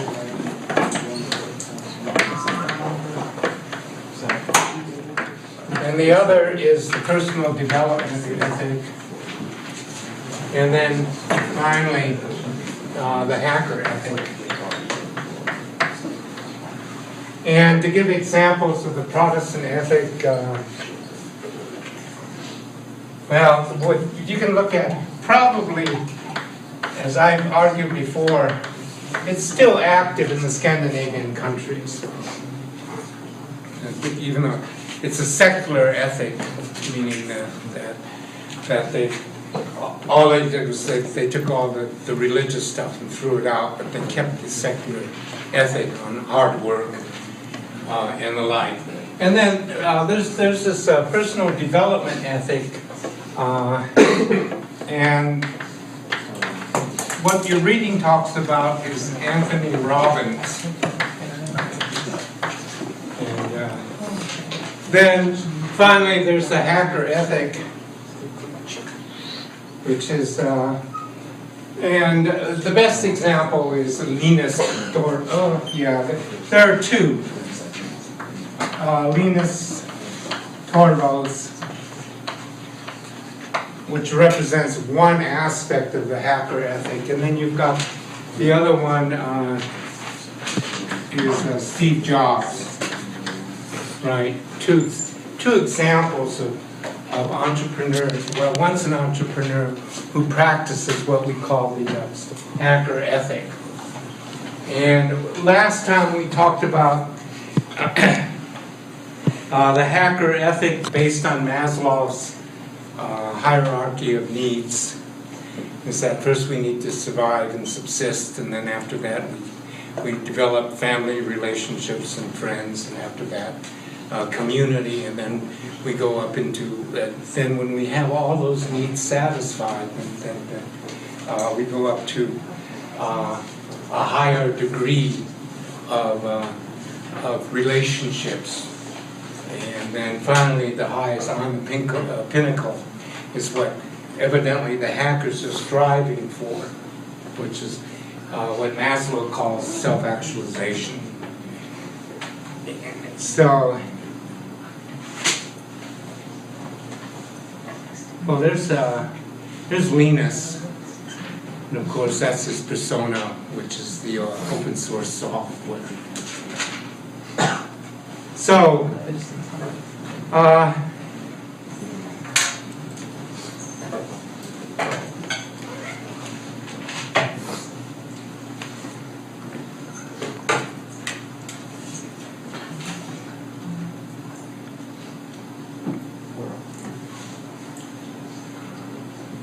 Okay.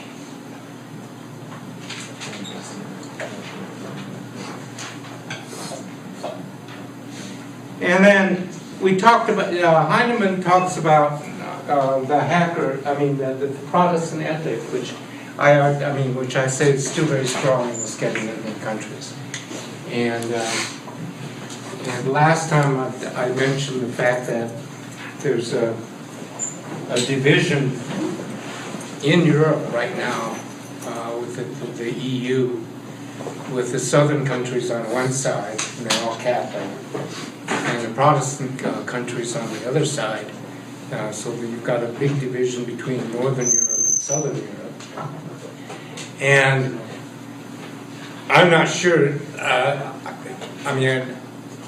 won't go into what I think the cause is, but what's interesting is that this division that began in the 18th century continues to be active, or continues to be alive, that there's a difference between the Northern Europeans and Southern Europeans. So, anybody with ancestors from the Southern Europeans, like Spain, Italy? Okay. And I think that culture persists. And there's a different attitudes, we'll say, there's still a different attitude, towards the Catholics and the Protestants that continues to divide Europe. So, but again, what I want to emphasize is that I'm not saying one ethic is better than another. Again, what we're doing is presenting the three different ethics. Obviously, Heinemann has his own ideas that he spires toward the hacker ethic. So when you're reading him, he's not being completely objective. Nobody can be completely objective. And he's really saying that the hacker ethic is a better ethic that business people and other people should adopt.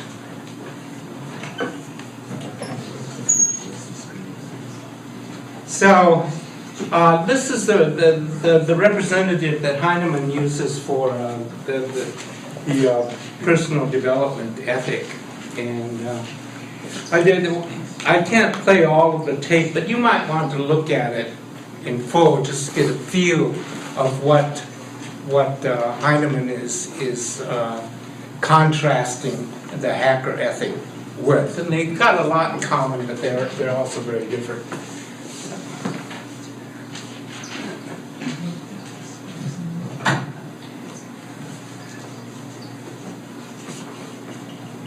Do we have sound?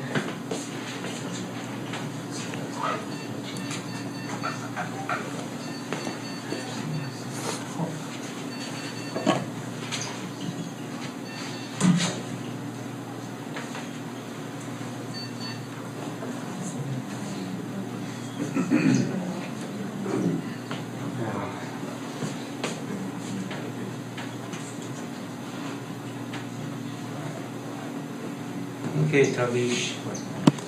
Oh, you're managing the channel. Stereo. Yeah, David, do you want to? Does this need to be on? Yeah. Yeah.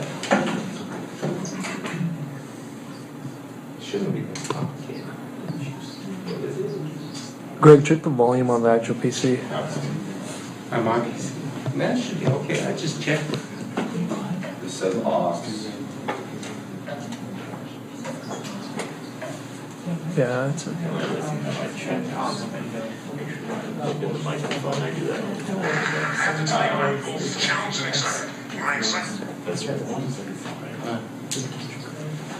Okay, what you might want to do, I think he's worth looking at, because he claims he's not a motivational speaker, but normally his seminars are very intensive. They last about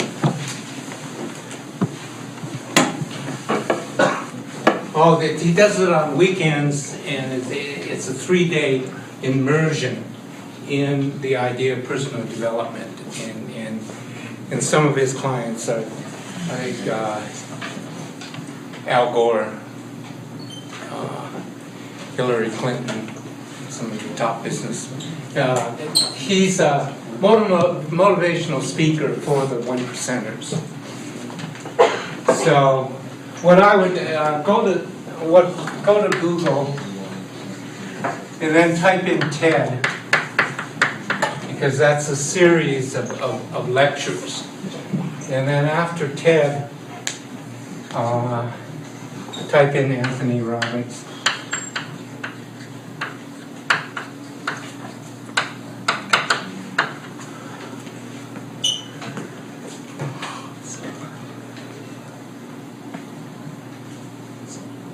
I think I know what the problem is here now.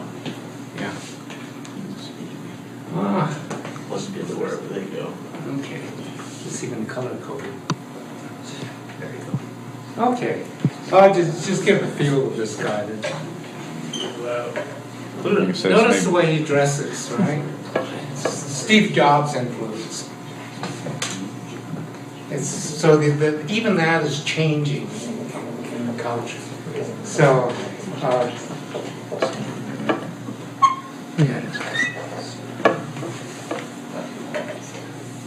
If it's too loud, it might be too loud. Just help.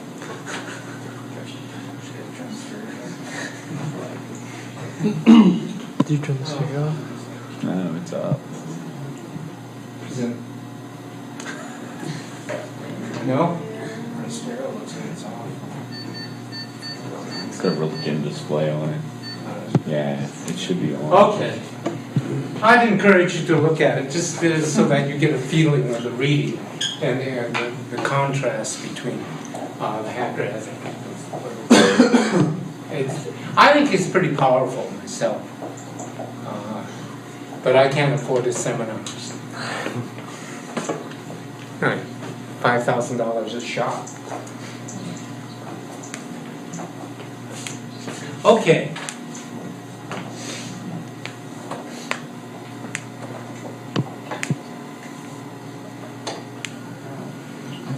So this is from one of his old ads.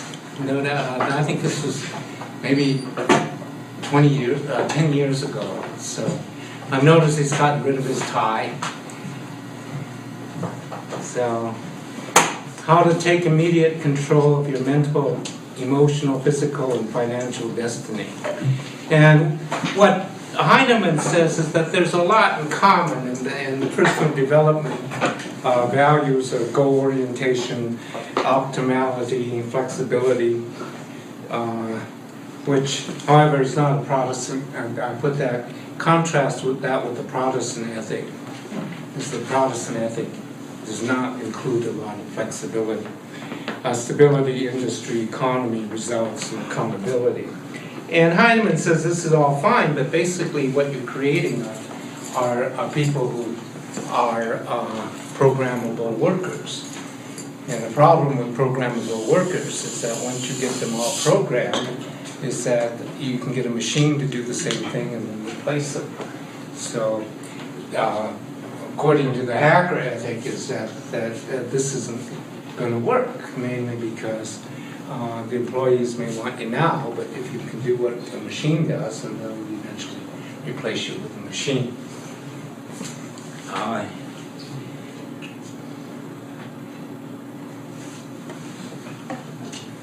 So I mentioned before that the difference between the hacker ethic and the Protestant ethic, and of course the personal, and not of course, but the personal development ethic are these things that we call the bohemian values, hippie values, right? Remember, that's what Jobs came out of. And now he's being used, now that he's dead, they're using him as an exemplar as to how you should run a business. They're not using him as an exemplar of a great programmer, but they're using him, he never programmed. They're using him as an idea of a designer and somebody who's very, very creative in industry.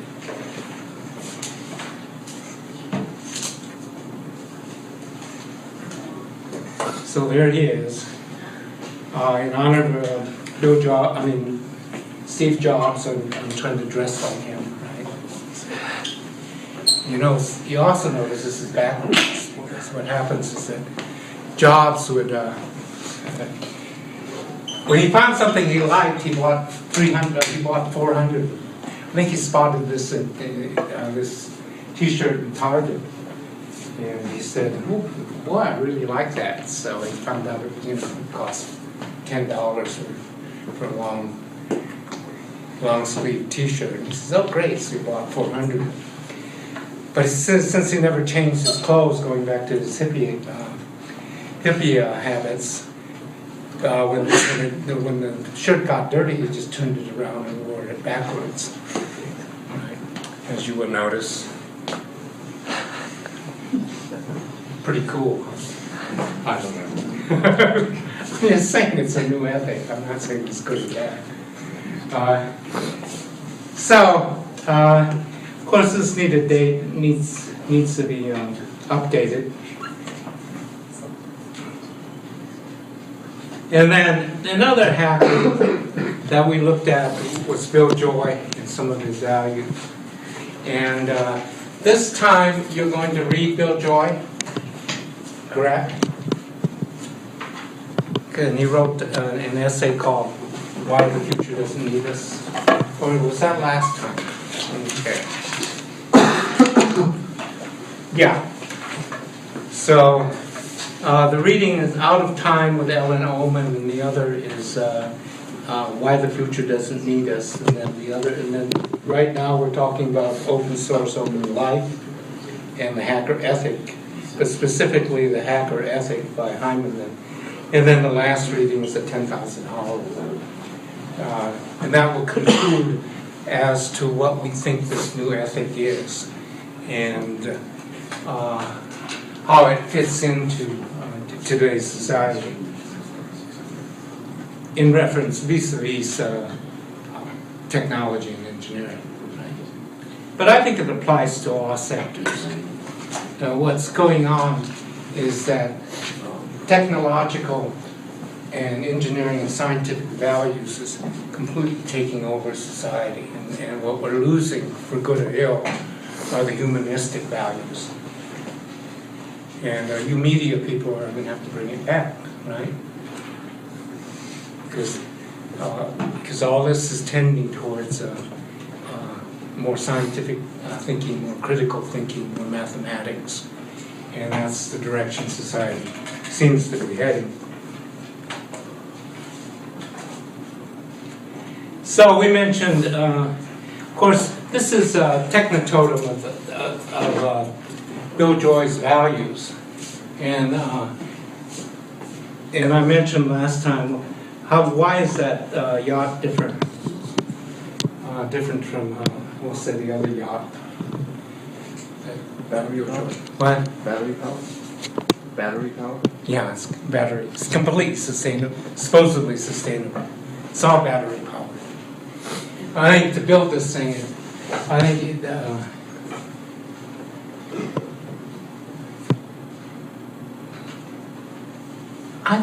I think they spent $60 million on it to build it. This is a prototype.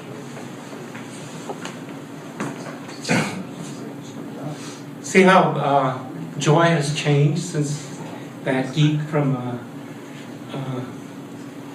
the University of Michigan, and so I guess you change when you become a 1%er.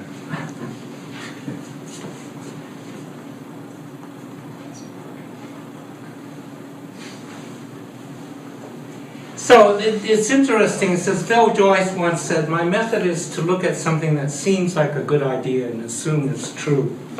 And I think that's another thing that both Joy and Steve Jobs had a strong sense of intuition, strong sense of doing the right thing at the right time. And when you read the 10,000 hour rule, you'll get an idea of what it takes to be successful in America. And by successful, of course, we're talking about moving into the 1% class. Correct? Because the fact that you're here means that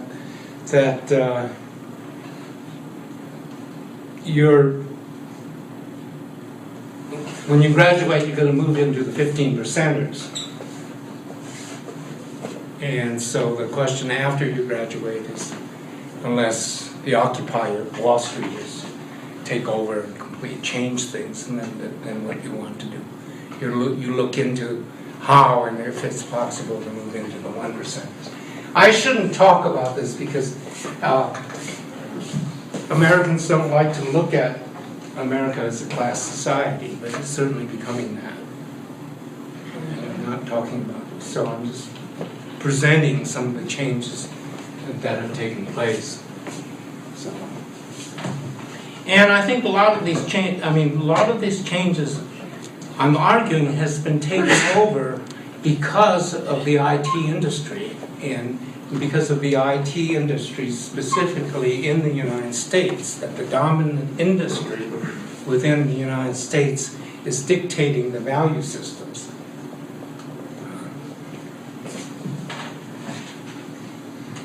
So we have some of the new values of the hacker ethic, as represented by Bill Joy. Goal orientation, definitely. Result accountability, definitely. Social concern, which is a new value that's crept into this hacker ethic, which is not found in the personal development ethic, but I have a feeling that Robbins has changed, and Robbins is going to, I haven't looked at the full tape, but I have a feeling in the tape he's going to emphasize the importance of social values. And the other thing that's interesting is that there's this strong money ethic, but that's not what's driving it. Does that make sense? Is that they happen to be billionaires, but that's not what drove them into doing what they did.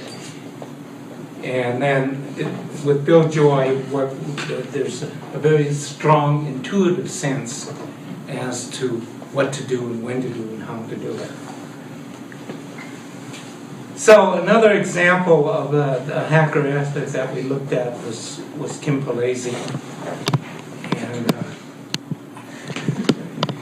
And the next class will not be able to get me with her in that touch-up photo of the bikini. But it's interesting too that it tells us a lot about the hacker ethic in the sense that the women are not making it as programmers or as engineers. What they do is they move into marketing and they move into CEO, becoming a CEO, and she basically, I think, compensated for what her brother didn't do, because it was her brother who was supposed to go into engineering, and she went into engineering, to computer science, and then became head of her own company called Spike Source.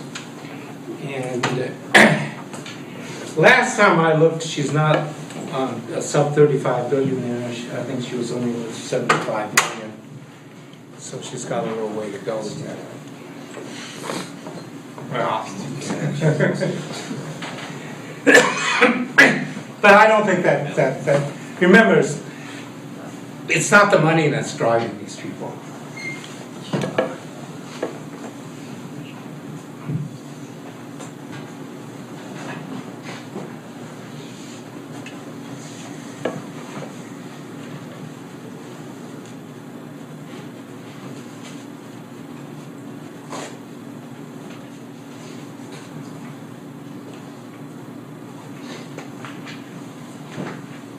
Let's see what Spike Source is doing. Oh, Black Duck Software has acquired Spike Source. So she's retired now. I bet she is a billionaire now. Right? Definitely a 1%.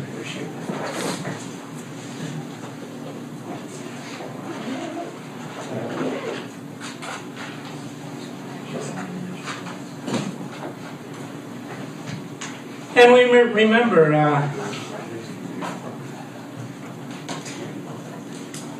well, there's, Yeah, the guy on the right looks totally photoshopped. I think she's a lot, oh, I shouldn't say this, but a lot more attractive here because you know she was with the building. And the bikini, I mean, I'm sorry, my value system is coming out, and I apologize. And who's this guy, by the way? A true billionaire in his own right. Is that Apple's CFO? What? Is that Apple's CFO? No. Amazon.com CEO, founder of Amazon.com.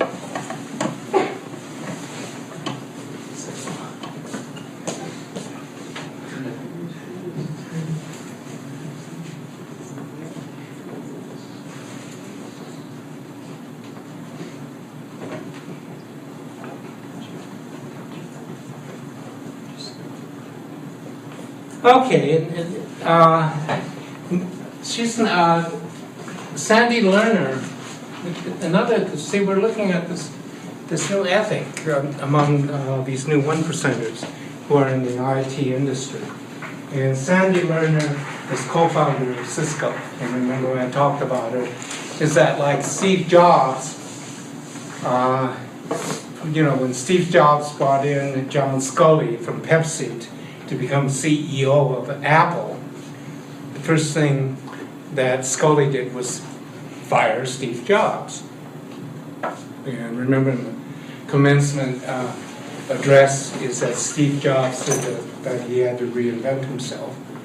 And that was the best thing that ever happened to him, was that he got fired. And in the case of Sandy Lerner, she and her husband were at Stanford, and they and both of them were computer scientists. They set up a router system for Stanford, for the university, basically a local area network. And then they took it to Stanford Technology and says, yeah, it looks good, but we don't want to commercialize it.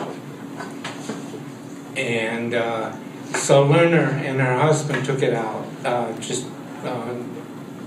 commercialized it on their own. They ventured out and founded Cisco Systems. And then Cisco Systems, like Apple, got really huge, or started to generate a lot of revenue and getting bigger and bigger. So what do you have to do when that happens? You bring in the CEO, right? So they brought in the CEO, and the first thing he did was fire both the Lerners, the husband and the wife. And in the process, they got divorced. But what Lerner is an interesting example because of the new values that come in. First of all, there's the social ethics, social concerns, and also they go into different. What happens is, in her case, she goes into something completely different from IT, and founded a company called Urban Decay. Now, why does this company have social concern of that hacker ethic? We mentioned it before. It's a cosmetic company.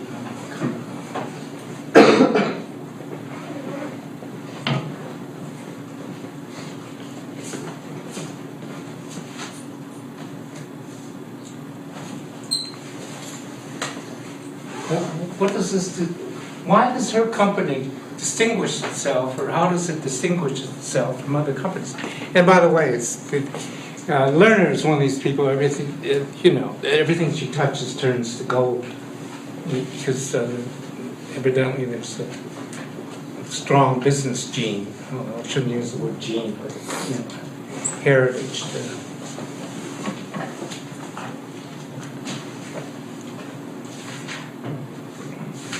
Any ideas? And why this is $1 million company, and why it's hitting a certain group? And why it's concerned with related to a new ethic? She doesn't use animal products in any of her cosmetics. It's also because she's a vegetarian and thinks it's politically wrong to kill animals, right? Different ethic emerging. But notice what's going on is that it's still a multi-million-dollar company.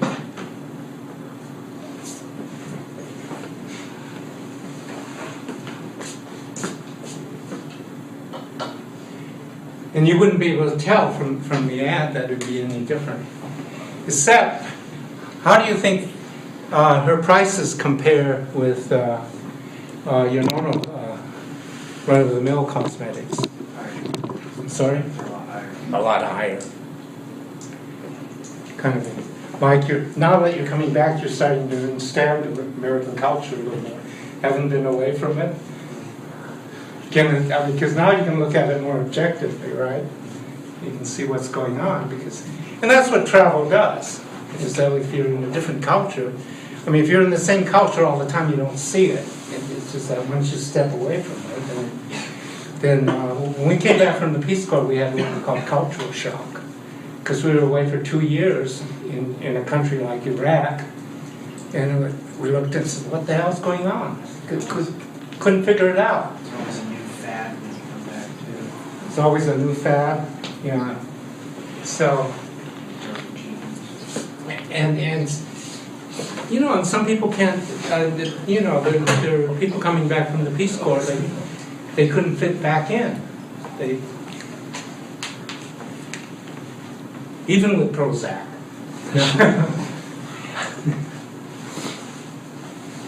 So that's now another thing, a very interesting thing about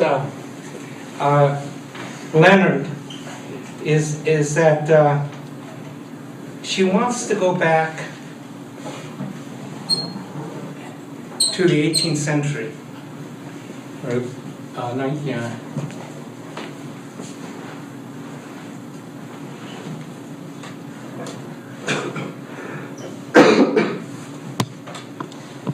Oh, I'm sorry, our sound's not working.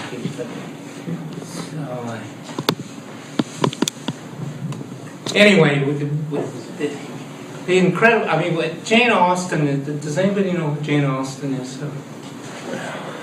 Okay. Probably she'll do well on the MCAT, meaning the medical entrance exam. So, in fact, I was telling Tavish is that if you're a pre-med student, probably the best major to take is an English major. Mainly because half of the MCAT is on your general knowledge and also your cultural awareness. Because what they're trying to do is filter out the machine, I mean, you know, the doctors who are simply mechanics. And also, because of the medical culture, there's a certain value system built into the exam as a technototem. Exactly as that there's a certain value system built into my exams, correct? Or any exam you take, there's a certain value system built into it. So what you have to do whenever you're taking an exam, figure out what the value system of the professor is. So if you're going to take a course in political science, I mean, are you going to argue in favor of the Tea Party? No. Definitely no. No, because you know the political and Tony is a good friend of mine, and he's the chair of the political department, science department. It's the most radical department in all of Colorado, if not in the entire West. One of its professors is the leader of the American Indian movement, and he's the one who organizes the anti-Columbus parades. So if you're going to write an essay for him, are you going to write on the essay on what a good guy Columbus is? What? You would, huh? No, Glenn is such that he'll really look at it objectively, but it's, so we get another sense of these values that are appearing. And again, of course, we're looking at 1% values.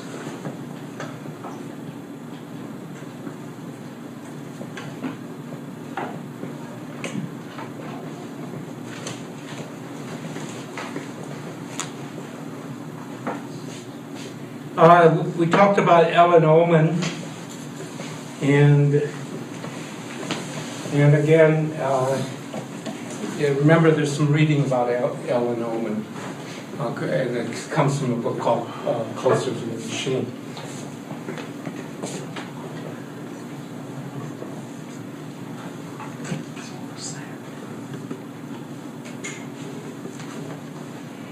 And then, if we look at the hacker ethic, I think you can divide it up into two groups: the bohemians, the hippies, and also the entrepreneurs. And then there are always people in between. And this is a former professor at MIT, right? I would suspect he runs this thing called the Open Software Foundation, and he's got this thing called GUI, which means GUI is not,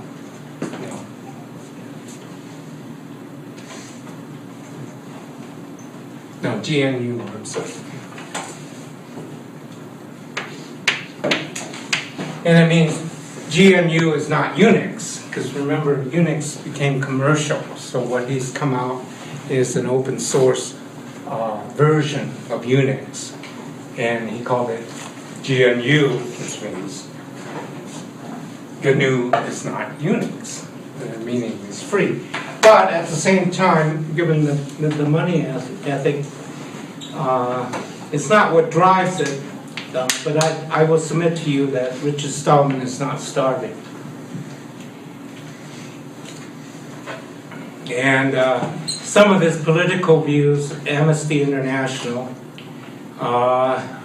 and he says donate to Gush Solom's campaign for food and medicine for occupied Palestine, which is pretty interesting because he's a secular Jew and very strongly against the Israeli government and the occupation of Palestine. He says donate to MPP PAC for the legalization of marijuana.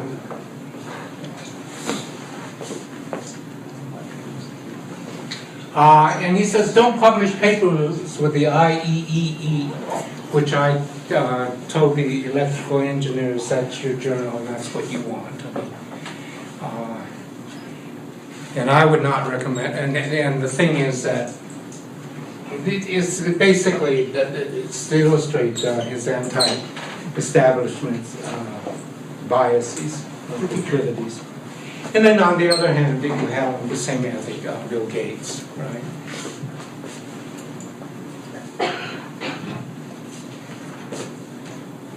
Who's that in between?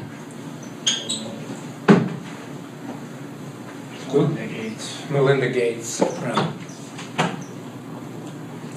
And who's the guy with the glass, the other guy with the glasses?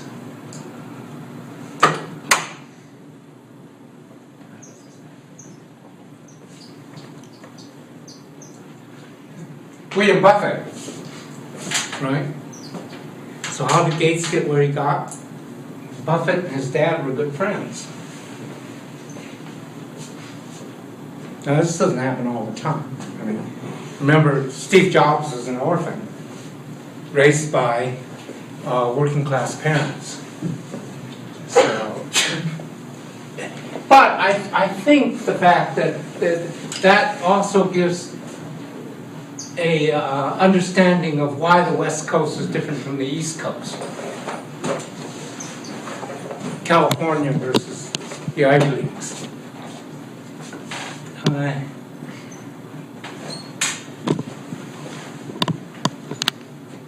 Who's the richest person in the world? Who?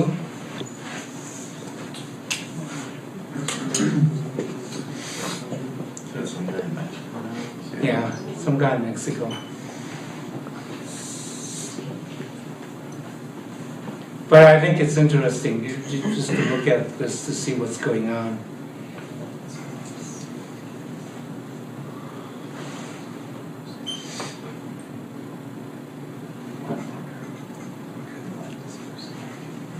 Now, there's your watch.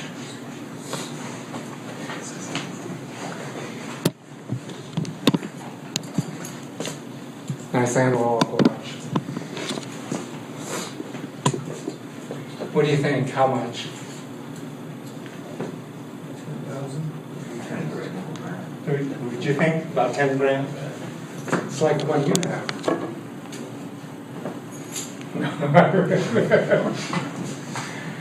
Okay. I thought I was cool with 300. We don't want to see what the goody two-shoes stuff.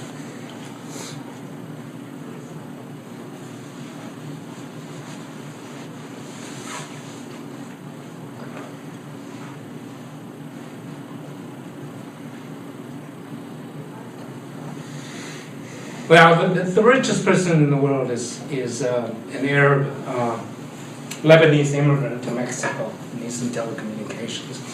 I wanted to go through the list is because what we figured is if you go through the list, we'll say, yeah. Actually, on the last link that you were on, the first one that you clicked, if you went to the top right, I think you could continue to the actual list. This one? No, the one after that. Or where it says the world's richest. This one? Oh, I guess it didn't. Okay. It's over on the right. Right? Right bar below the ad. Where it says online retailers. Gotta go down. Right below that, where it says online retailers, red text. Follow this? No, on the right. It's on the right. The advertisement's on the right. Yeah, you gotta go down further. It's down right below that. Where, here? Scroll down.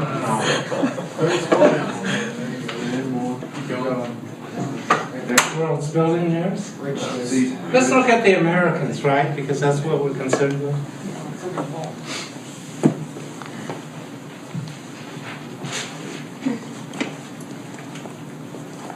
Now, why are we getting Van Gogh? Scroll down. Oh, there's Zuckerberg. He made the top 20. What did Zuckerberg do? Facebook. So you can still make $1 billion in America.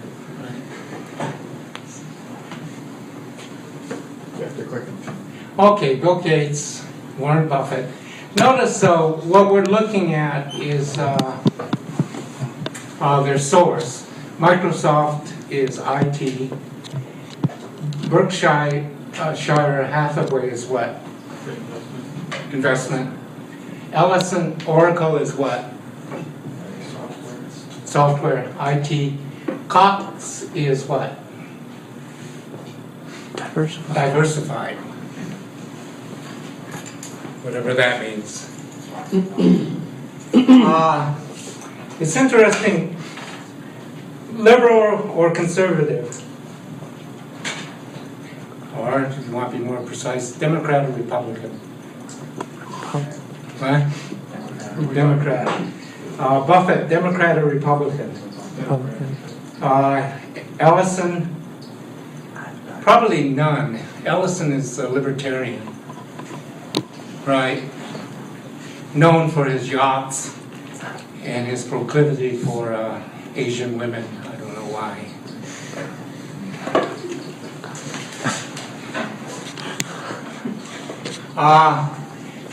The Koch brothers, Democrat or Republicans? They're Republican. Yeah, Republicans are behind the Tea Party. So whoever they push will be the Republican nominee. And then, so how did Christie Walton get her wealth? What? Walmart, yeah, but she inherited. So, Jackson, Wyoming. Evidently, she didn't care about the libraries, unlike Bill Joy. George Soros. This is kind of interesting because Walton is a Democrat or Republican? A couple of, sure, of course. Soros, Democrat or Republican? Democrat. Hedge funds. In the recent, since 2008, I think he jumped from number 20 and built up to 7. And right now, 70% of his, I gotta follow this. 70% of his, 70% of his assets is in cash. I don't know what it means.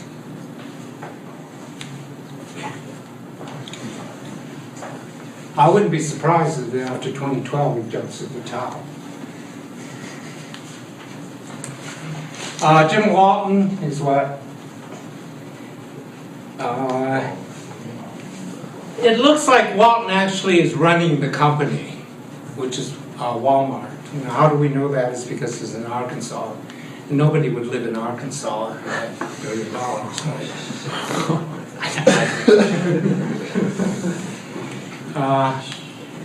Alice Walton is a sister. Go on. But the Walton is interesting. So what are the top industries in the United States so far then? IT.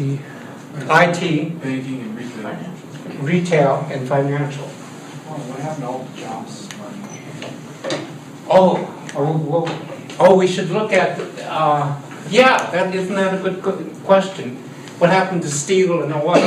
If you look at the world, all the steel is in India. The biggest oil company is in India and Brazil. Well, I mean, Steve Jobs. Oh, I thought you meant Jobs. Oh, I don't think Jobs was ever a billionaire. No, I think because that's not what drove him. Sergey Brin and Larry Page, Google, right? We'll look at Google in more detail and their value system. Again, finance, Michael Dell, IT, Bomber. So what we Forrest Mars is in candy, so and then anomaly there. It's good to know. So if that's your love, you look for candy company. Okay, but I think we made the point. We looked at the top 20. What's predominant in the top 20 in the United States of American billionaires is IT. And so I had a friend who was training me to be a capitalist, and he says, Mike, what you have to understand is everything is going towards the 1%, and what you need to do, it's trickle down, correct? Is that all this money is floating around in the 1%, but what you have to do is watch it as it trickles down and grab a piece here and grab a piece there. And that's how it works, unless you're a member of the 1%. Right. But there may be someone here, I don't know, I'll tell you, I'm not. But what bothers me is that my son he's starting to look at the 1% and thinking about how we can move, from the 15% into the 1%. And so we didn't. I don't know. Where did we go wrong? We didn't raise the kid correctly?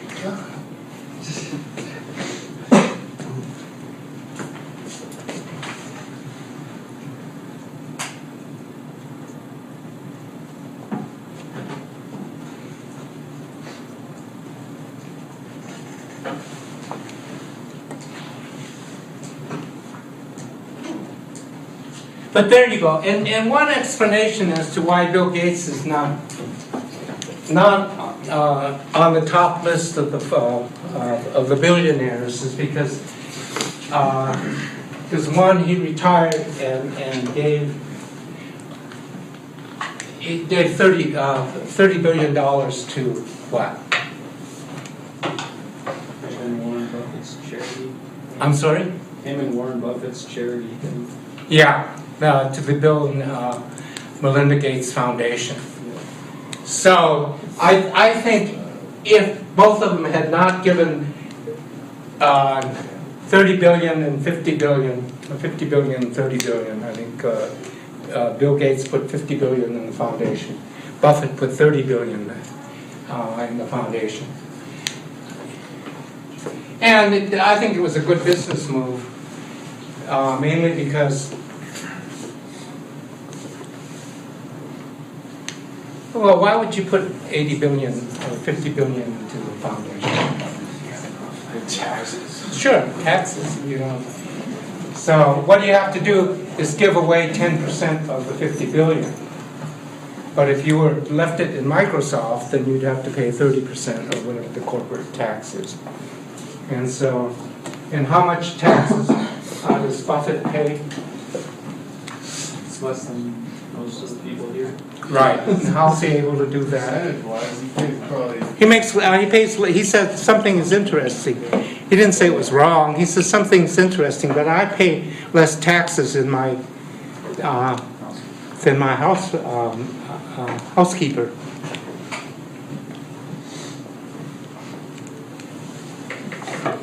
So how much does he pay himself as head of the Berkshire Hathaway?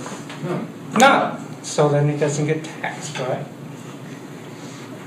And then any money that he makes, any of the assets he gets from his investments, you only pay 15%. Which is still a lot. I'm not making a judgment. You know, as my son says, you know, I mean, he's become a Republican. It's driving me crazy. He says, God. I said, well, the Occupy Wall Street, I mean, I'm talking about people who can't get through college. Right? And he says, well, that's their problem. You know, it's a different value system. Why should we help them out when they? I was telling about this guy who's flunking out of computer science, and he says, "Well, that's too bad. He doesn't have it." Right. So my wife and I thought, where did we go wrong? God. So then he goes out and buys $1,000. He's starting to date again, so he goes out and buys himself $1,000 worth of clothes.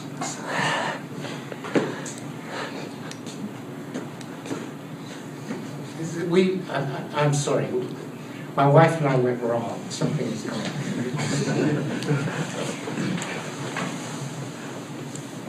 Okay, so now what we want to do is I'll just introduce you to the hacker ethic vis-a-vis Larry Page and Sergey Brin.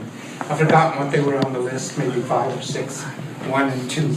And I'd like to look at how they became billionaires and some of the value systems. But more importantly, the business model that got them there. And it's a different business model than the mom and pops. Okay, we'll see you next time.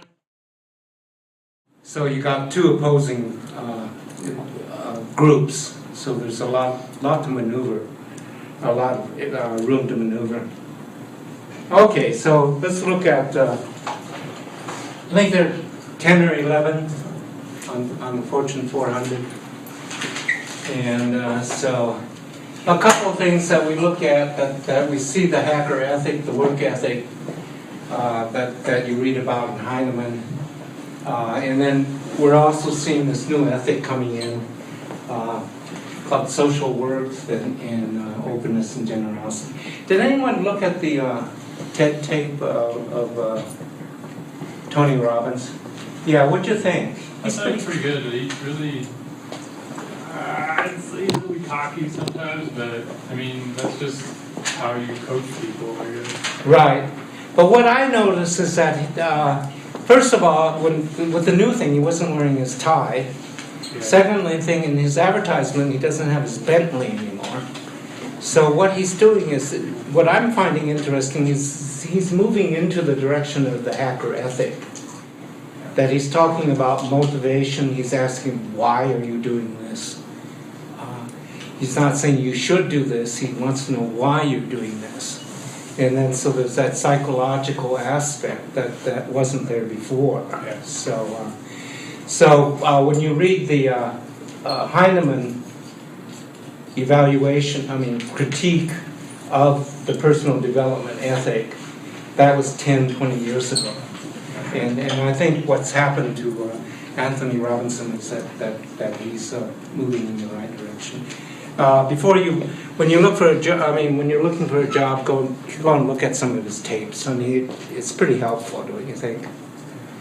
I mean, just look at his tapes. You're not going to. If you have $5,000, take a seminar. But if you have $5,000. So anyway, notice that their logo is to do no evil. And they came into an ethnic conflict, and what would that ethnic conflict be after they became a multi-billion-dollar company and started to expand? What? China. And why would China have a problem with Google?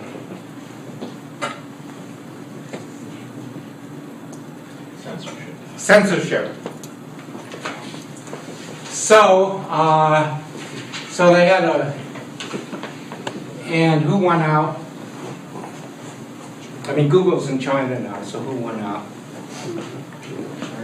China, yeah. So what's built into Google in China that's not built in? Well, I think it is built in here. No, I don't know.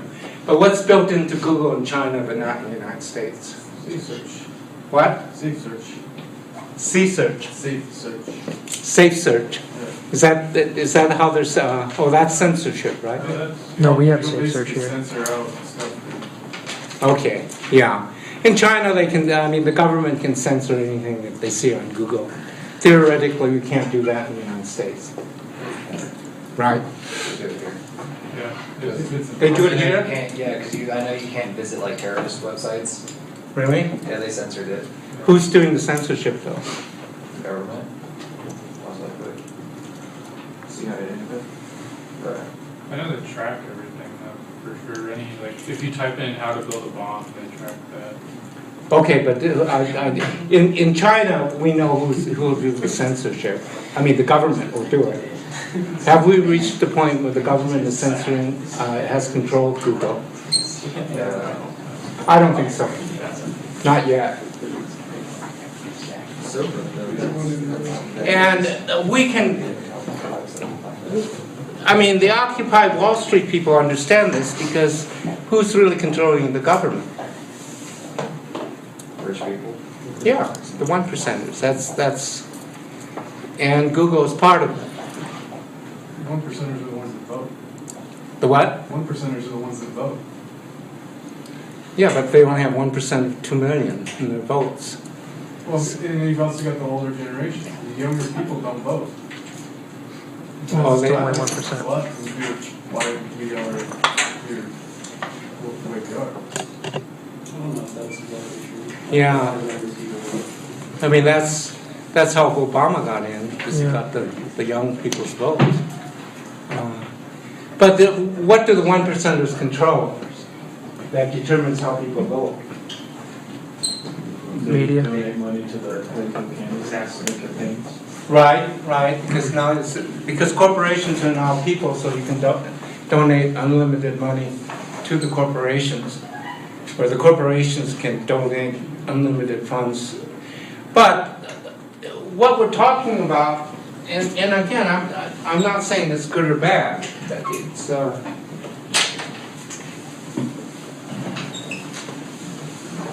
I suppose I could change my mind if I had that Johnny Walker Blue label. Isn't it pretty good? We wouldn't know. We're not 1%. I don't know, I mean, but why would anybody pay $300 for a bottle of scotch? I don't get it. Because they can. Yeah, I think that's it, because they can. But anyway, so what we're talking is Eisenhower came out with this thing called the military industrial complex. And Eisenhower saw it mainly because he was a military person, he was a general. I mean, yeah, and now I think it's turned into, so from the Forbes 500 or 400, we don't see any generals up there, but we do see the military and the corporations, right? Raytheon, Lockheed, GOI. So there's still that symbiotic relationship. But also we see there's another M that's creeped in. And Bloomberg is part of it. Well, of course, there's also the F, which stands for what?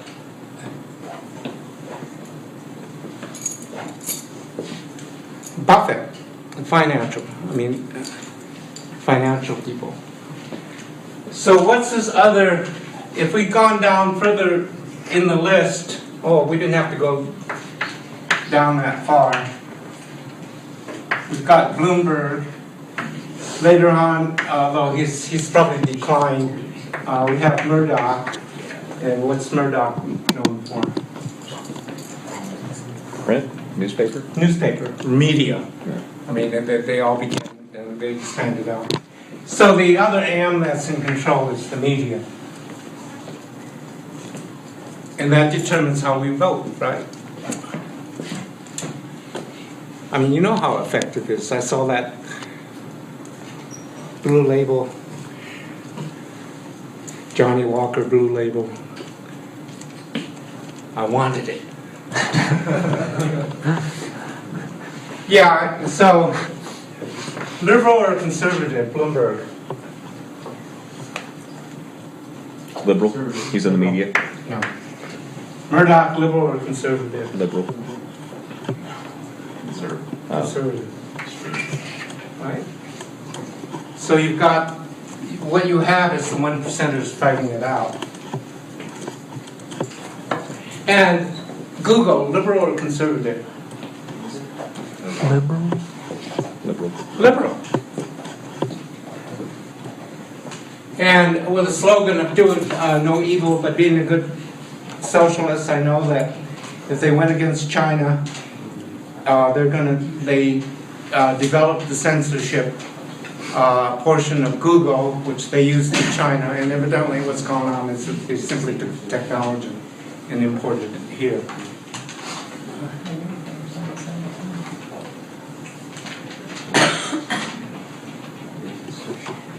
Okay, a little bit. They both went to public schools. However, in order to get into the 1%, you got to go to, I mean, it's a good idea to go to Stanford, right? Found that out. That's because you sit next to the other 1%ers. And when he was at Stanford, Larry Page came up with this idea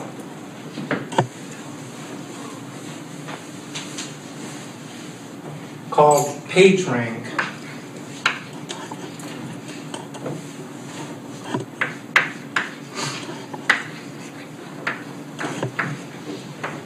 And at that time, the main search engine at that time was Yahoo. And we know the creators of Yahoo was, remember, Jerry Yang. And who was the real programmer? Who did the who was the CTO? I forgot what's his name.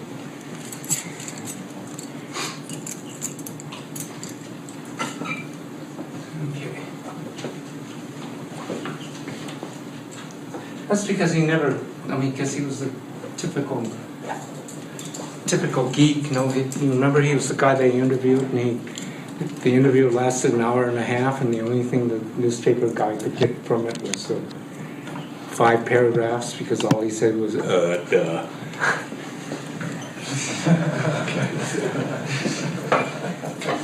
Anyway,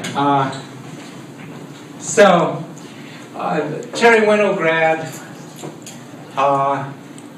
was a professor in artificial intelligence and natural language processing. And Page comes up with the idea of this thing called PageRank. Take a look at that, and then we'll continue later.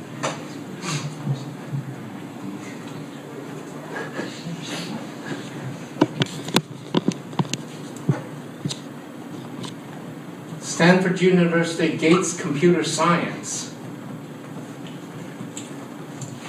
Must be the rubber company, Gates.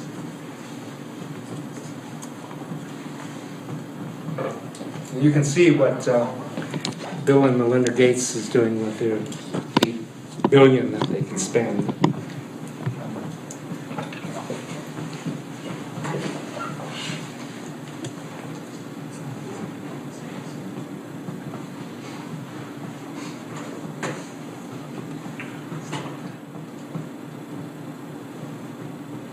Okay, PageRank, and then we'll stop.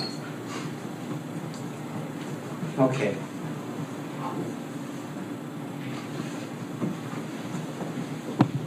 Why don't you look at this for next time, so you can see what made Bryn and or just go to, where is this? Yeah, go to PageRank on Google, and you can see the algorithm that made Bryn and Page multi-billionaires. That looks like Sesame Street. There's the algorithm. Hell, there's not even any calculus in it. What the hell? So, what's the sense in taking calculus 3 when you can do this? What? Yeah. No. You went through PageRank? Oh, okay, good. So they're actually teaching at school. So you could do this, Mike, right?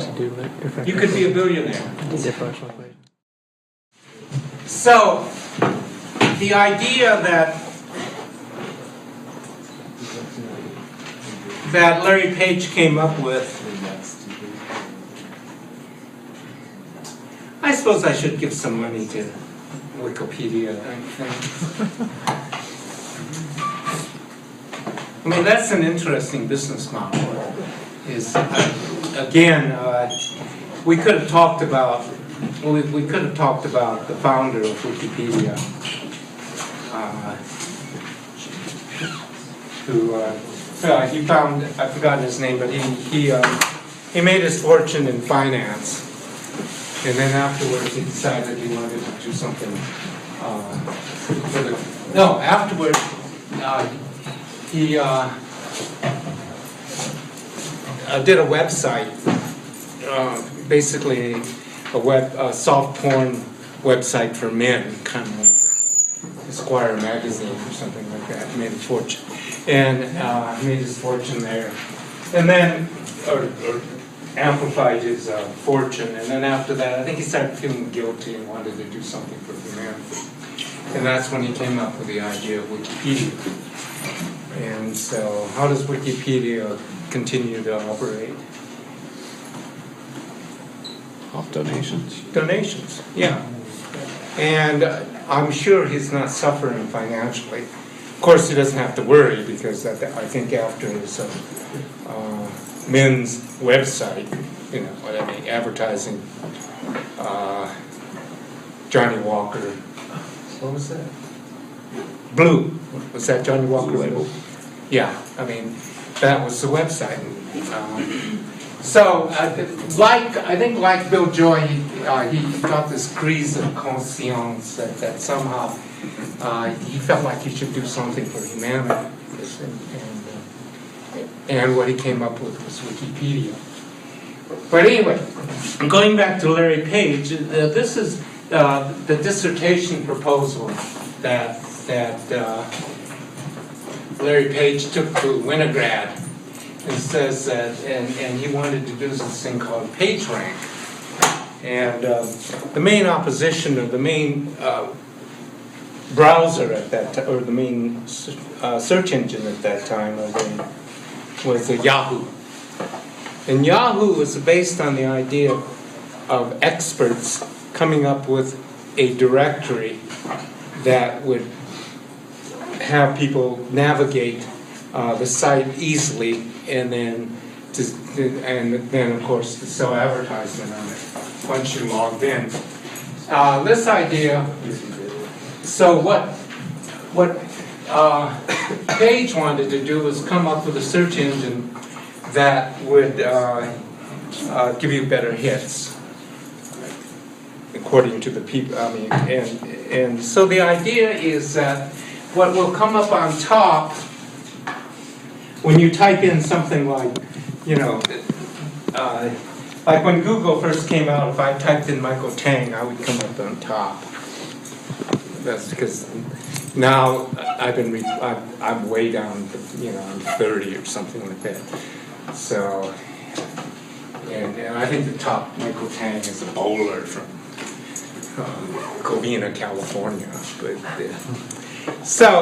But the question then is so if you want to get on Google or be well known on Google, what you want to do is be, to be on top whenever you type in something. So if you type in universities, MIT will come on top of Metro State University, right? And the question is, why is that, and what's the algorithm behind it? And the algorithm behind it is something called PageRank. So if you look at B as IBM and C as Apple, or some big huge website, and then if you look at 1.6% as me, or my website, right? Which is probably even lower than that. But the algorithm is weighted according to how many people link up to you. Does that make sense? How could you say that better? You see all the arrows. So if you look at all of those as websites, and if you look at B as IBM, why does IBM always come up? Anything that's related to IBM will come up first. Because it's a function of all the links to that particular website. So what will happen is that, we'll say if C, which also has a lot of links to it, and notice it has a 30.3%, if that links up to B, that link is worth 33.3%, while as if you link from a website that's rated at 1.6%, that is weighted accordingly. So what you see are all these links going to a particular website. And they go to that particular website, which is IBM, because they want to link up to that particular website because it has something that they want, or it has something being linked to that website has some value to it. And nobody links up with my website is because they don't consider it that valuable, right? So I get a very low ranking there. But, that's changing. I mean, so, and then we went through the algorithms, and it starts out pretty simple. Here you get a sum of something. What's that little thing in the, what's that? Sigma? Sigma, I know it. What's below the sigma? Is what? Okay. That is a couple of. Yeah. So there's the sigma. So then you get into, it doesn't get much more, I mean, that's pretty simple. That's pretty simple. I don't know what they're doing. What are they doing? Matrix algebra here? Yeah. Is that what it is? It's smart action. Is it? Yeah.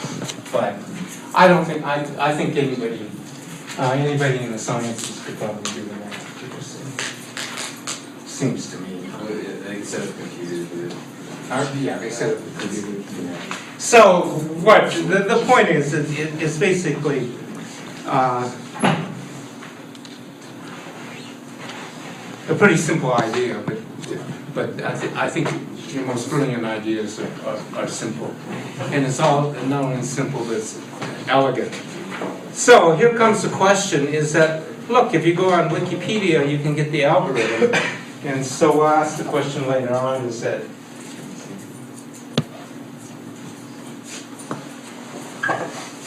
if they give it they give away the algorithm, right? So the question is, in the business model, why is Google a multi-billion-dollar company?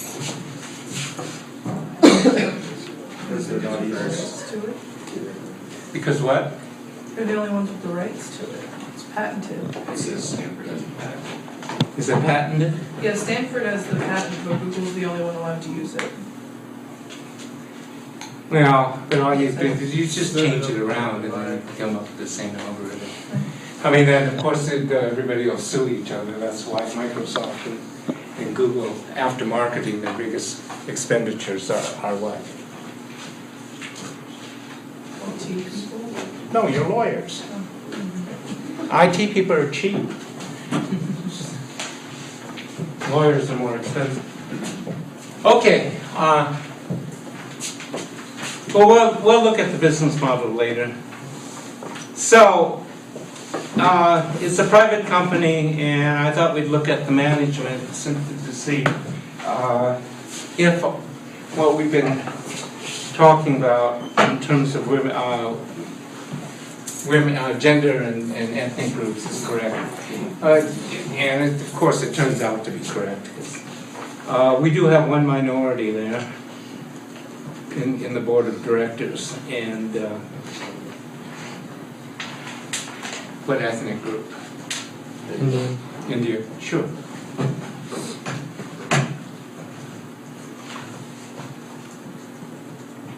Kiram Sharam. Notice that he's in the business development, though. That's another conclusion that we've come to, is that the Indians, South Asians, may have come over originally as programmers, but where their strength turns out to be is in their business, actually. And Ram is also board of trustees of Stanford University, Ram holds. So he must have gone to Stanford, right? No? He didn't go to Stanford. Oh, wow. And then he got his BS degree from one of the IT schools in India. And then if we look at the women, Shirley, okay, Princeton University, IT or not? Of course not.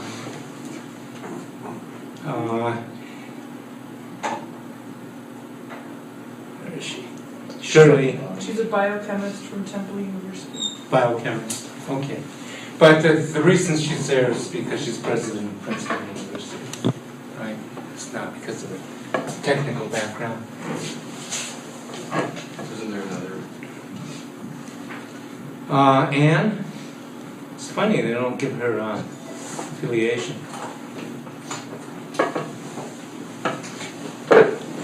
Anne is, what is she? Member of the board of directors, Blue Mobile, publisher of mobile games, which I think is interesting because that's the other part of the formula of the convergence between computers and entertainment, and that's what's driving the 1%ers. So that's another area that you want to get into is entertainment, gaming. However, if you're computer science, don't bother because that's every programmer wants to do video games, right? Because they're basically boys. That's how they cut their teeth was with these dumb games. Sorry, I made a value judgment there. No wonder they're boys. I mean, my son's 30, going on 18. And the culture's not helping them develop. Yeah, which Ellen Oman would tell you, right? So the executive officer, same thing. Larry Page is the CEO. Schmidt is the executive chairman, whatever that means. Schmidt is executive chairman, computer scientist from Berkeley, and just got demoted.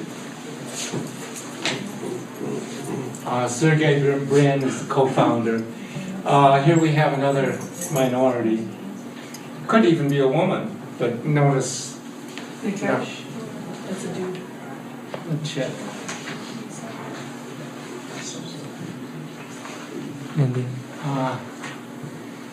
Senior Vice President, Chief Business Officer, T-Mobile. Works with Middle East and Africa. Middle East and Africa. So obviously, I mean, we put up that it's a global company and it continues to go global, which is a tendency of any major corporation, is to go global. We do have a minority, which I didn't know, because you can't tell from the name. Technical or not? Legal. Legal, of course. And probably gets paid more than any of your technical people, other than the very top. So I guess, bless you, I guess there's still business in law, but anybody planning to go to law school? I don't know. I've known more lawyers driving taxis, so I wouldn't bother. Because too many students, not enough jobs in that area. So we do have diversity, but I don't think, and probably more diversity than we'll say Raytheon, some of your other companies. But the diversity is a very select diversity that reflects, I think, the industry and also the values of the industry.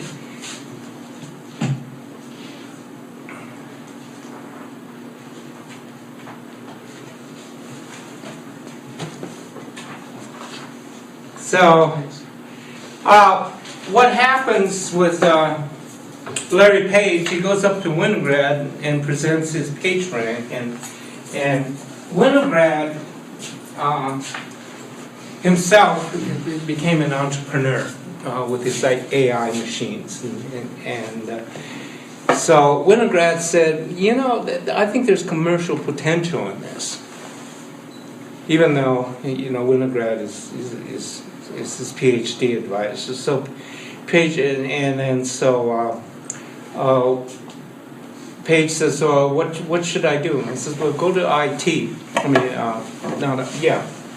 Tech Transfer, and see what they think. And then Tech Transfer is a part of the university that takes any good ideas that come out of the university and tries to commercialize it.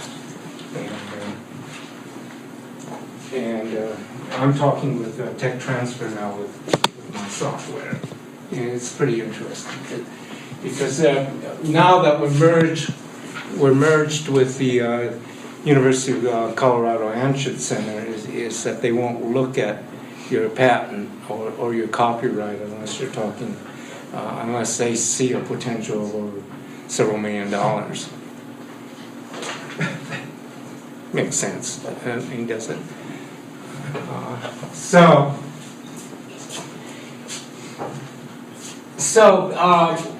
rank, what PageRank, I mean, what Page does is it takes the idea of PageRank over to the university's technology transfer center, or tech transfer, and they look at it and say, yeah, this looks good.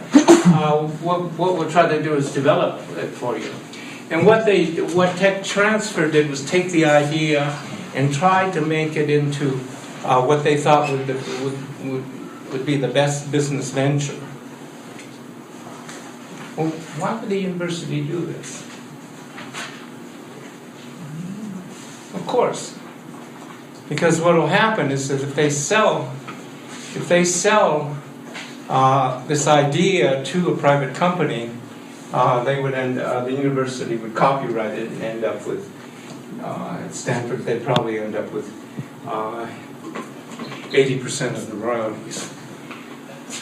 So tech transfer looks at it and says, well, what we'll do is we'll sell this thing we'll try to sell it as license it out for $2 million to large corporations as a designer search engine, so that we could use that corporations would be able to use it to select out information that they want, or select in information that they want from the web that's relevant to whatever the corporation does. And so the university takes it out and tries to sell the license for $2 million or several $1 million. And then after 3 or 4 months, tech transfer comes back and says, hey, listen, we'd love to copyright this thing for you, but it's not selling. So when the university gives up, doesn't want to copyright it, they just give you a letter that says, okay, we looked at it, it looks good, but we can't sell it, it's not worth our time, so you can have it. So now, Larry Page goes back to Winograd and says, well,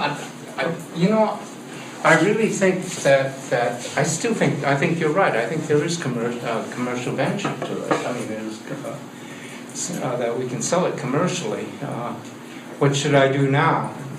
And this is interesting. I find interesting about the way Terry Winograd reacted. Page Winograd says to him, well, you got the copyright, meaning that the university doesn't want it. It looks like you're going to have to venture out on yourself, meaning it looks like if you really want to sell this, you're going to have to establish your own company. And then Larry Page, being a good graduate student, says, well, what about my PhD? And Winograd says, oh, you can get that anytime. I don't know. To me, I think it's an interesting illustration of where education has gone in the United States.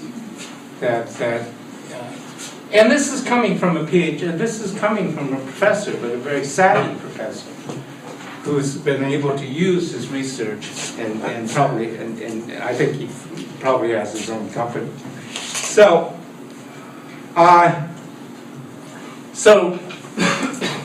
Page, the other part of the story is that Page came up with the idea, but he couldn't do, he needed a really good mathematician. That's when he went to his friend Sergey Brin to come up with the algorithm. So Brin and Page get together, form their own company. They move out, and they take a sabbatical, or they decide to quit the PhD program, form their own company. And the first thing they do is go out and look for an apartment where they could live and also run the business. Again, only in America. It's almost a repetition of the Steve Jobs theory. story, except now they're working on software instead of hardware. So when they're going looking for an apartment, one thing that they wanted was a garage.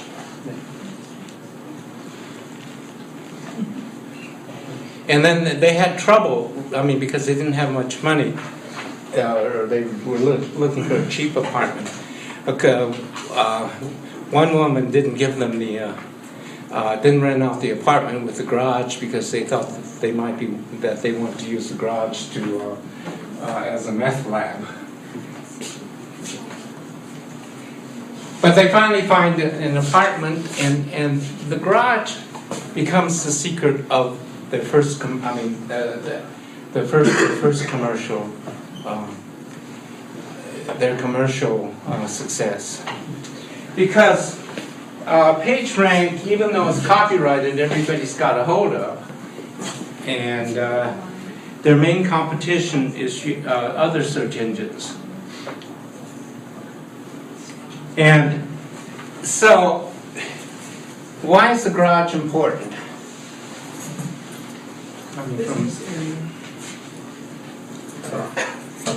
Well, remember Kildall's business area. I mean, why? I mean, you wouldn't take the suits from IBM to your garage for a business meeting, would you? So, I mean, I think that's a good guess, but they haven't reached the stage yet. There is a connection to Apple in this case.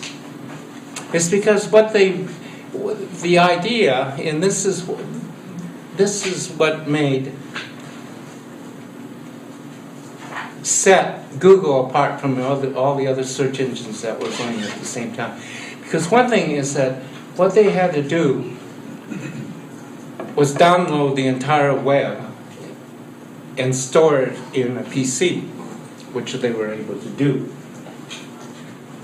And then what happened was that immediately comes the problem of memory, is that they're going to need a bigger computer. So Sergey Brin goes out, and of course, if you're going to get a big computer, you're going to get a mainframe to do all the storage and all the computation in order to expand. Where are you going to go? IBM. So they go to IBM, and IBM says, "Yeah, we can do this. What we'll do is, we'll set up a computer for you for $400,000, and on top of that, we'll service it for you." And Sergey Brin says, $400,000. That's a highway robbery, and that's when they got about the idea of the garage and why they needed a garage. What? Because it's cooler in the garage. It'd be cooler in your apartment, wouldn't it?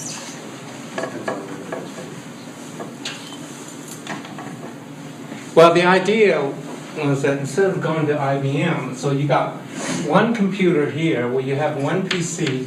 And remember, what also was going on at that time was the idea of parallel computers.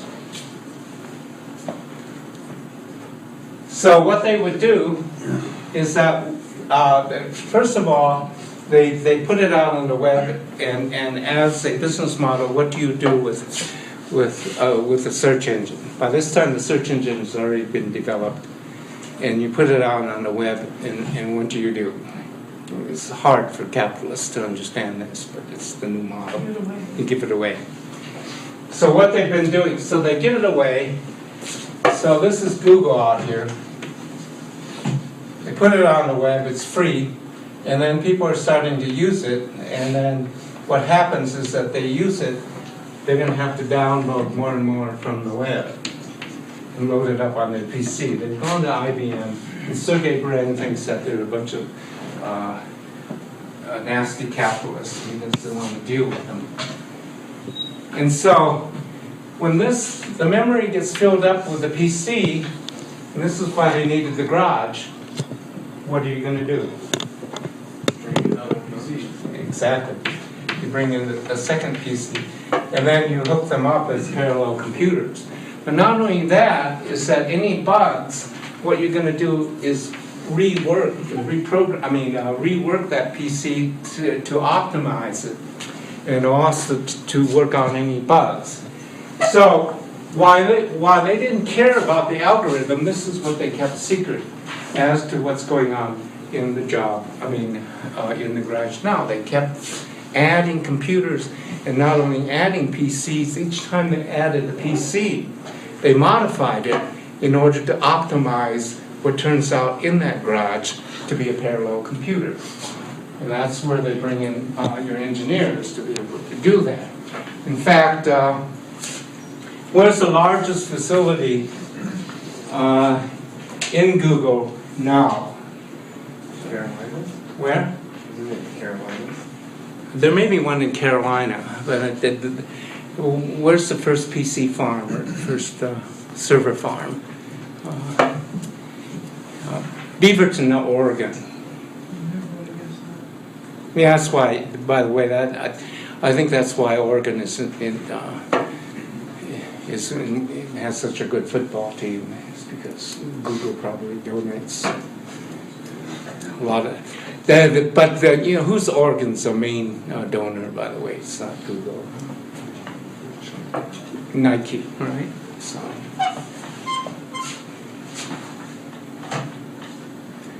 I don't know. It's America. I'm not saying it's good or bad. Why is OSU? Why is OSU in the BSC Bowl? Sorry. Boone Pickens. They named the stadium after him. Why is Stanford in the BSC Bowl?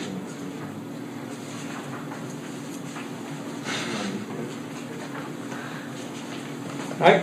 Okay. And why? And UCD doesn't even have a football team. So.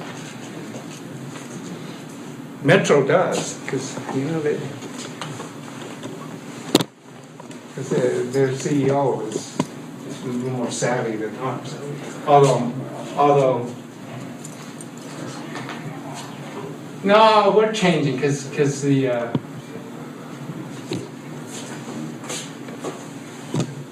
The chancellor is a good friend of mine, so he's pretty sad.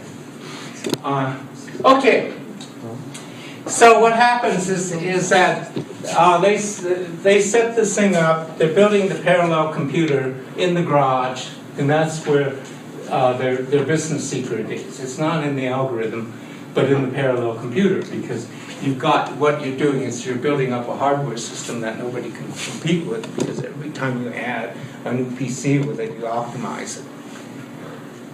Now, by that time, at Kleiner, Perkins, Caulfields, and Byers, which is what type of company? Yeah, BC. And it happens that one of the people working at KPCB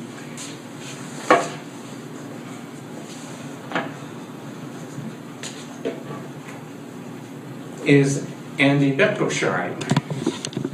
And where did we run into this guy before?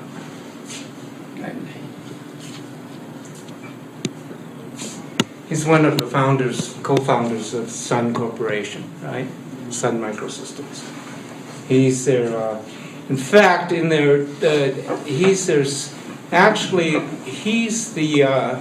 and Bill Joy were the chief technical officers. Beckelsheim did the hardware for Sun, and Bill Joy did the software, so they kind of divided up the duties. And so Beckelsheim went to an IT school in Germany and then came to the United States and for his graduate degree. Where did he go? Put 2 and 2 together, right? Stanford. So after Sun, what happened was that Beckelsheim joined Perkins Klein, because that's where his good friend Vishna Khosla IT school in India, and then came over to Stanford. And when he was Kruzweil, when he was in Stanford, what did he major? What did he get his degree in? Knowing this pattern. What? Got his MBA there, right? Business. Even though he comes from a technical background as an undergrad, he comes to the United States, goes to Stanford and gets his MBA. So when Kruzweil joined Perkins and Klein, it brought Andy Rechtersheim there, who's also a VC, right? Who's the other VC? Yeah, in this company, whom we met before. How about Bill Joy, right? And where are they putting their money? Green technology.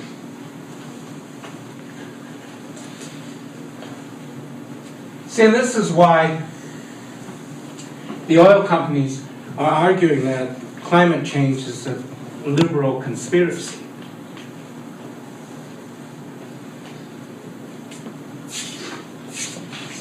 So it depends on where you want to put your bets, right? If you're if you're a chemical engineer, the question is, do you want to go with the oil companies or do you want to go with the green?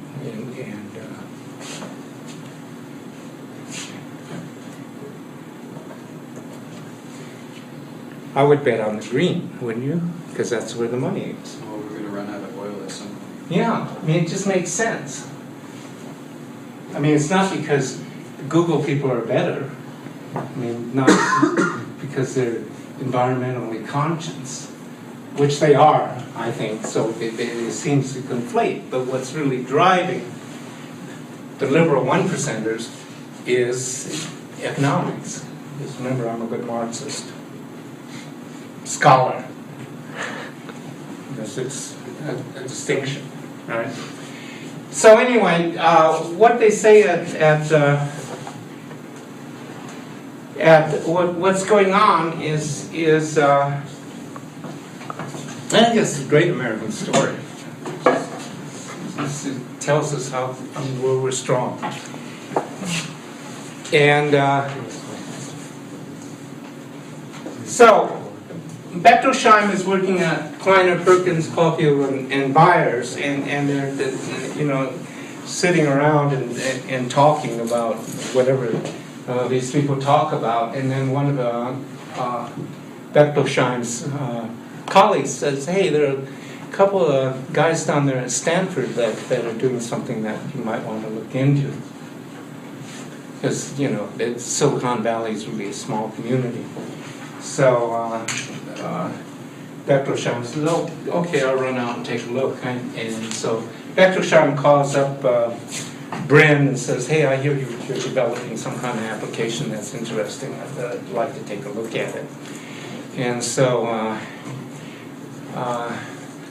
they decide to meet, not in the garage, but in a Chinese restaurant. It's good. Chinese, good food, cheap. Right? You don't want to go to a French restaurant. Too pretentious. So they go to the Chinese restaurant in Palo Alto, and Larry brings his laptop. And by that time, I think they must have had wireless. And Bren Page demonstrates Google to Bechtolsheim. And Bechtolsheim looks at it and says, "I like it." Takes out his checkbook, personal checkbook, and writes them a check for $3,000, $6,000. And says, "Let's talk some more." But notice it was a personal check. And then Sergey looks at Larry and says, "What are we going to do?" They haven't even set up a business account yet. But see, now the word gets out on the valley that Bechtolsheim handed over a personal check for $6,000. Oh, by the way, of course, Bechtelsheim drives down to the restaurant in his car, which is what? From a hybrid, $100,000. Oh, no, what? No, it's a Porsche. And not only is it a Porsche, it's a silver Porsche, of course. Because it's a certain culture, right? When my son was working for a startup company, that was the competition for, that they were going to try to beat Google. And he said, my son said, "Dad, I had lunch." My son said, "I just had lunch with my boss." And I said, "So did he pick you up?" And he said, my son said, "Yeah." And I says, "Porsche, silver."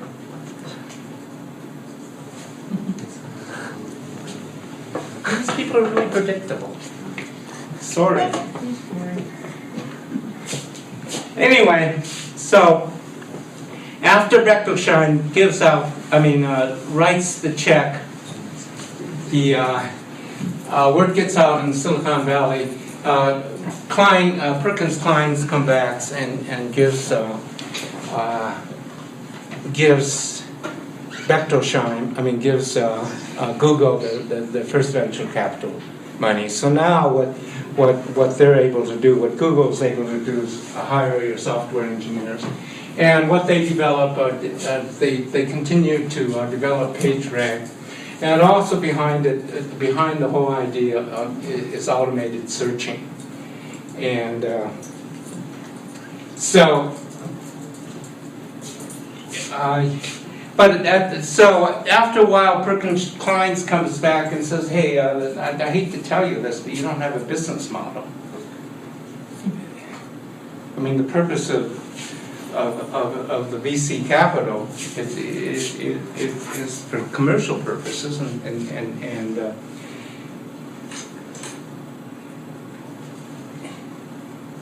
and Google's not generating any revenue.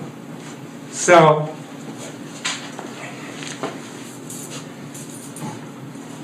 Google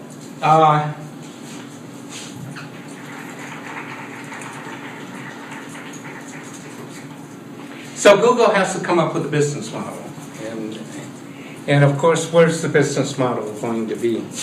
Let's go to Google.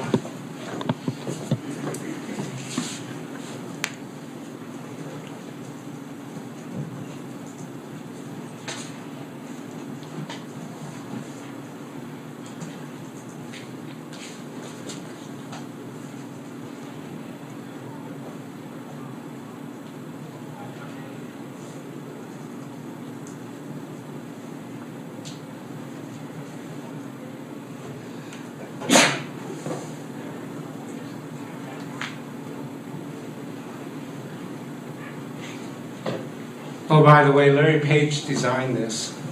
He's really happy because I think he did it with some freeware. He's very happy with it. And also, since they didn't, where did the name come from, by the way? Googleplex and the spelling of it. Yeah, Googleplex, misspelling. I've forgotten what the real word is, but they just kept it. And the other thing about Google is that, not only did they bring in IBM in order to try to expand the server capacity, which they rejected, they also brought in a marketing specialist. And one of the things that the marketing, standard marketing experts says, well, what you have to do, make sure you don't change your logo. If you want to establish your brand name. So of course, so what does Google do? They change it all the time, right? Every week. every week, or whenever there's a holiday, or whenever. And I love these guys because one is that they're really entrepreneurs that do not, one, take their education seriously. Secondly, they don't listen to the experts. They've got supreme confidence in what they're doing and why they do it. And the other thing is like Bill Joy, they just do it ad hoc. They don't even have a business plan. And they didn't do a business plan until their VC company came out and says, hey, you need a business plan. So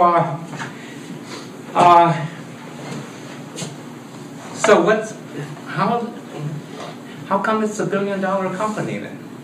Okay, advertisement. But why is that why is their advertisement different than Yahoo, which was already advertising?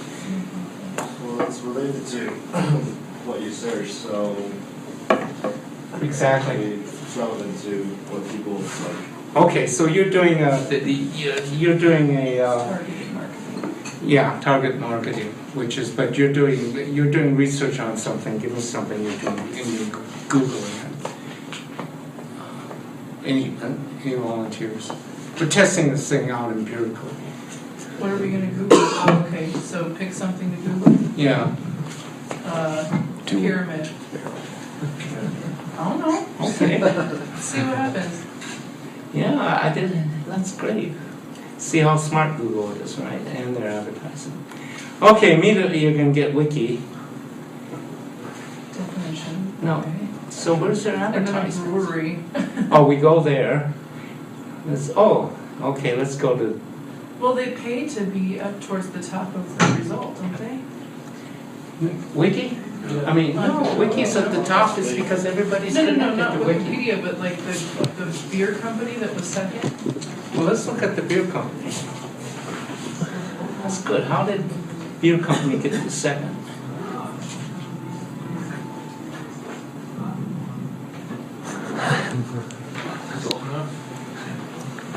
Why am I doing this? Because it's alcohol, so you have to say 21 Well, before they can advertise? before you go on their website.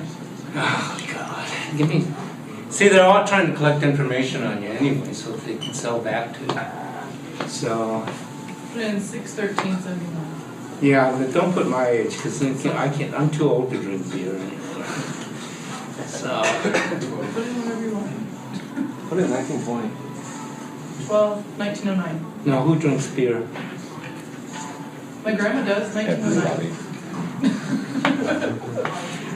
She's 102. When are you folks born? 70s. 70s. Yeah. God, the 70s generation. Okay. I don't get it. I know he said that when you first. Okay, we're here. It's like help us. Yeah. Why did they get on top like that? That's what I'm trying to figure out. Shouldn't it bring up like Egypt? Yeah, that's what I would think. Or Mayans or must have something? more links to their site, other site. Right, exactly. It's the algorithm. Boy, this looks good. These people have a good marketing. They got some good marketing. Where's the base? Oh, look, they got a nice social thing. That's smart. Social networking. Our brews, our ale houses, where would it be? Big skies. What's that? Brewing. Oregon, Pacific Northwest. Yeah. Okay. Our brews. Ale houses are probably show you where you're at. Sorry, I gotta go get a beer. I don't know, but I would say, why can't I find where they're born? I mean, not where they're born. Ale houses. Try etc. Or et cetera. Okay. Contact. There you go, I'll tell you where they are. Washington. Yeah. I figure some of it's gotta be, like the third one that came up was Pyramid Peak, and so they're looking at where we're searching from. Okay. so it's geographic. Okay. Yeah, it does. Relevant. So Pyramid collection. let's try pyramid collection, see what we get. Oh God, this is another big business.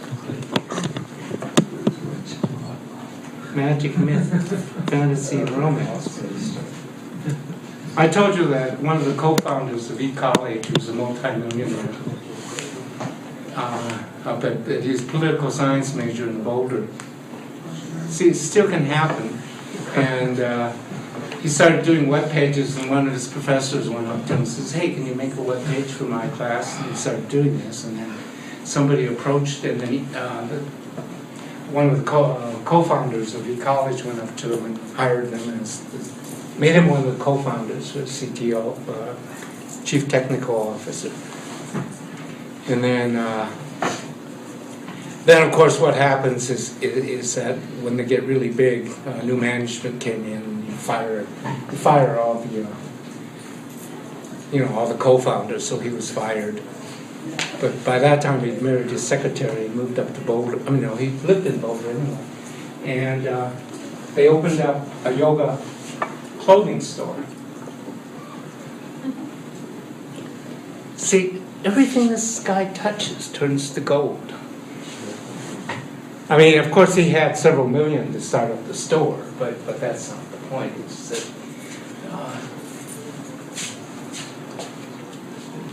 really nice guy. I mean, Okay, what I'm trying to find is where are their paid advertisements? Here, search for this. It actually has an ad on top of the search. Okay, what do I type? Cup. And then Cup. Space. Okay. HOE. HOE? Yeah. Cup. Space. Oh. TA. TA? D as in dog. What is this? For golfing? Yeah, just press enter. You'll see. This is how smart the algorithm is. Okay. Oh yeah, look at that. It still searches for cup holder. For cup holders. There they go. Just in case you don't know what Okay. So not bad, right? So what happens is, so there's the business model, is what you do is that you bid for keywords. So the thing is that, and then the only thing, Sponsored things. so somebody must have bid for cup, right?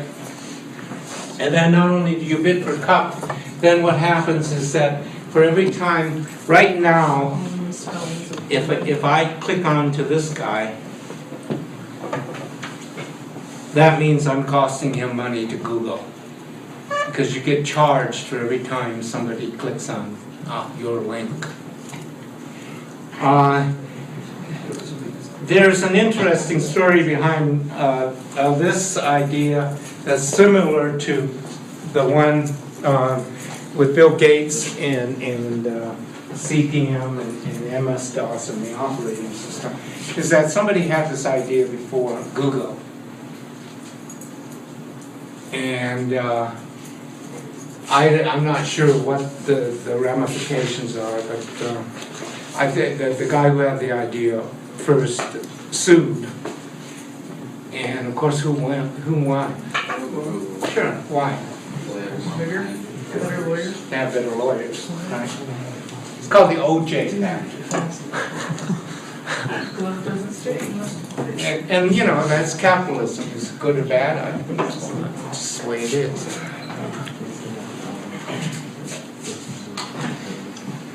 Okay, so that's the advertising model, and let's see. So to conclude, okay, so what we have is again, if we look at it, the work ethic is very strong. There's no doubt about that. None of these people that we looked at were slackers. The money ethic is such that, but none of them are driven by the money per se. It almost appears that the money follows. And in the hacker ethic is because they're doing what they love. They're not doing something for the money, they're doing something because the definition of a hacker is that you do something that you love and that the money will follow, that becomes secondary. And as we've seen, that in the case of the Wikipedia guy, after they make a lot of money, the hacker ethic is such that they're more willing to give it back than previously. In fact, it's almost become an ethic. It says, when you ask somebody, why do you want to become a billionaire?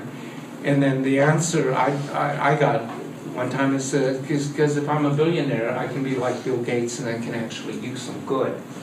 I can't do anything good if I'm poor. There's a technic ethic, which is part of the metaphor of the internet and the open source movement that involves taking action, being caring, and it's definitely global now, right? Anything that you do has to take in the global and understanding of what's going on globally. And the other thing is that originally it was a very open community, and I put question marks on it because if you look at the Apple business model is that Apple started out open and they're the most closed system, the most proprietary system around. Does anybody have an iPad? There's no way that you can get into that machine. You have to jailbreak it, and then you can do some stuff. You can what? You can jailbreak it. Okay. You can do more with it, But it's pretty they try to keep you out. I had one that got run over. Yeah. Seriously, got run over by a big old truck and it still wasn't like cracked. Yeah. I mean, it's a brilliant technology, but it's closed technology. Remember that first Apple machine? It was in a wooden box and there was the motherboard. Anybody could get into it. And that's the way. But as Bill Jobs started to get more and more serious, is that the system became more and more closed, including its software. And so it seems to me that Steve Jobs became Darth Vader. But that happens, and I don't think it's the money that corrupted him because he really didn't care. I don't know what corrupted him. So we got an idea of their cultural statement, and we know that all of them, most of them come out of Stanford University. And then what is interesting is that one of their first employees was a woman, and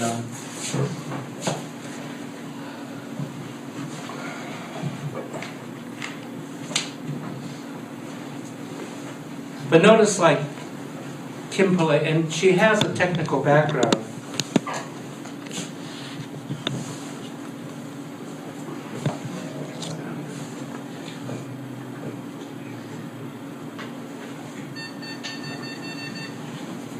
I don't think the sound is. I don't think it is either. I don't think the sound's a good fix. But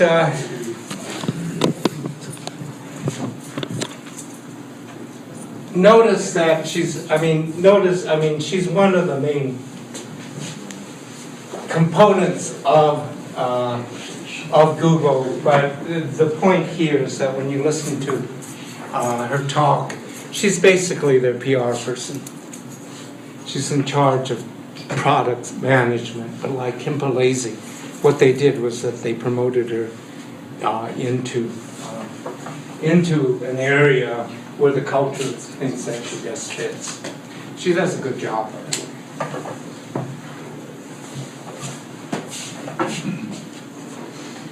I wonder if she's on the billionaire list yet. We should check. I kind of doubt it, unless she's got a lot of stock options. So what we're looking at here is Heinemann's idea of what the hacker ethic is. And so we have the first thing is the work ethic. And those are some of the attributes associated, according to Heinemann, to the hacker ethic. And I put in caps, work equals play. They do have a money ethic, but I would submit that the work ethic is more important than the money ethic. And definitely that what drives the hacker is not the money. On the other hand, if you ask, that the hackers have this feeling that you really can't do good unless you've got power and money. And so a lot of it, and I remember talking to this young entrepreneur, and I said, why do you want to be a billionaire? And he said, and he was sincere about it. He says, then I can do some good. And I don't think he was, there was no reason for him to try to be dishonest with me. I really think that was what was driving. And then, and there's a certain thing that Heinemann calls the techie ethic on the internet, and that's still being worked out. And but some of the ethic there is that involves caring, is definitely global, and they're pushing hard for an open community, although I put question marks around that because there are hackers who are starting to question that, or have questioned that, and the main example is Steve Jobs, who doesn't believe in the idea of open community. And then if you go to the cultural statement, this is from the Google webpage, they'll explicitly state what their culture is. And then as I said, it's a social group, and whether we like it or not, Google is heavy on Stanford graduates, so they're heavily influenced by the type of education that they got at Stanford. And I might mention that Stanford has this, that if you get into Stanford, you're practically guaranteed an A. So probably if you take electrical engineering here, and if you're taking electrical engineering at Stanford, it's a lot harder here. And because the Stanford ethic is, what we want is our students to be creative, and so we give them a lot of latitude, and we try to increase, instead of torturing them by having to learn all this stuff, which they figure you can learn on your own, and also which they figure that you probably know the fundamentals of in order to get into Stanford in the first place. So it's a different type of cultural ethic than at MIT, different than Berkeley, and different from some of your other elite schools. And it's almost like the Japanese system, is that if you get into one of the prestigious state universities in Japan, nobody studies. So what do you spend your time doing? What? Drinking. No, yeah, I mean, in Japan that's true, but why do you drink? I mean, part of the Japanese culture is to social, I mean, is to find the group that you're going to work with in order to get into business. Does that make sense? It's almost the social networking is more important than the academics. Because in Japan, they teach you all the technical stuff right in high school. Then when you move into the universities, that's the first part, is to be able to start socializing, and it involves a lot of drinking, by the way, in Japan. In fact, I was about to.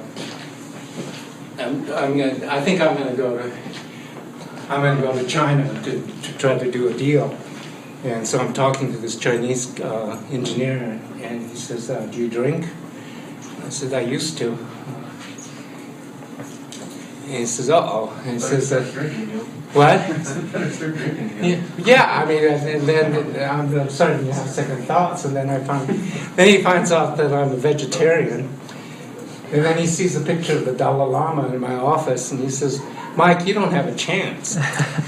but you know, you can. But if you're aware of the culture, then what you can do is change things around, and so what I'm going to do, and he says, and his advice was, well, first of all, go find some blonde, blue-eyed American male, because they don't want to negotiate with the women, and have him being your negotiator, and then have me sit back in a gray suit and just say, sure.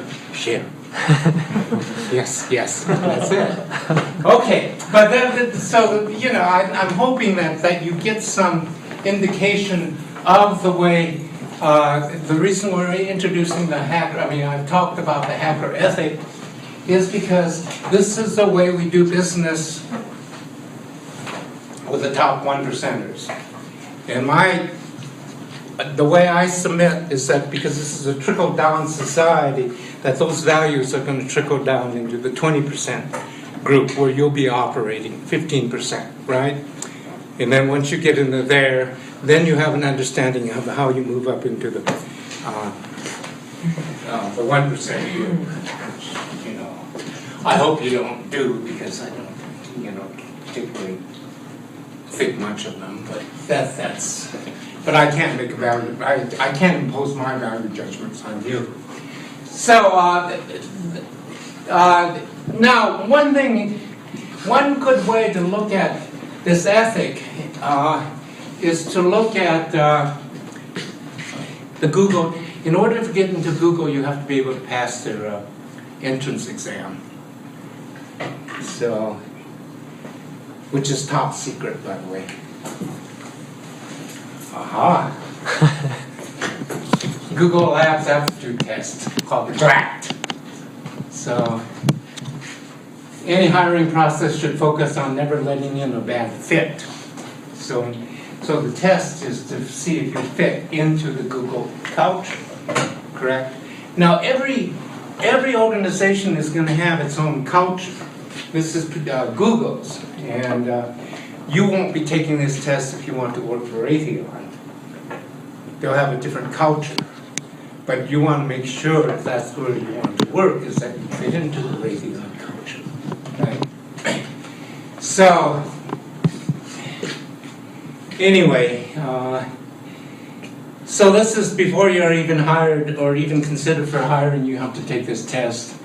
Is the Google hiring process is notoriously long and complicated. Internally, it's a kind of libero veto thing. A single no vote on the hiring committee means that you will not be hired.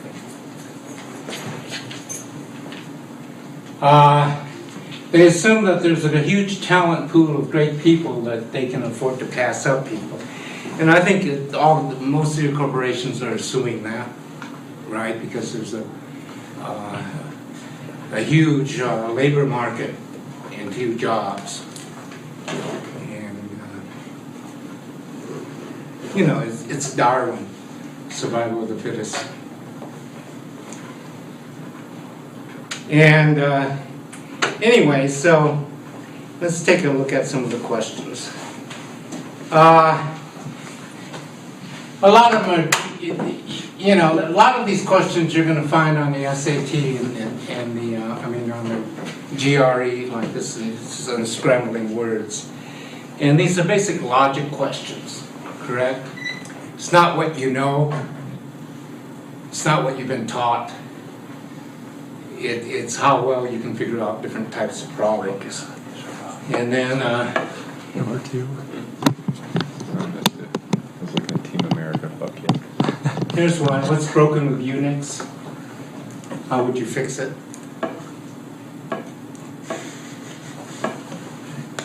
Okay, here's a good one. On the first day at Google, you discovered that your cubicle mate wrote the textbook you used as a primary research in your first year of graduate school. do you fawn obsequiously and ask if you can have an autograph? B, sit perfectly still and use only soft keystrokes to avoid disturbing her concentration, right? Leave her daily offerings of granola and English toffee. Quote your favorite formula from the textbook and explain how it's now your mantra. Show how example 17b could have been solved with 34 fewer lines of code. I don't know, how would you answer this if this were actually on the test? How many would say A? B? Interesting. C? Doing it. D? Hang on, is she cute? You just want the test. I mean, I think it's important, but it's not going to be on the test, right? Just saying. I mean, you should. I mean, Google. They're liberals, so don't you? Quote your favorite formula, or E. I think C is correct. Yes. Right? Only if she's I mean, it's not chauvinistic. I mean, it's just showing that that one, you're not intimidated, and you're not freaking out because she is cute. It's not a one. Remember that? Yeah. Right. Okay. Come on, take this test just in case. This one you should know. No. Okay, number 7. This should actually go on the exam. Which is the following expresses Google's overarching philosophy? You should never want to get A? Definitely. B, yeah, exactly. So, C should be. Okay, it means that you actually came to lecture and actually listened, right? Okay. How many different ways can you color? Let's see. Well, this one is interesting. This space is intentionally blank. Please fill it with something that improves upon emptiness. Oh, God. Why would Steve Jobs pass this? Or answer this one correctly? You can't improve on it. That could be, but no, it's because emptiness is a Buddhist concept.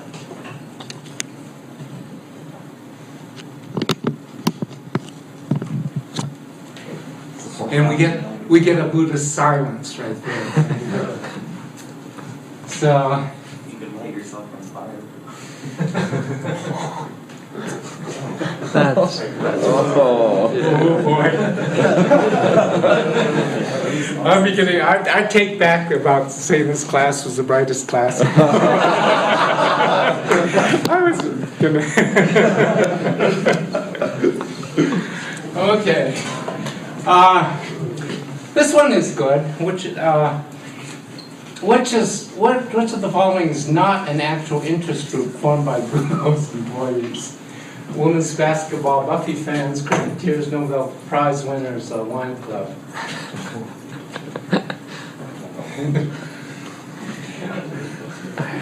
Nobel winners. Now women's basketball. Yeah. There's no women programmers. Yeah, exactly. I mean, and who cares about women's basketball? I mean, I'm sure there's a Buffy fans, there's a cricketer, there's of course a Nobel, and definitely it has to be a wine club, right? Because in their cafeteria, in order for their sous chef, they actually had an international ad out asking for to fill the position. And they filled the position with this chef, I think a French chef, who had a Michelin guide, 2-star restaurant. So, again, and Michelin guide, by the way, I think it may be related to the tire company. I'll have to look that up. But, so, and that would be another question, is that, you know, if you know the difference between a Michelin guide restaurant or not.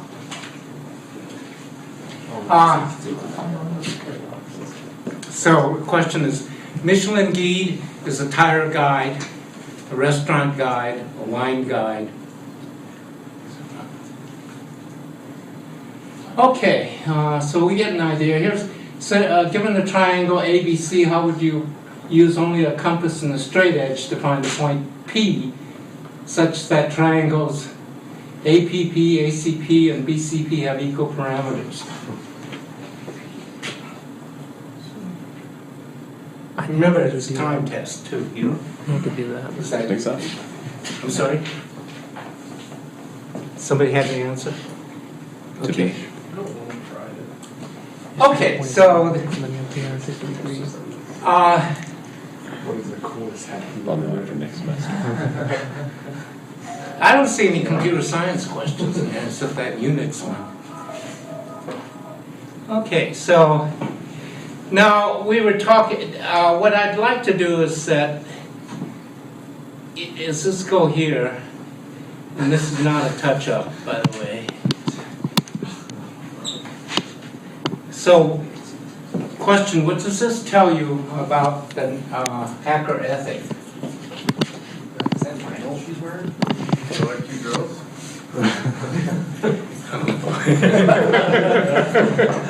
Another F.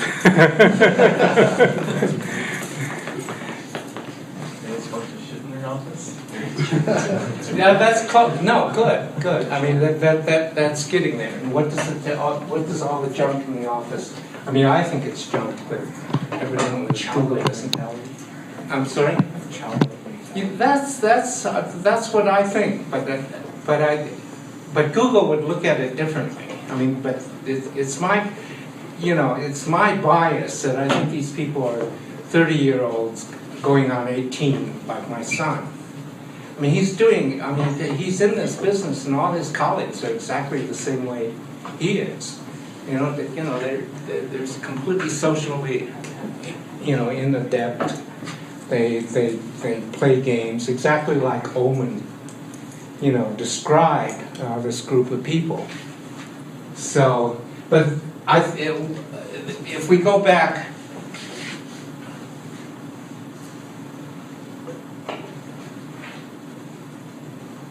To the ethic, which I've lost, so.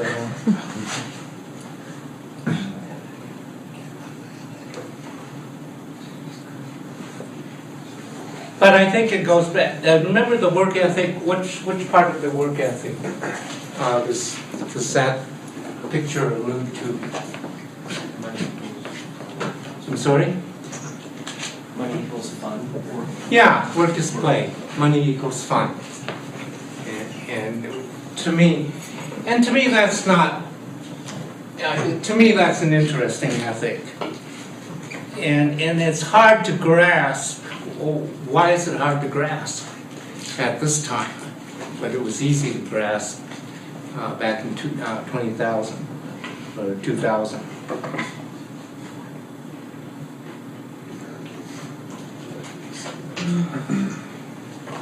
Oh, it's because we're going through a recession, right?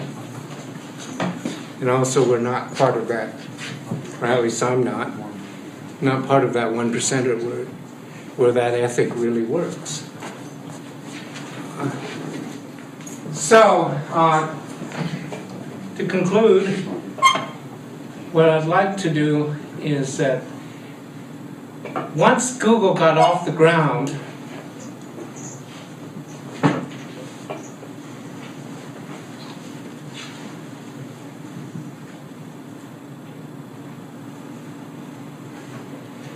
oh, by the way, that's Sergey Brin there. And this geek is a CEO, used to be before he got demoted. But anyway, when Google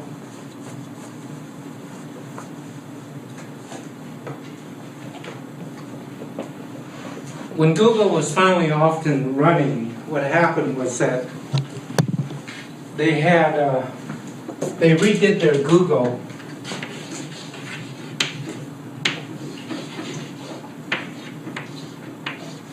And they had something here that this looked like a stick figure of a person with flames going up. And so what did it mean? I mean, what were they referring to? Oh, Prometheus? could be, good guess. Burning Man? Burning Man. Yeah, and so.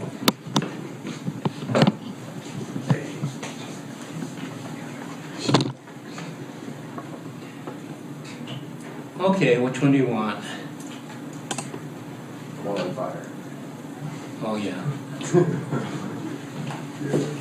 And so how many, you know, how many have been to Burning Man? Even if I had, I wouldn't admit it. What? Even if I had, I wouldn't admit it. So why, the question is why did Google put up the Burning Man? And the reason is that Google was so confident in their technology. They said that we're all going to take a week off and go to Burning Man. And basically they were saying is that our technology is so good we don't even have to manage this. It's completely automated. We won't even, and so it tells you a little bit about that ethic. And that work is fun, and it should be fun. So after they've worked all that, you know, put in their 10,000 hours, set Google up, it's running completely automatically, they went to Burning Man. So. Not that one. Not that one. Not that one. I'm not gonna put that on the camera.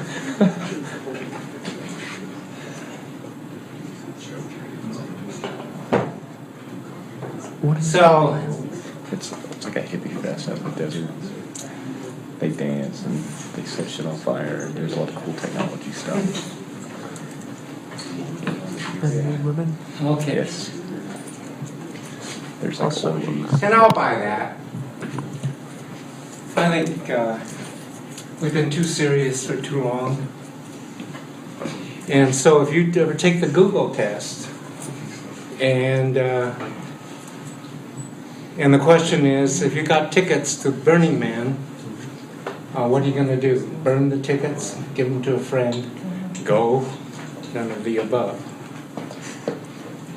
You know the correct answer. Okay.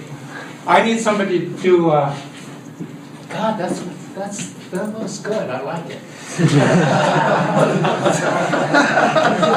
Wow. No, I meant the whole concept. But you know, I mean, the thing was that the kid had a conscience at 19. He's going to school like Stanford. He says, why am I spending my parents' life savings on this? But then he dropped in and took the classes that really were meaningful for him. And it wasn't quadratic equations. I'm sorry, I shouldn't. It was calligraphy. That's where he got his inspiration. It was calligraphy because he found what was important, which was art. I mean, and he learned the other stuff. He learned everything else himself, the programming. You can't do that anymore, unfortunately. So, Steve Jobs. So what I want to do is go through some of the people that we covered before and then kind of look at them from an empirical point of view to see how they fit or don't fit what's emerging according to Heinemann, the hacker ethic, according to Peter Heinemann. So, as all of you know, Steve Jobs died a couple years ago, died of cancer. And the thing was, there was a lot of people said they thought that somehow his dying affected his rationality, because what he did was, he didn't go, when his physician, his oncologist told him that he had pancreatic cancer, he was told to, and the physician says, well, you got a choice, we can do nothing, or we can start giving you, we can start giving you treatment now to prevent the pain. And Jobs says, well, why don't we do nothing for a while? And then Jobs went on a macrobiotic diet, and the blood, the result was, we can't use cause and effect here, but he went into remission for 2 years, not getting any treatment, and going on a macrobiotic diet, because remember, he became a Buddhist in his last few years. So he was a Buddhist all along, actually. And then finally, when the cancer came back, the pain got really bad, and he said, go ahead and operate. And so when they operated, it stopped the pain, but it didn't really kill. It didn't stop the cancer. And then when he, so his sister wrote, his sister, whom he hadn't seen in 20, 30, 40 years, because he was orphaned, an orphan, wrote that, his final words, and here they were. Wow. For one final word. No, it was two. It was oh wow, oh wow, oh wow. Now exactly the tone, I don't know.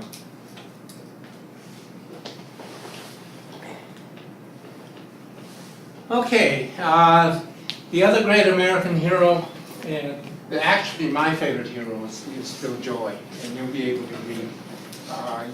You'll read Bill Joy in the original. In fact, that's in the original. It's part of your readings. We didn't drop Bill Joy, and he wrote something called "Why the Future Doesn't Need Us," and so again, I think he definitely continued with his bohemian values: independence, freedom, hedonistic, peace, and love.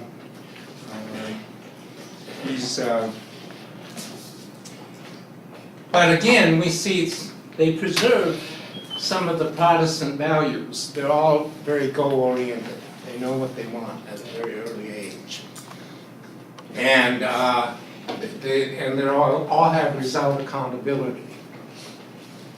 So that's part of the Protestant ethic. But there's coming in new values, which are all of them have a social concern.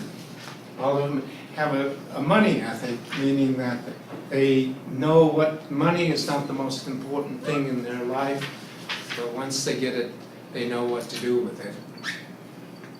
And there's a certain ethic about money that didn't apply before. Most important, in this case, they're all open source, for most of them, not all of them.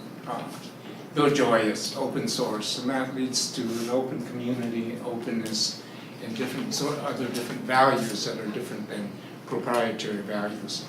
Even though, by the way, Bill Joy is now a capitalist, and he's joined a venture capital firm called Kleiner Perkins Caulfield and Byers, and he's now divorced. I think he's married again. He lives with his 2 children in Aspen, Colorado. Bill Joy, like Apple, like Steve Jobs, was fired. Not really fired, because they couldn't fire him because he knew too much. So basically what they did was say, okay, Joy, we're promoting you to Chief Scientific Officer.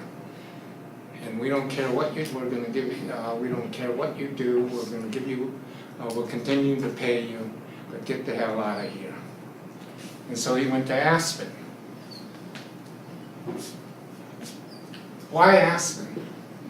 I mean, if you could go anywhere you wanted, and you still got paid for it, why would you go to Aspen? Didn't he go to college at Boulder? No, that was Wesley. Yeah. I'm not sure then. Yeah. Because But that would be, that's a good inference. Yeah. He wanted to just ski, not do Yeah. anything with his life. He just wanted to ski.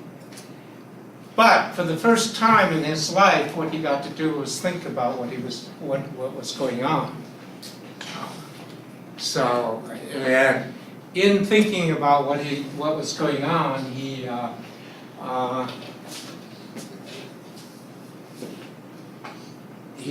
chose, I mean, out of his thoughts and his conversations with some of his buddies, would fly down to Aspen and they'd all go skiing afterwards and drink, and then start talking about the meaning of what they did or the meaning of what they're doing. So, but in answer to the question of, okay, so then the question is, well, why Aspen rather than Jackson Hole? He also looked at ski resorts in Canada, or skiing places in Canada. And the answer was because Aspen had the best library. So now he's able to sit down and so he's reading, going down to the Aspen Library and reading all the things that he wasn't able to read when he was studying to be an engineer. And then out of that came the reading that you're gonna be reading or have read. How many have read it? Okay, yeah. Why the Future Doesn't Need Us.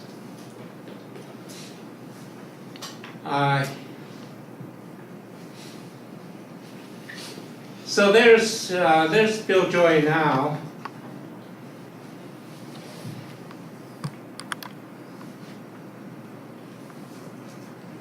So what's he doing? And this comes to the hacker value. It's really important. Looks like he's sailing the world. Okay, he's sailing. He's not sailing the world because but he's sailing. That's definitely. He's working.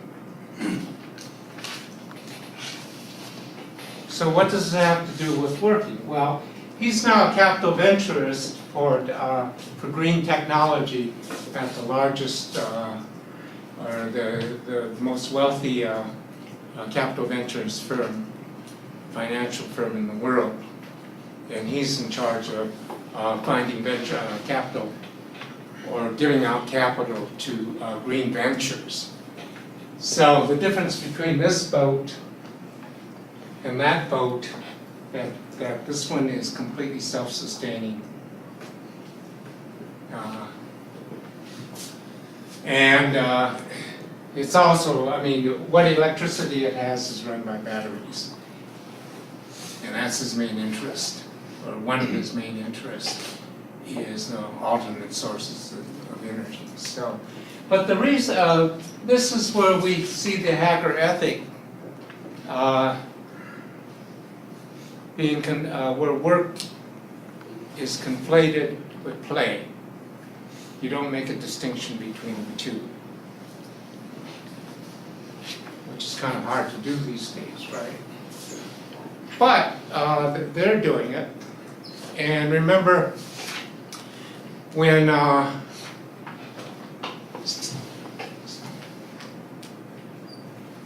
short-term memory is going, Steve, what's his name, last name? We just looked at his Jobs? Steve Jobs? Yeah, Steve Jobs got fired.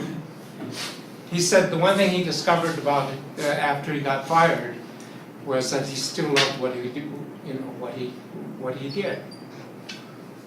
He loved being a manager. He loved it. He loved running a $400 billion company. And then he said the freedom came in when he got to start all over. Okay. And then the other messages now was that I think he was telling the Stanford graduates is that he couldn't connect the dots until later. And probably that applies to you as future graduates, that you're not going to be able to connect the dots until later.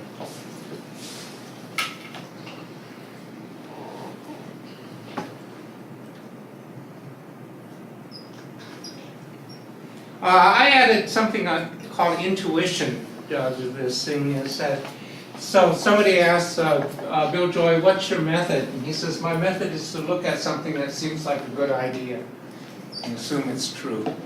So there's a very intuitive element to this a new type of ethic or a new type of approach.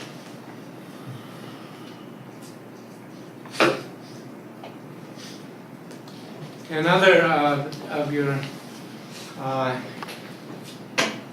hacker, part of the hacker ethic. And Rodney, I'd like to talk to you about some of this that we're doing here that might relate to what we're doing with the other video. Okay.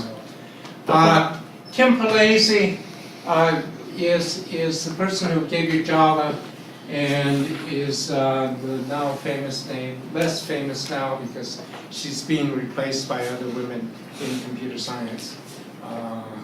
Mainly Zuckerberg, not Zuckerberg, his CEO or his chief technical officer, one of the people who's running Facebook. I've forgotten who's running Facebook now, but anyway. So Palese, I don't know if she's still CEO of Spike Source. And again, we see the hacker value system coming in. A lot of independence, a lot of freedom, hedonistic. When you read the section on Palese from your reading, she says the first job that she got, she really loved is because they had coffee machines and they had parties all the time. So there was that value system. That's very important for these people. So, of course, like the others coming from the Protestant values that they keep us, they're very goal-oriented. And they're all, and they have a lot of what result accountability, the same way with personal development ethic. So, later, but notice the company was funded by Kleiner Perkins and Byers, which is the same company where Bill Joy is working now on the Green Capital, green technology. So one reason for looking at green technology, whatever you feel about it, is that these people think that's where the future is. In fact, the conservatives think that the reason these people are green is because that's where they're putting their investments and they want to promote green technology. It may be true, but if you're into investing, I would look at what Bill Joy's investing in, mainly because he seems to have a good feel for this.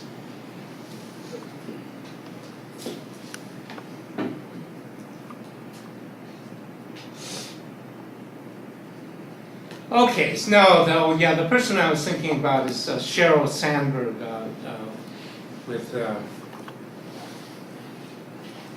Facebook in the recent. And Sandberg is Sheryl Sandberg is pretty interesting because she's one of the first people to come up, high-profile people to come up and say that women are discriminated against in the high-tech industry, and is something that we have to deal with. And so what happened was that somebody wrote the Telegraph, or some British newspaper, called Sheryl the new queen, or new princess of IT, and clearly the article was chauvinistic. And so finally, this is Palese's, so Palese responded, and says, Sandberg is right. We have to work with these people. So there she is in her newest venture. So this is Belacy when she was at the top, and the IT, the establishment making her into a glamour figure.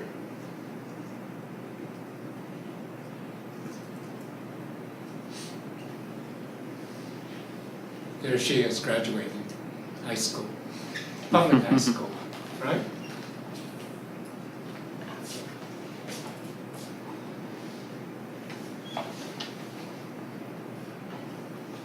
So she quits Sun Corporation after getting Java, after shipping out Java, and she's the person responsible for shipping out Java, and forms her own company. And I think the reason she forms her own company, I mean, a lot of this we're beginning to see is very personal. I mean, in the fact that nobody really thought that she was it was unusual for her to become an engineer, because both her parents encouraged her to become an engineer. Her father had his own electronics company, and then the company went under, so the father had to had to work for a major corporation. I think it was General Electric. And what Belacy says is that after her father had to sell his company, he was never the same. It was but the father had to keep working, and he hated it because he had to work for this huge company. There was no innovation. There was no room for creativity. And also, not only was Belacy encouraged to be an engineer, but they really wanted the son to become the engineer, which is usually the case in families. And but the son ended up being an English major and didn't want to have anything to do with engineering. So I think what happened was Belacy fulfilled the wishes of her father and founded her own company. And what she's saying in the article was that she was very successful in the company, like Kiddo. But after a certain time, I mean, after you make the conscious decision that being the next Google or being the next IBM was not the way they wanted to connect the dots.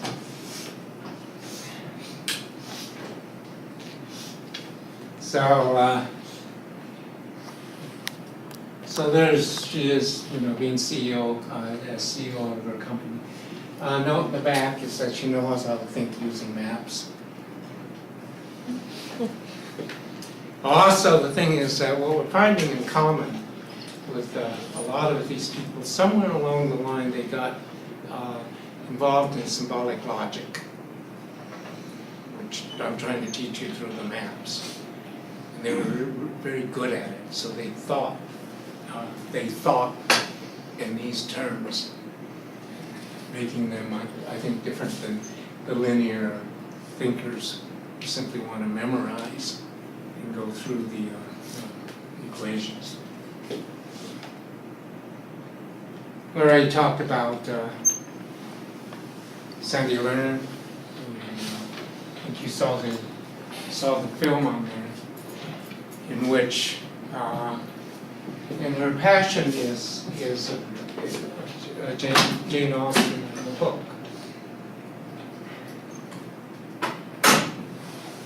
So in the film or in the video, they asked, is it true that you read Jane Austen's Persuasion, the book Persuasion, 90 times or 50 times or 60 times? And she said, no, I think it's in the triple digits at this time. She reads it over and over again. And she says, the reason she reads it over and over again is because it's so mathematical. And again, Lerner was one who was introduced to symbolic logic at a very, in college, just by accident. She took a course of philosophy, and in philosophy they forced her to do symbolic logic.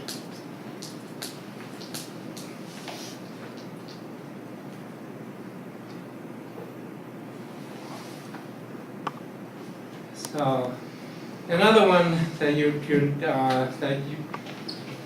don't have to read, so we'll go on. This is Richard Stallman, who was a former professor at MIT, and he gave up tenure in order to found the open source movement. So definitely, if you look at the value system, the independence is there, the freedom, hedonistic. These are not Protestant values, right? Strong goal orientation, and what he would be on the left wing side of the hacker ethic, whereas Bill Gates is, of course, on the right wing side. He's the conservative. Stalin is the radical. He's Jewish, and yet a secular Jew.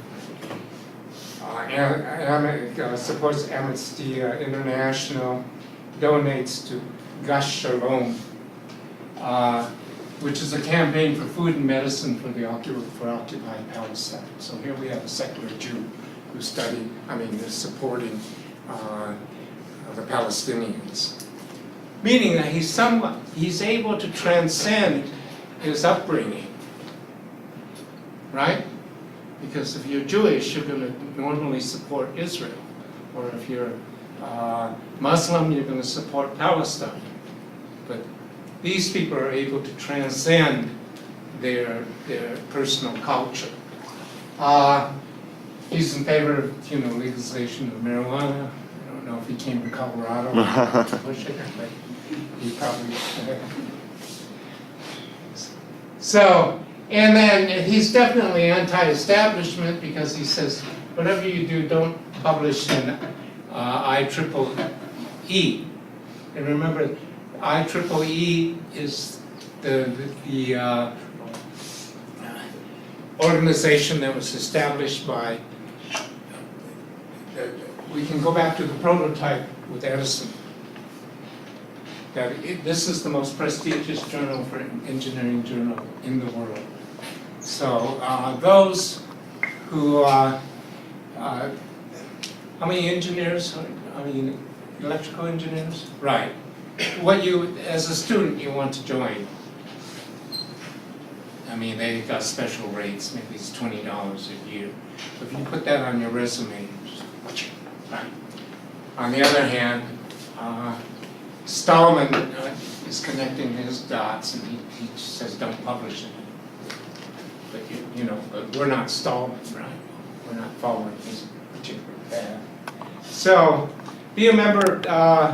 So, electrical engineers, computer scientists, to be a student member, and then they'll say, "Okay, this person has a clue. They know where they're going."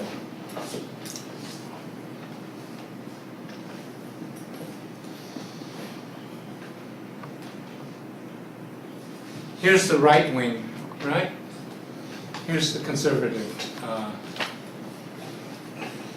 East Coast versus, this is definitely East Coast. We looked at this before, this is Buffett. And Buffett is a member, is the financial officer for the Bill and Melinda Gates Foundation. And we know the tax advantages, how much. So Bill Gates, pays himself how much? Like nothing, doesn't he pay? We know this. How much does Buffett pay himself? $1, right?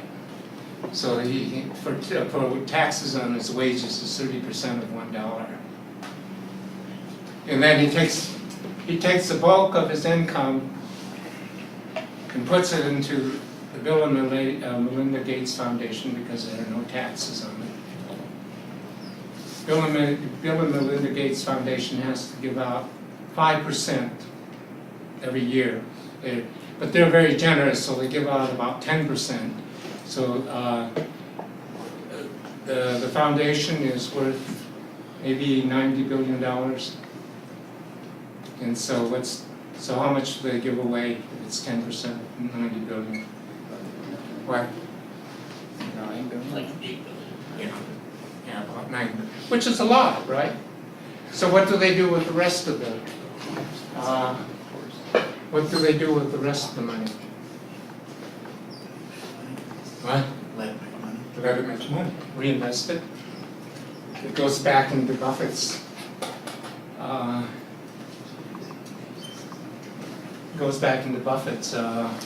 firm, right? And then generates more money, and then they donate it back to the foundation and keep on with that. And that's why Buffett pays less taxes than his secretary.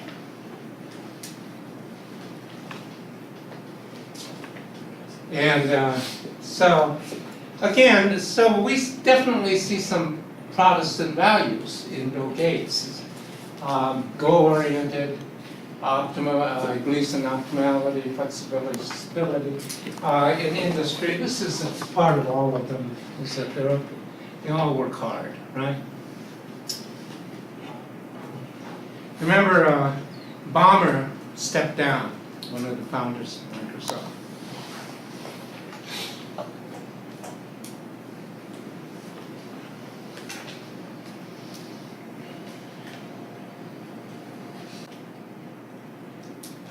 So there's a new CEO movement. What I find interesting is that the South Asian Americans who came over, the Indians who came over, they were all had technical backgrounds, but where they seem to thrive in the United States is as in business.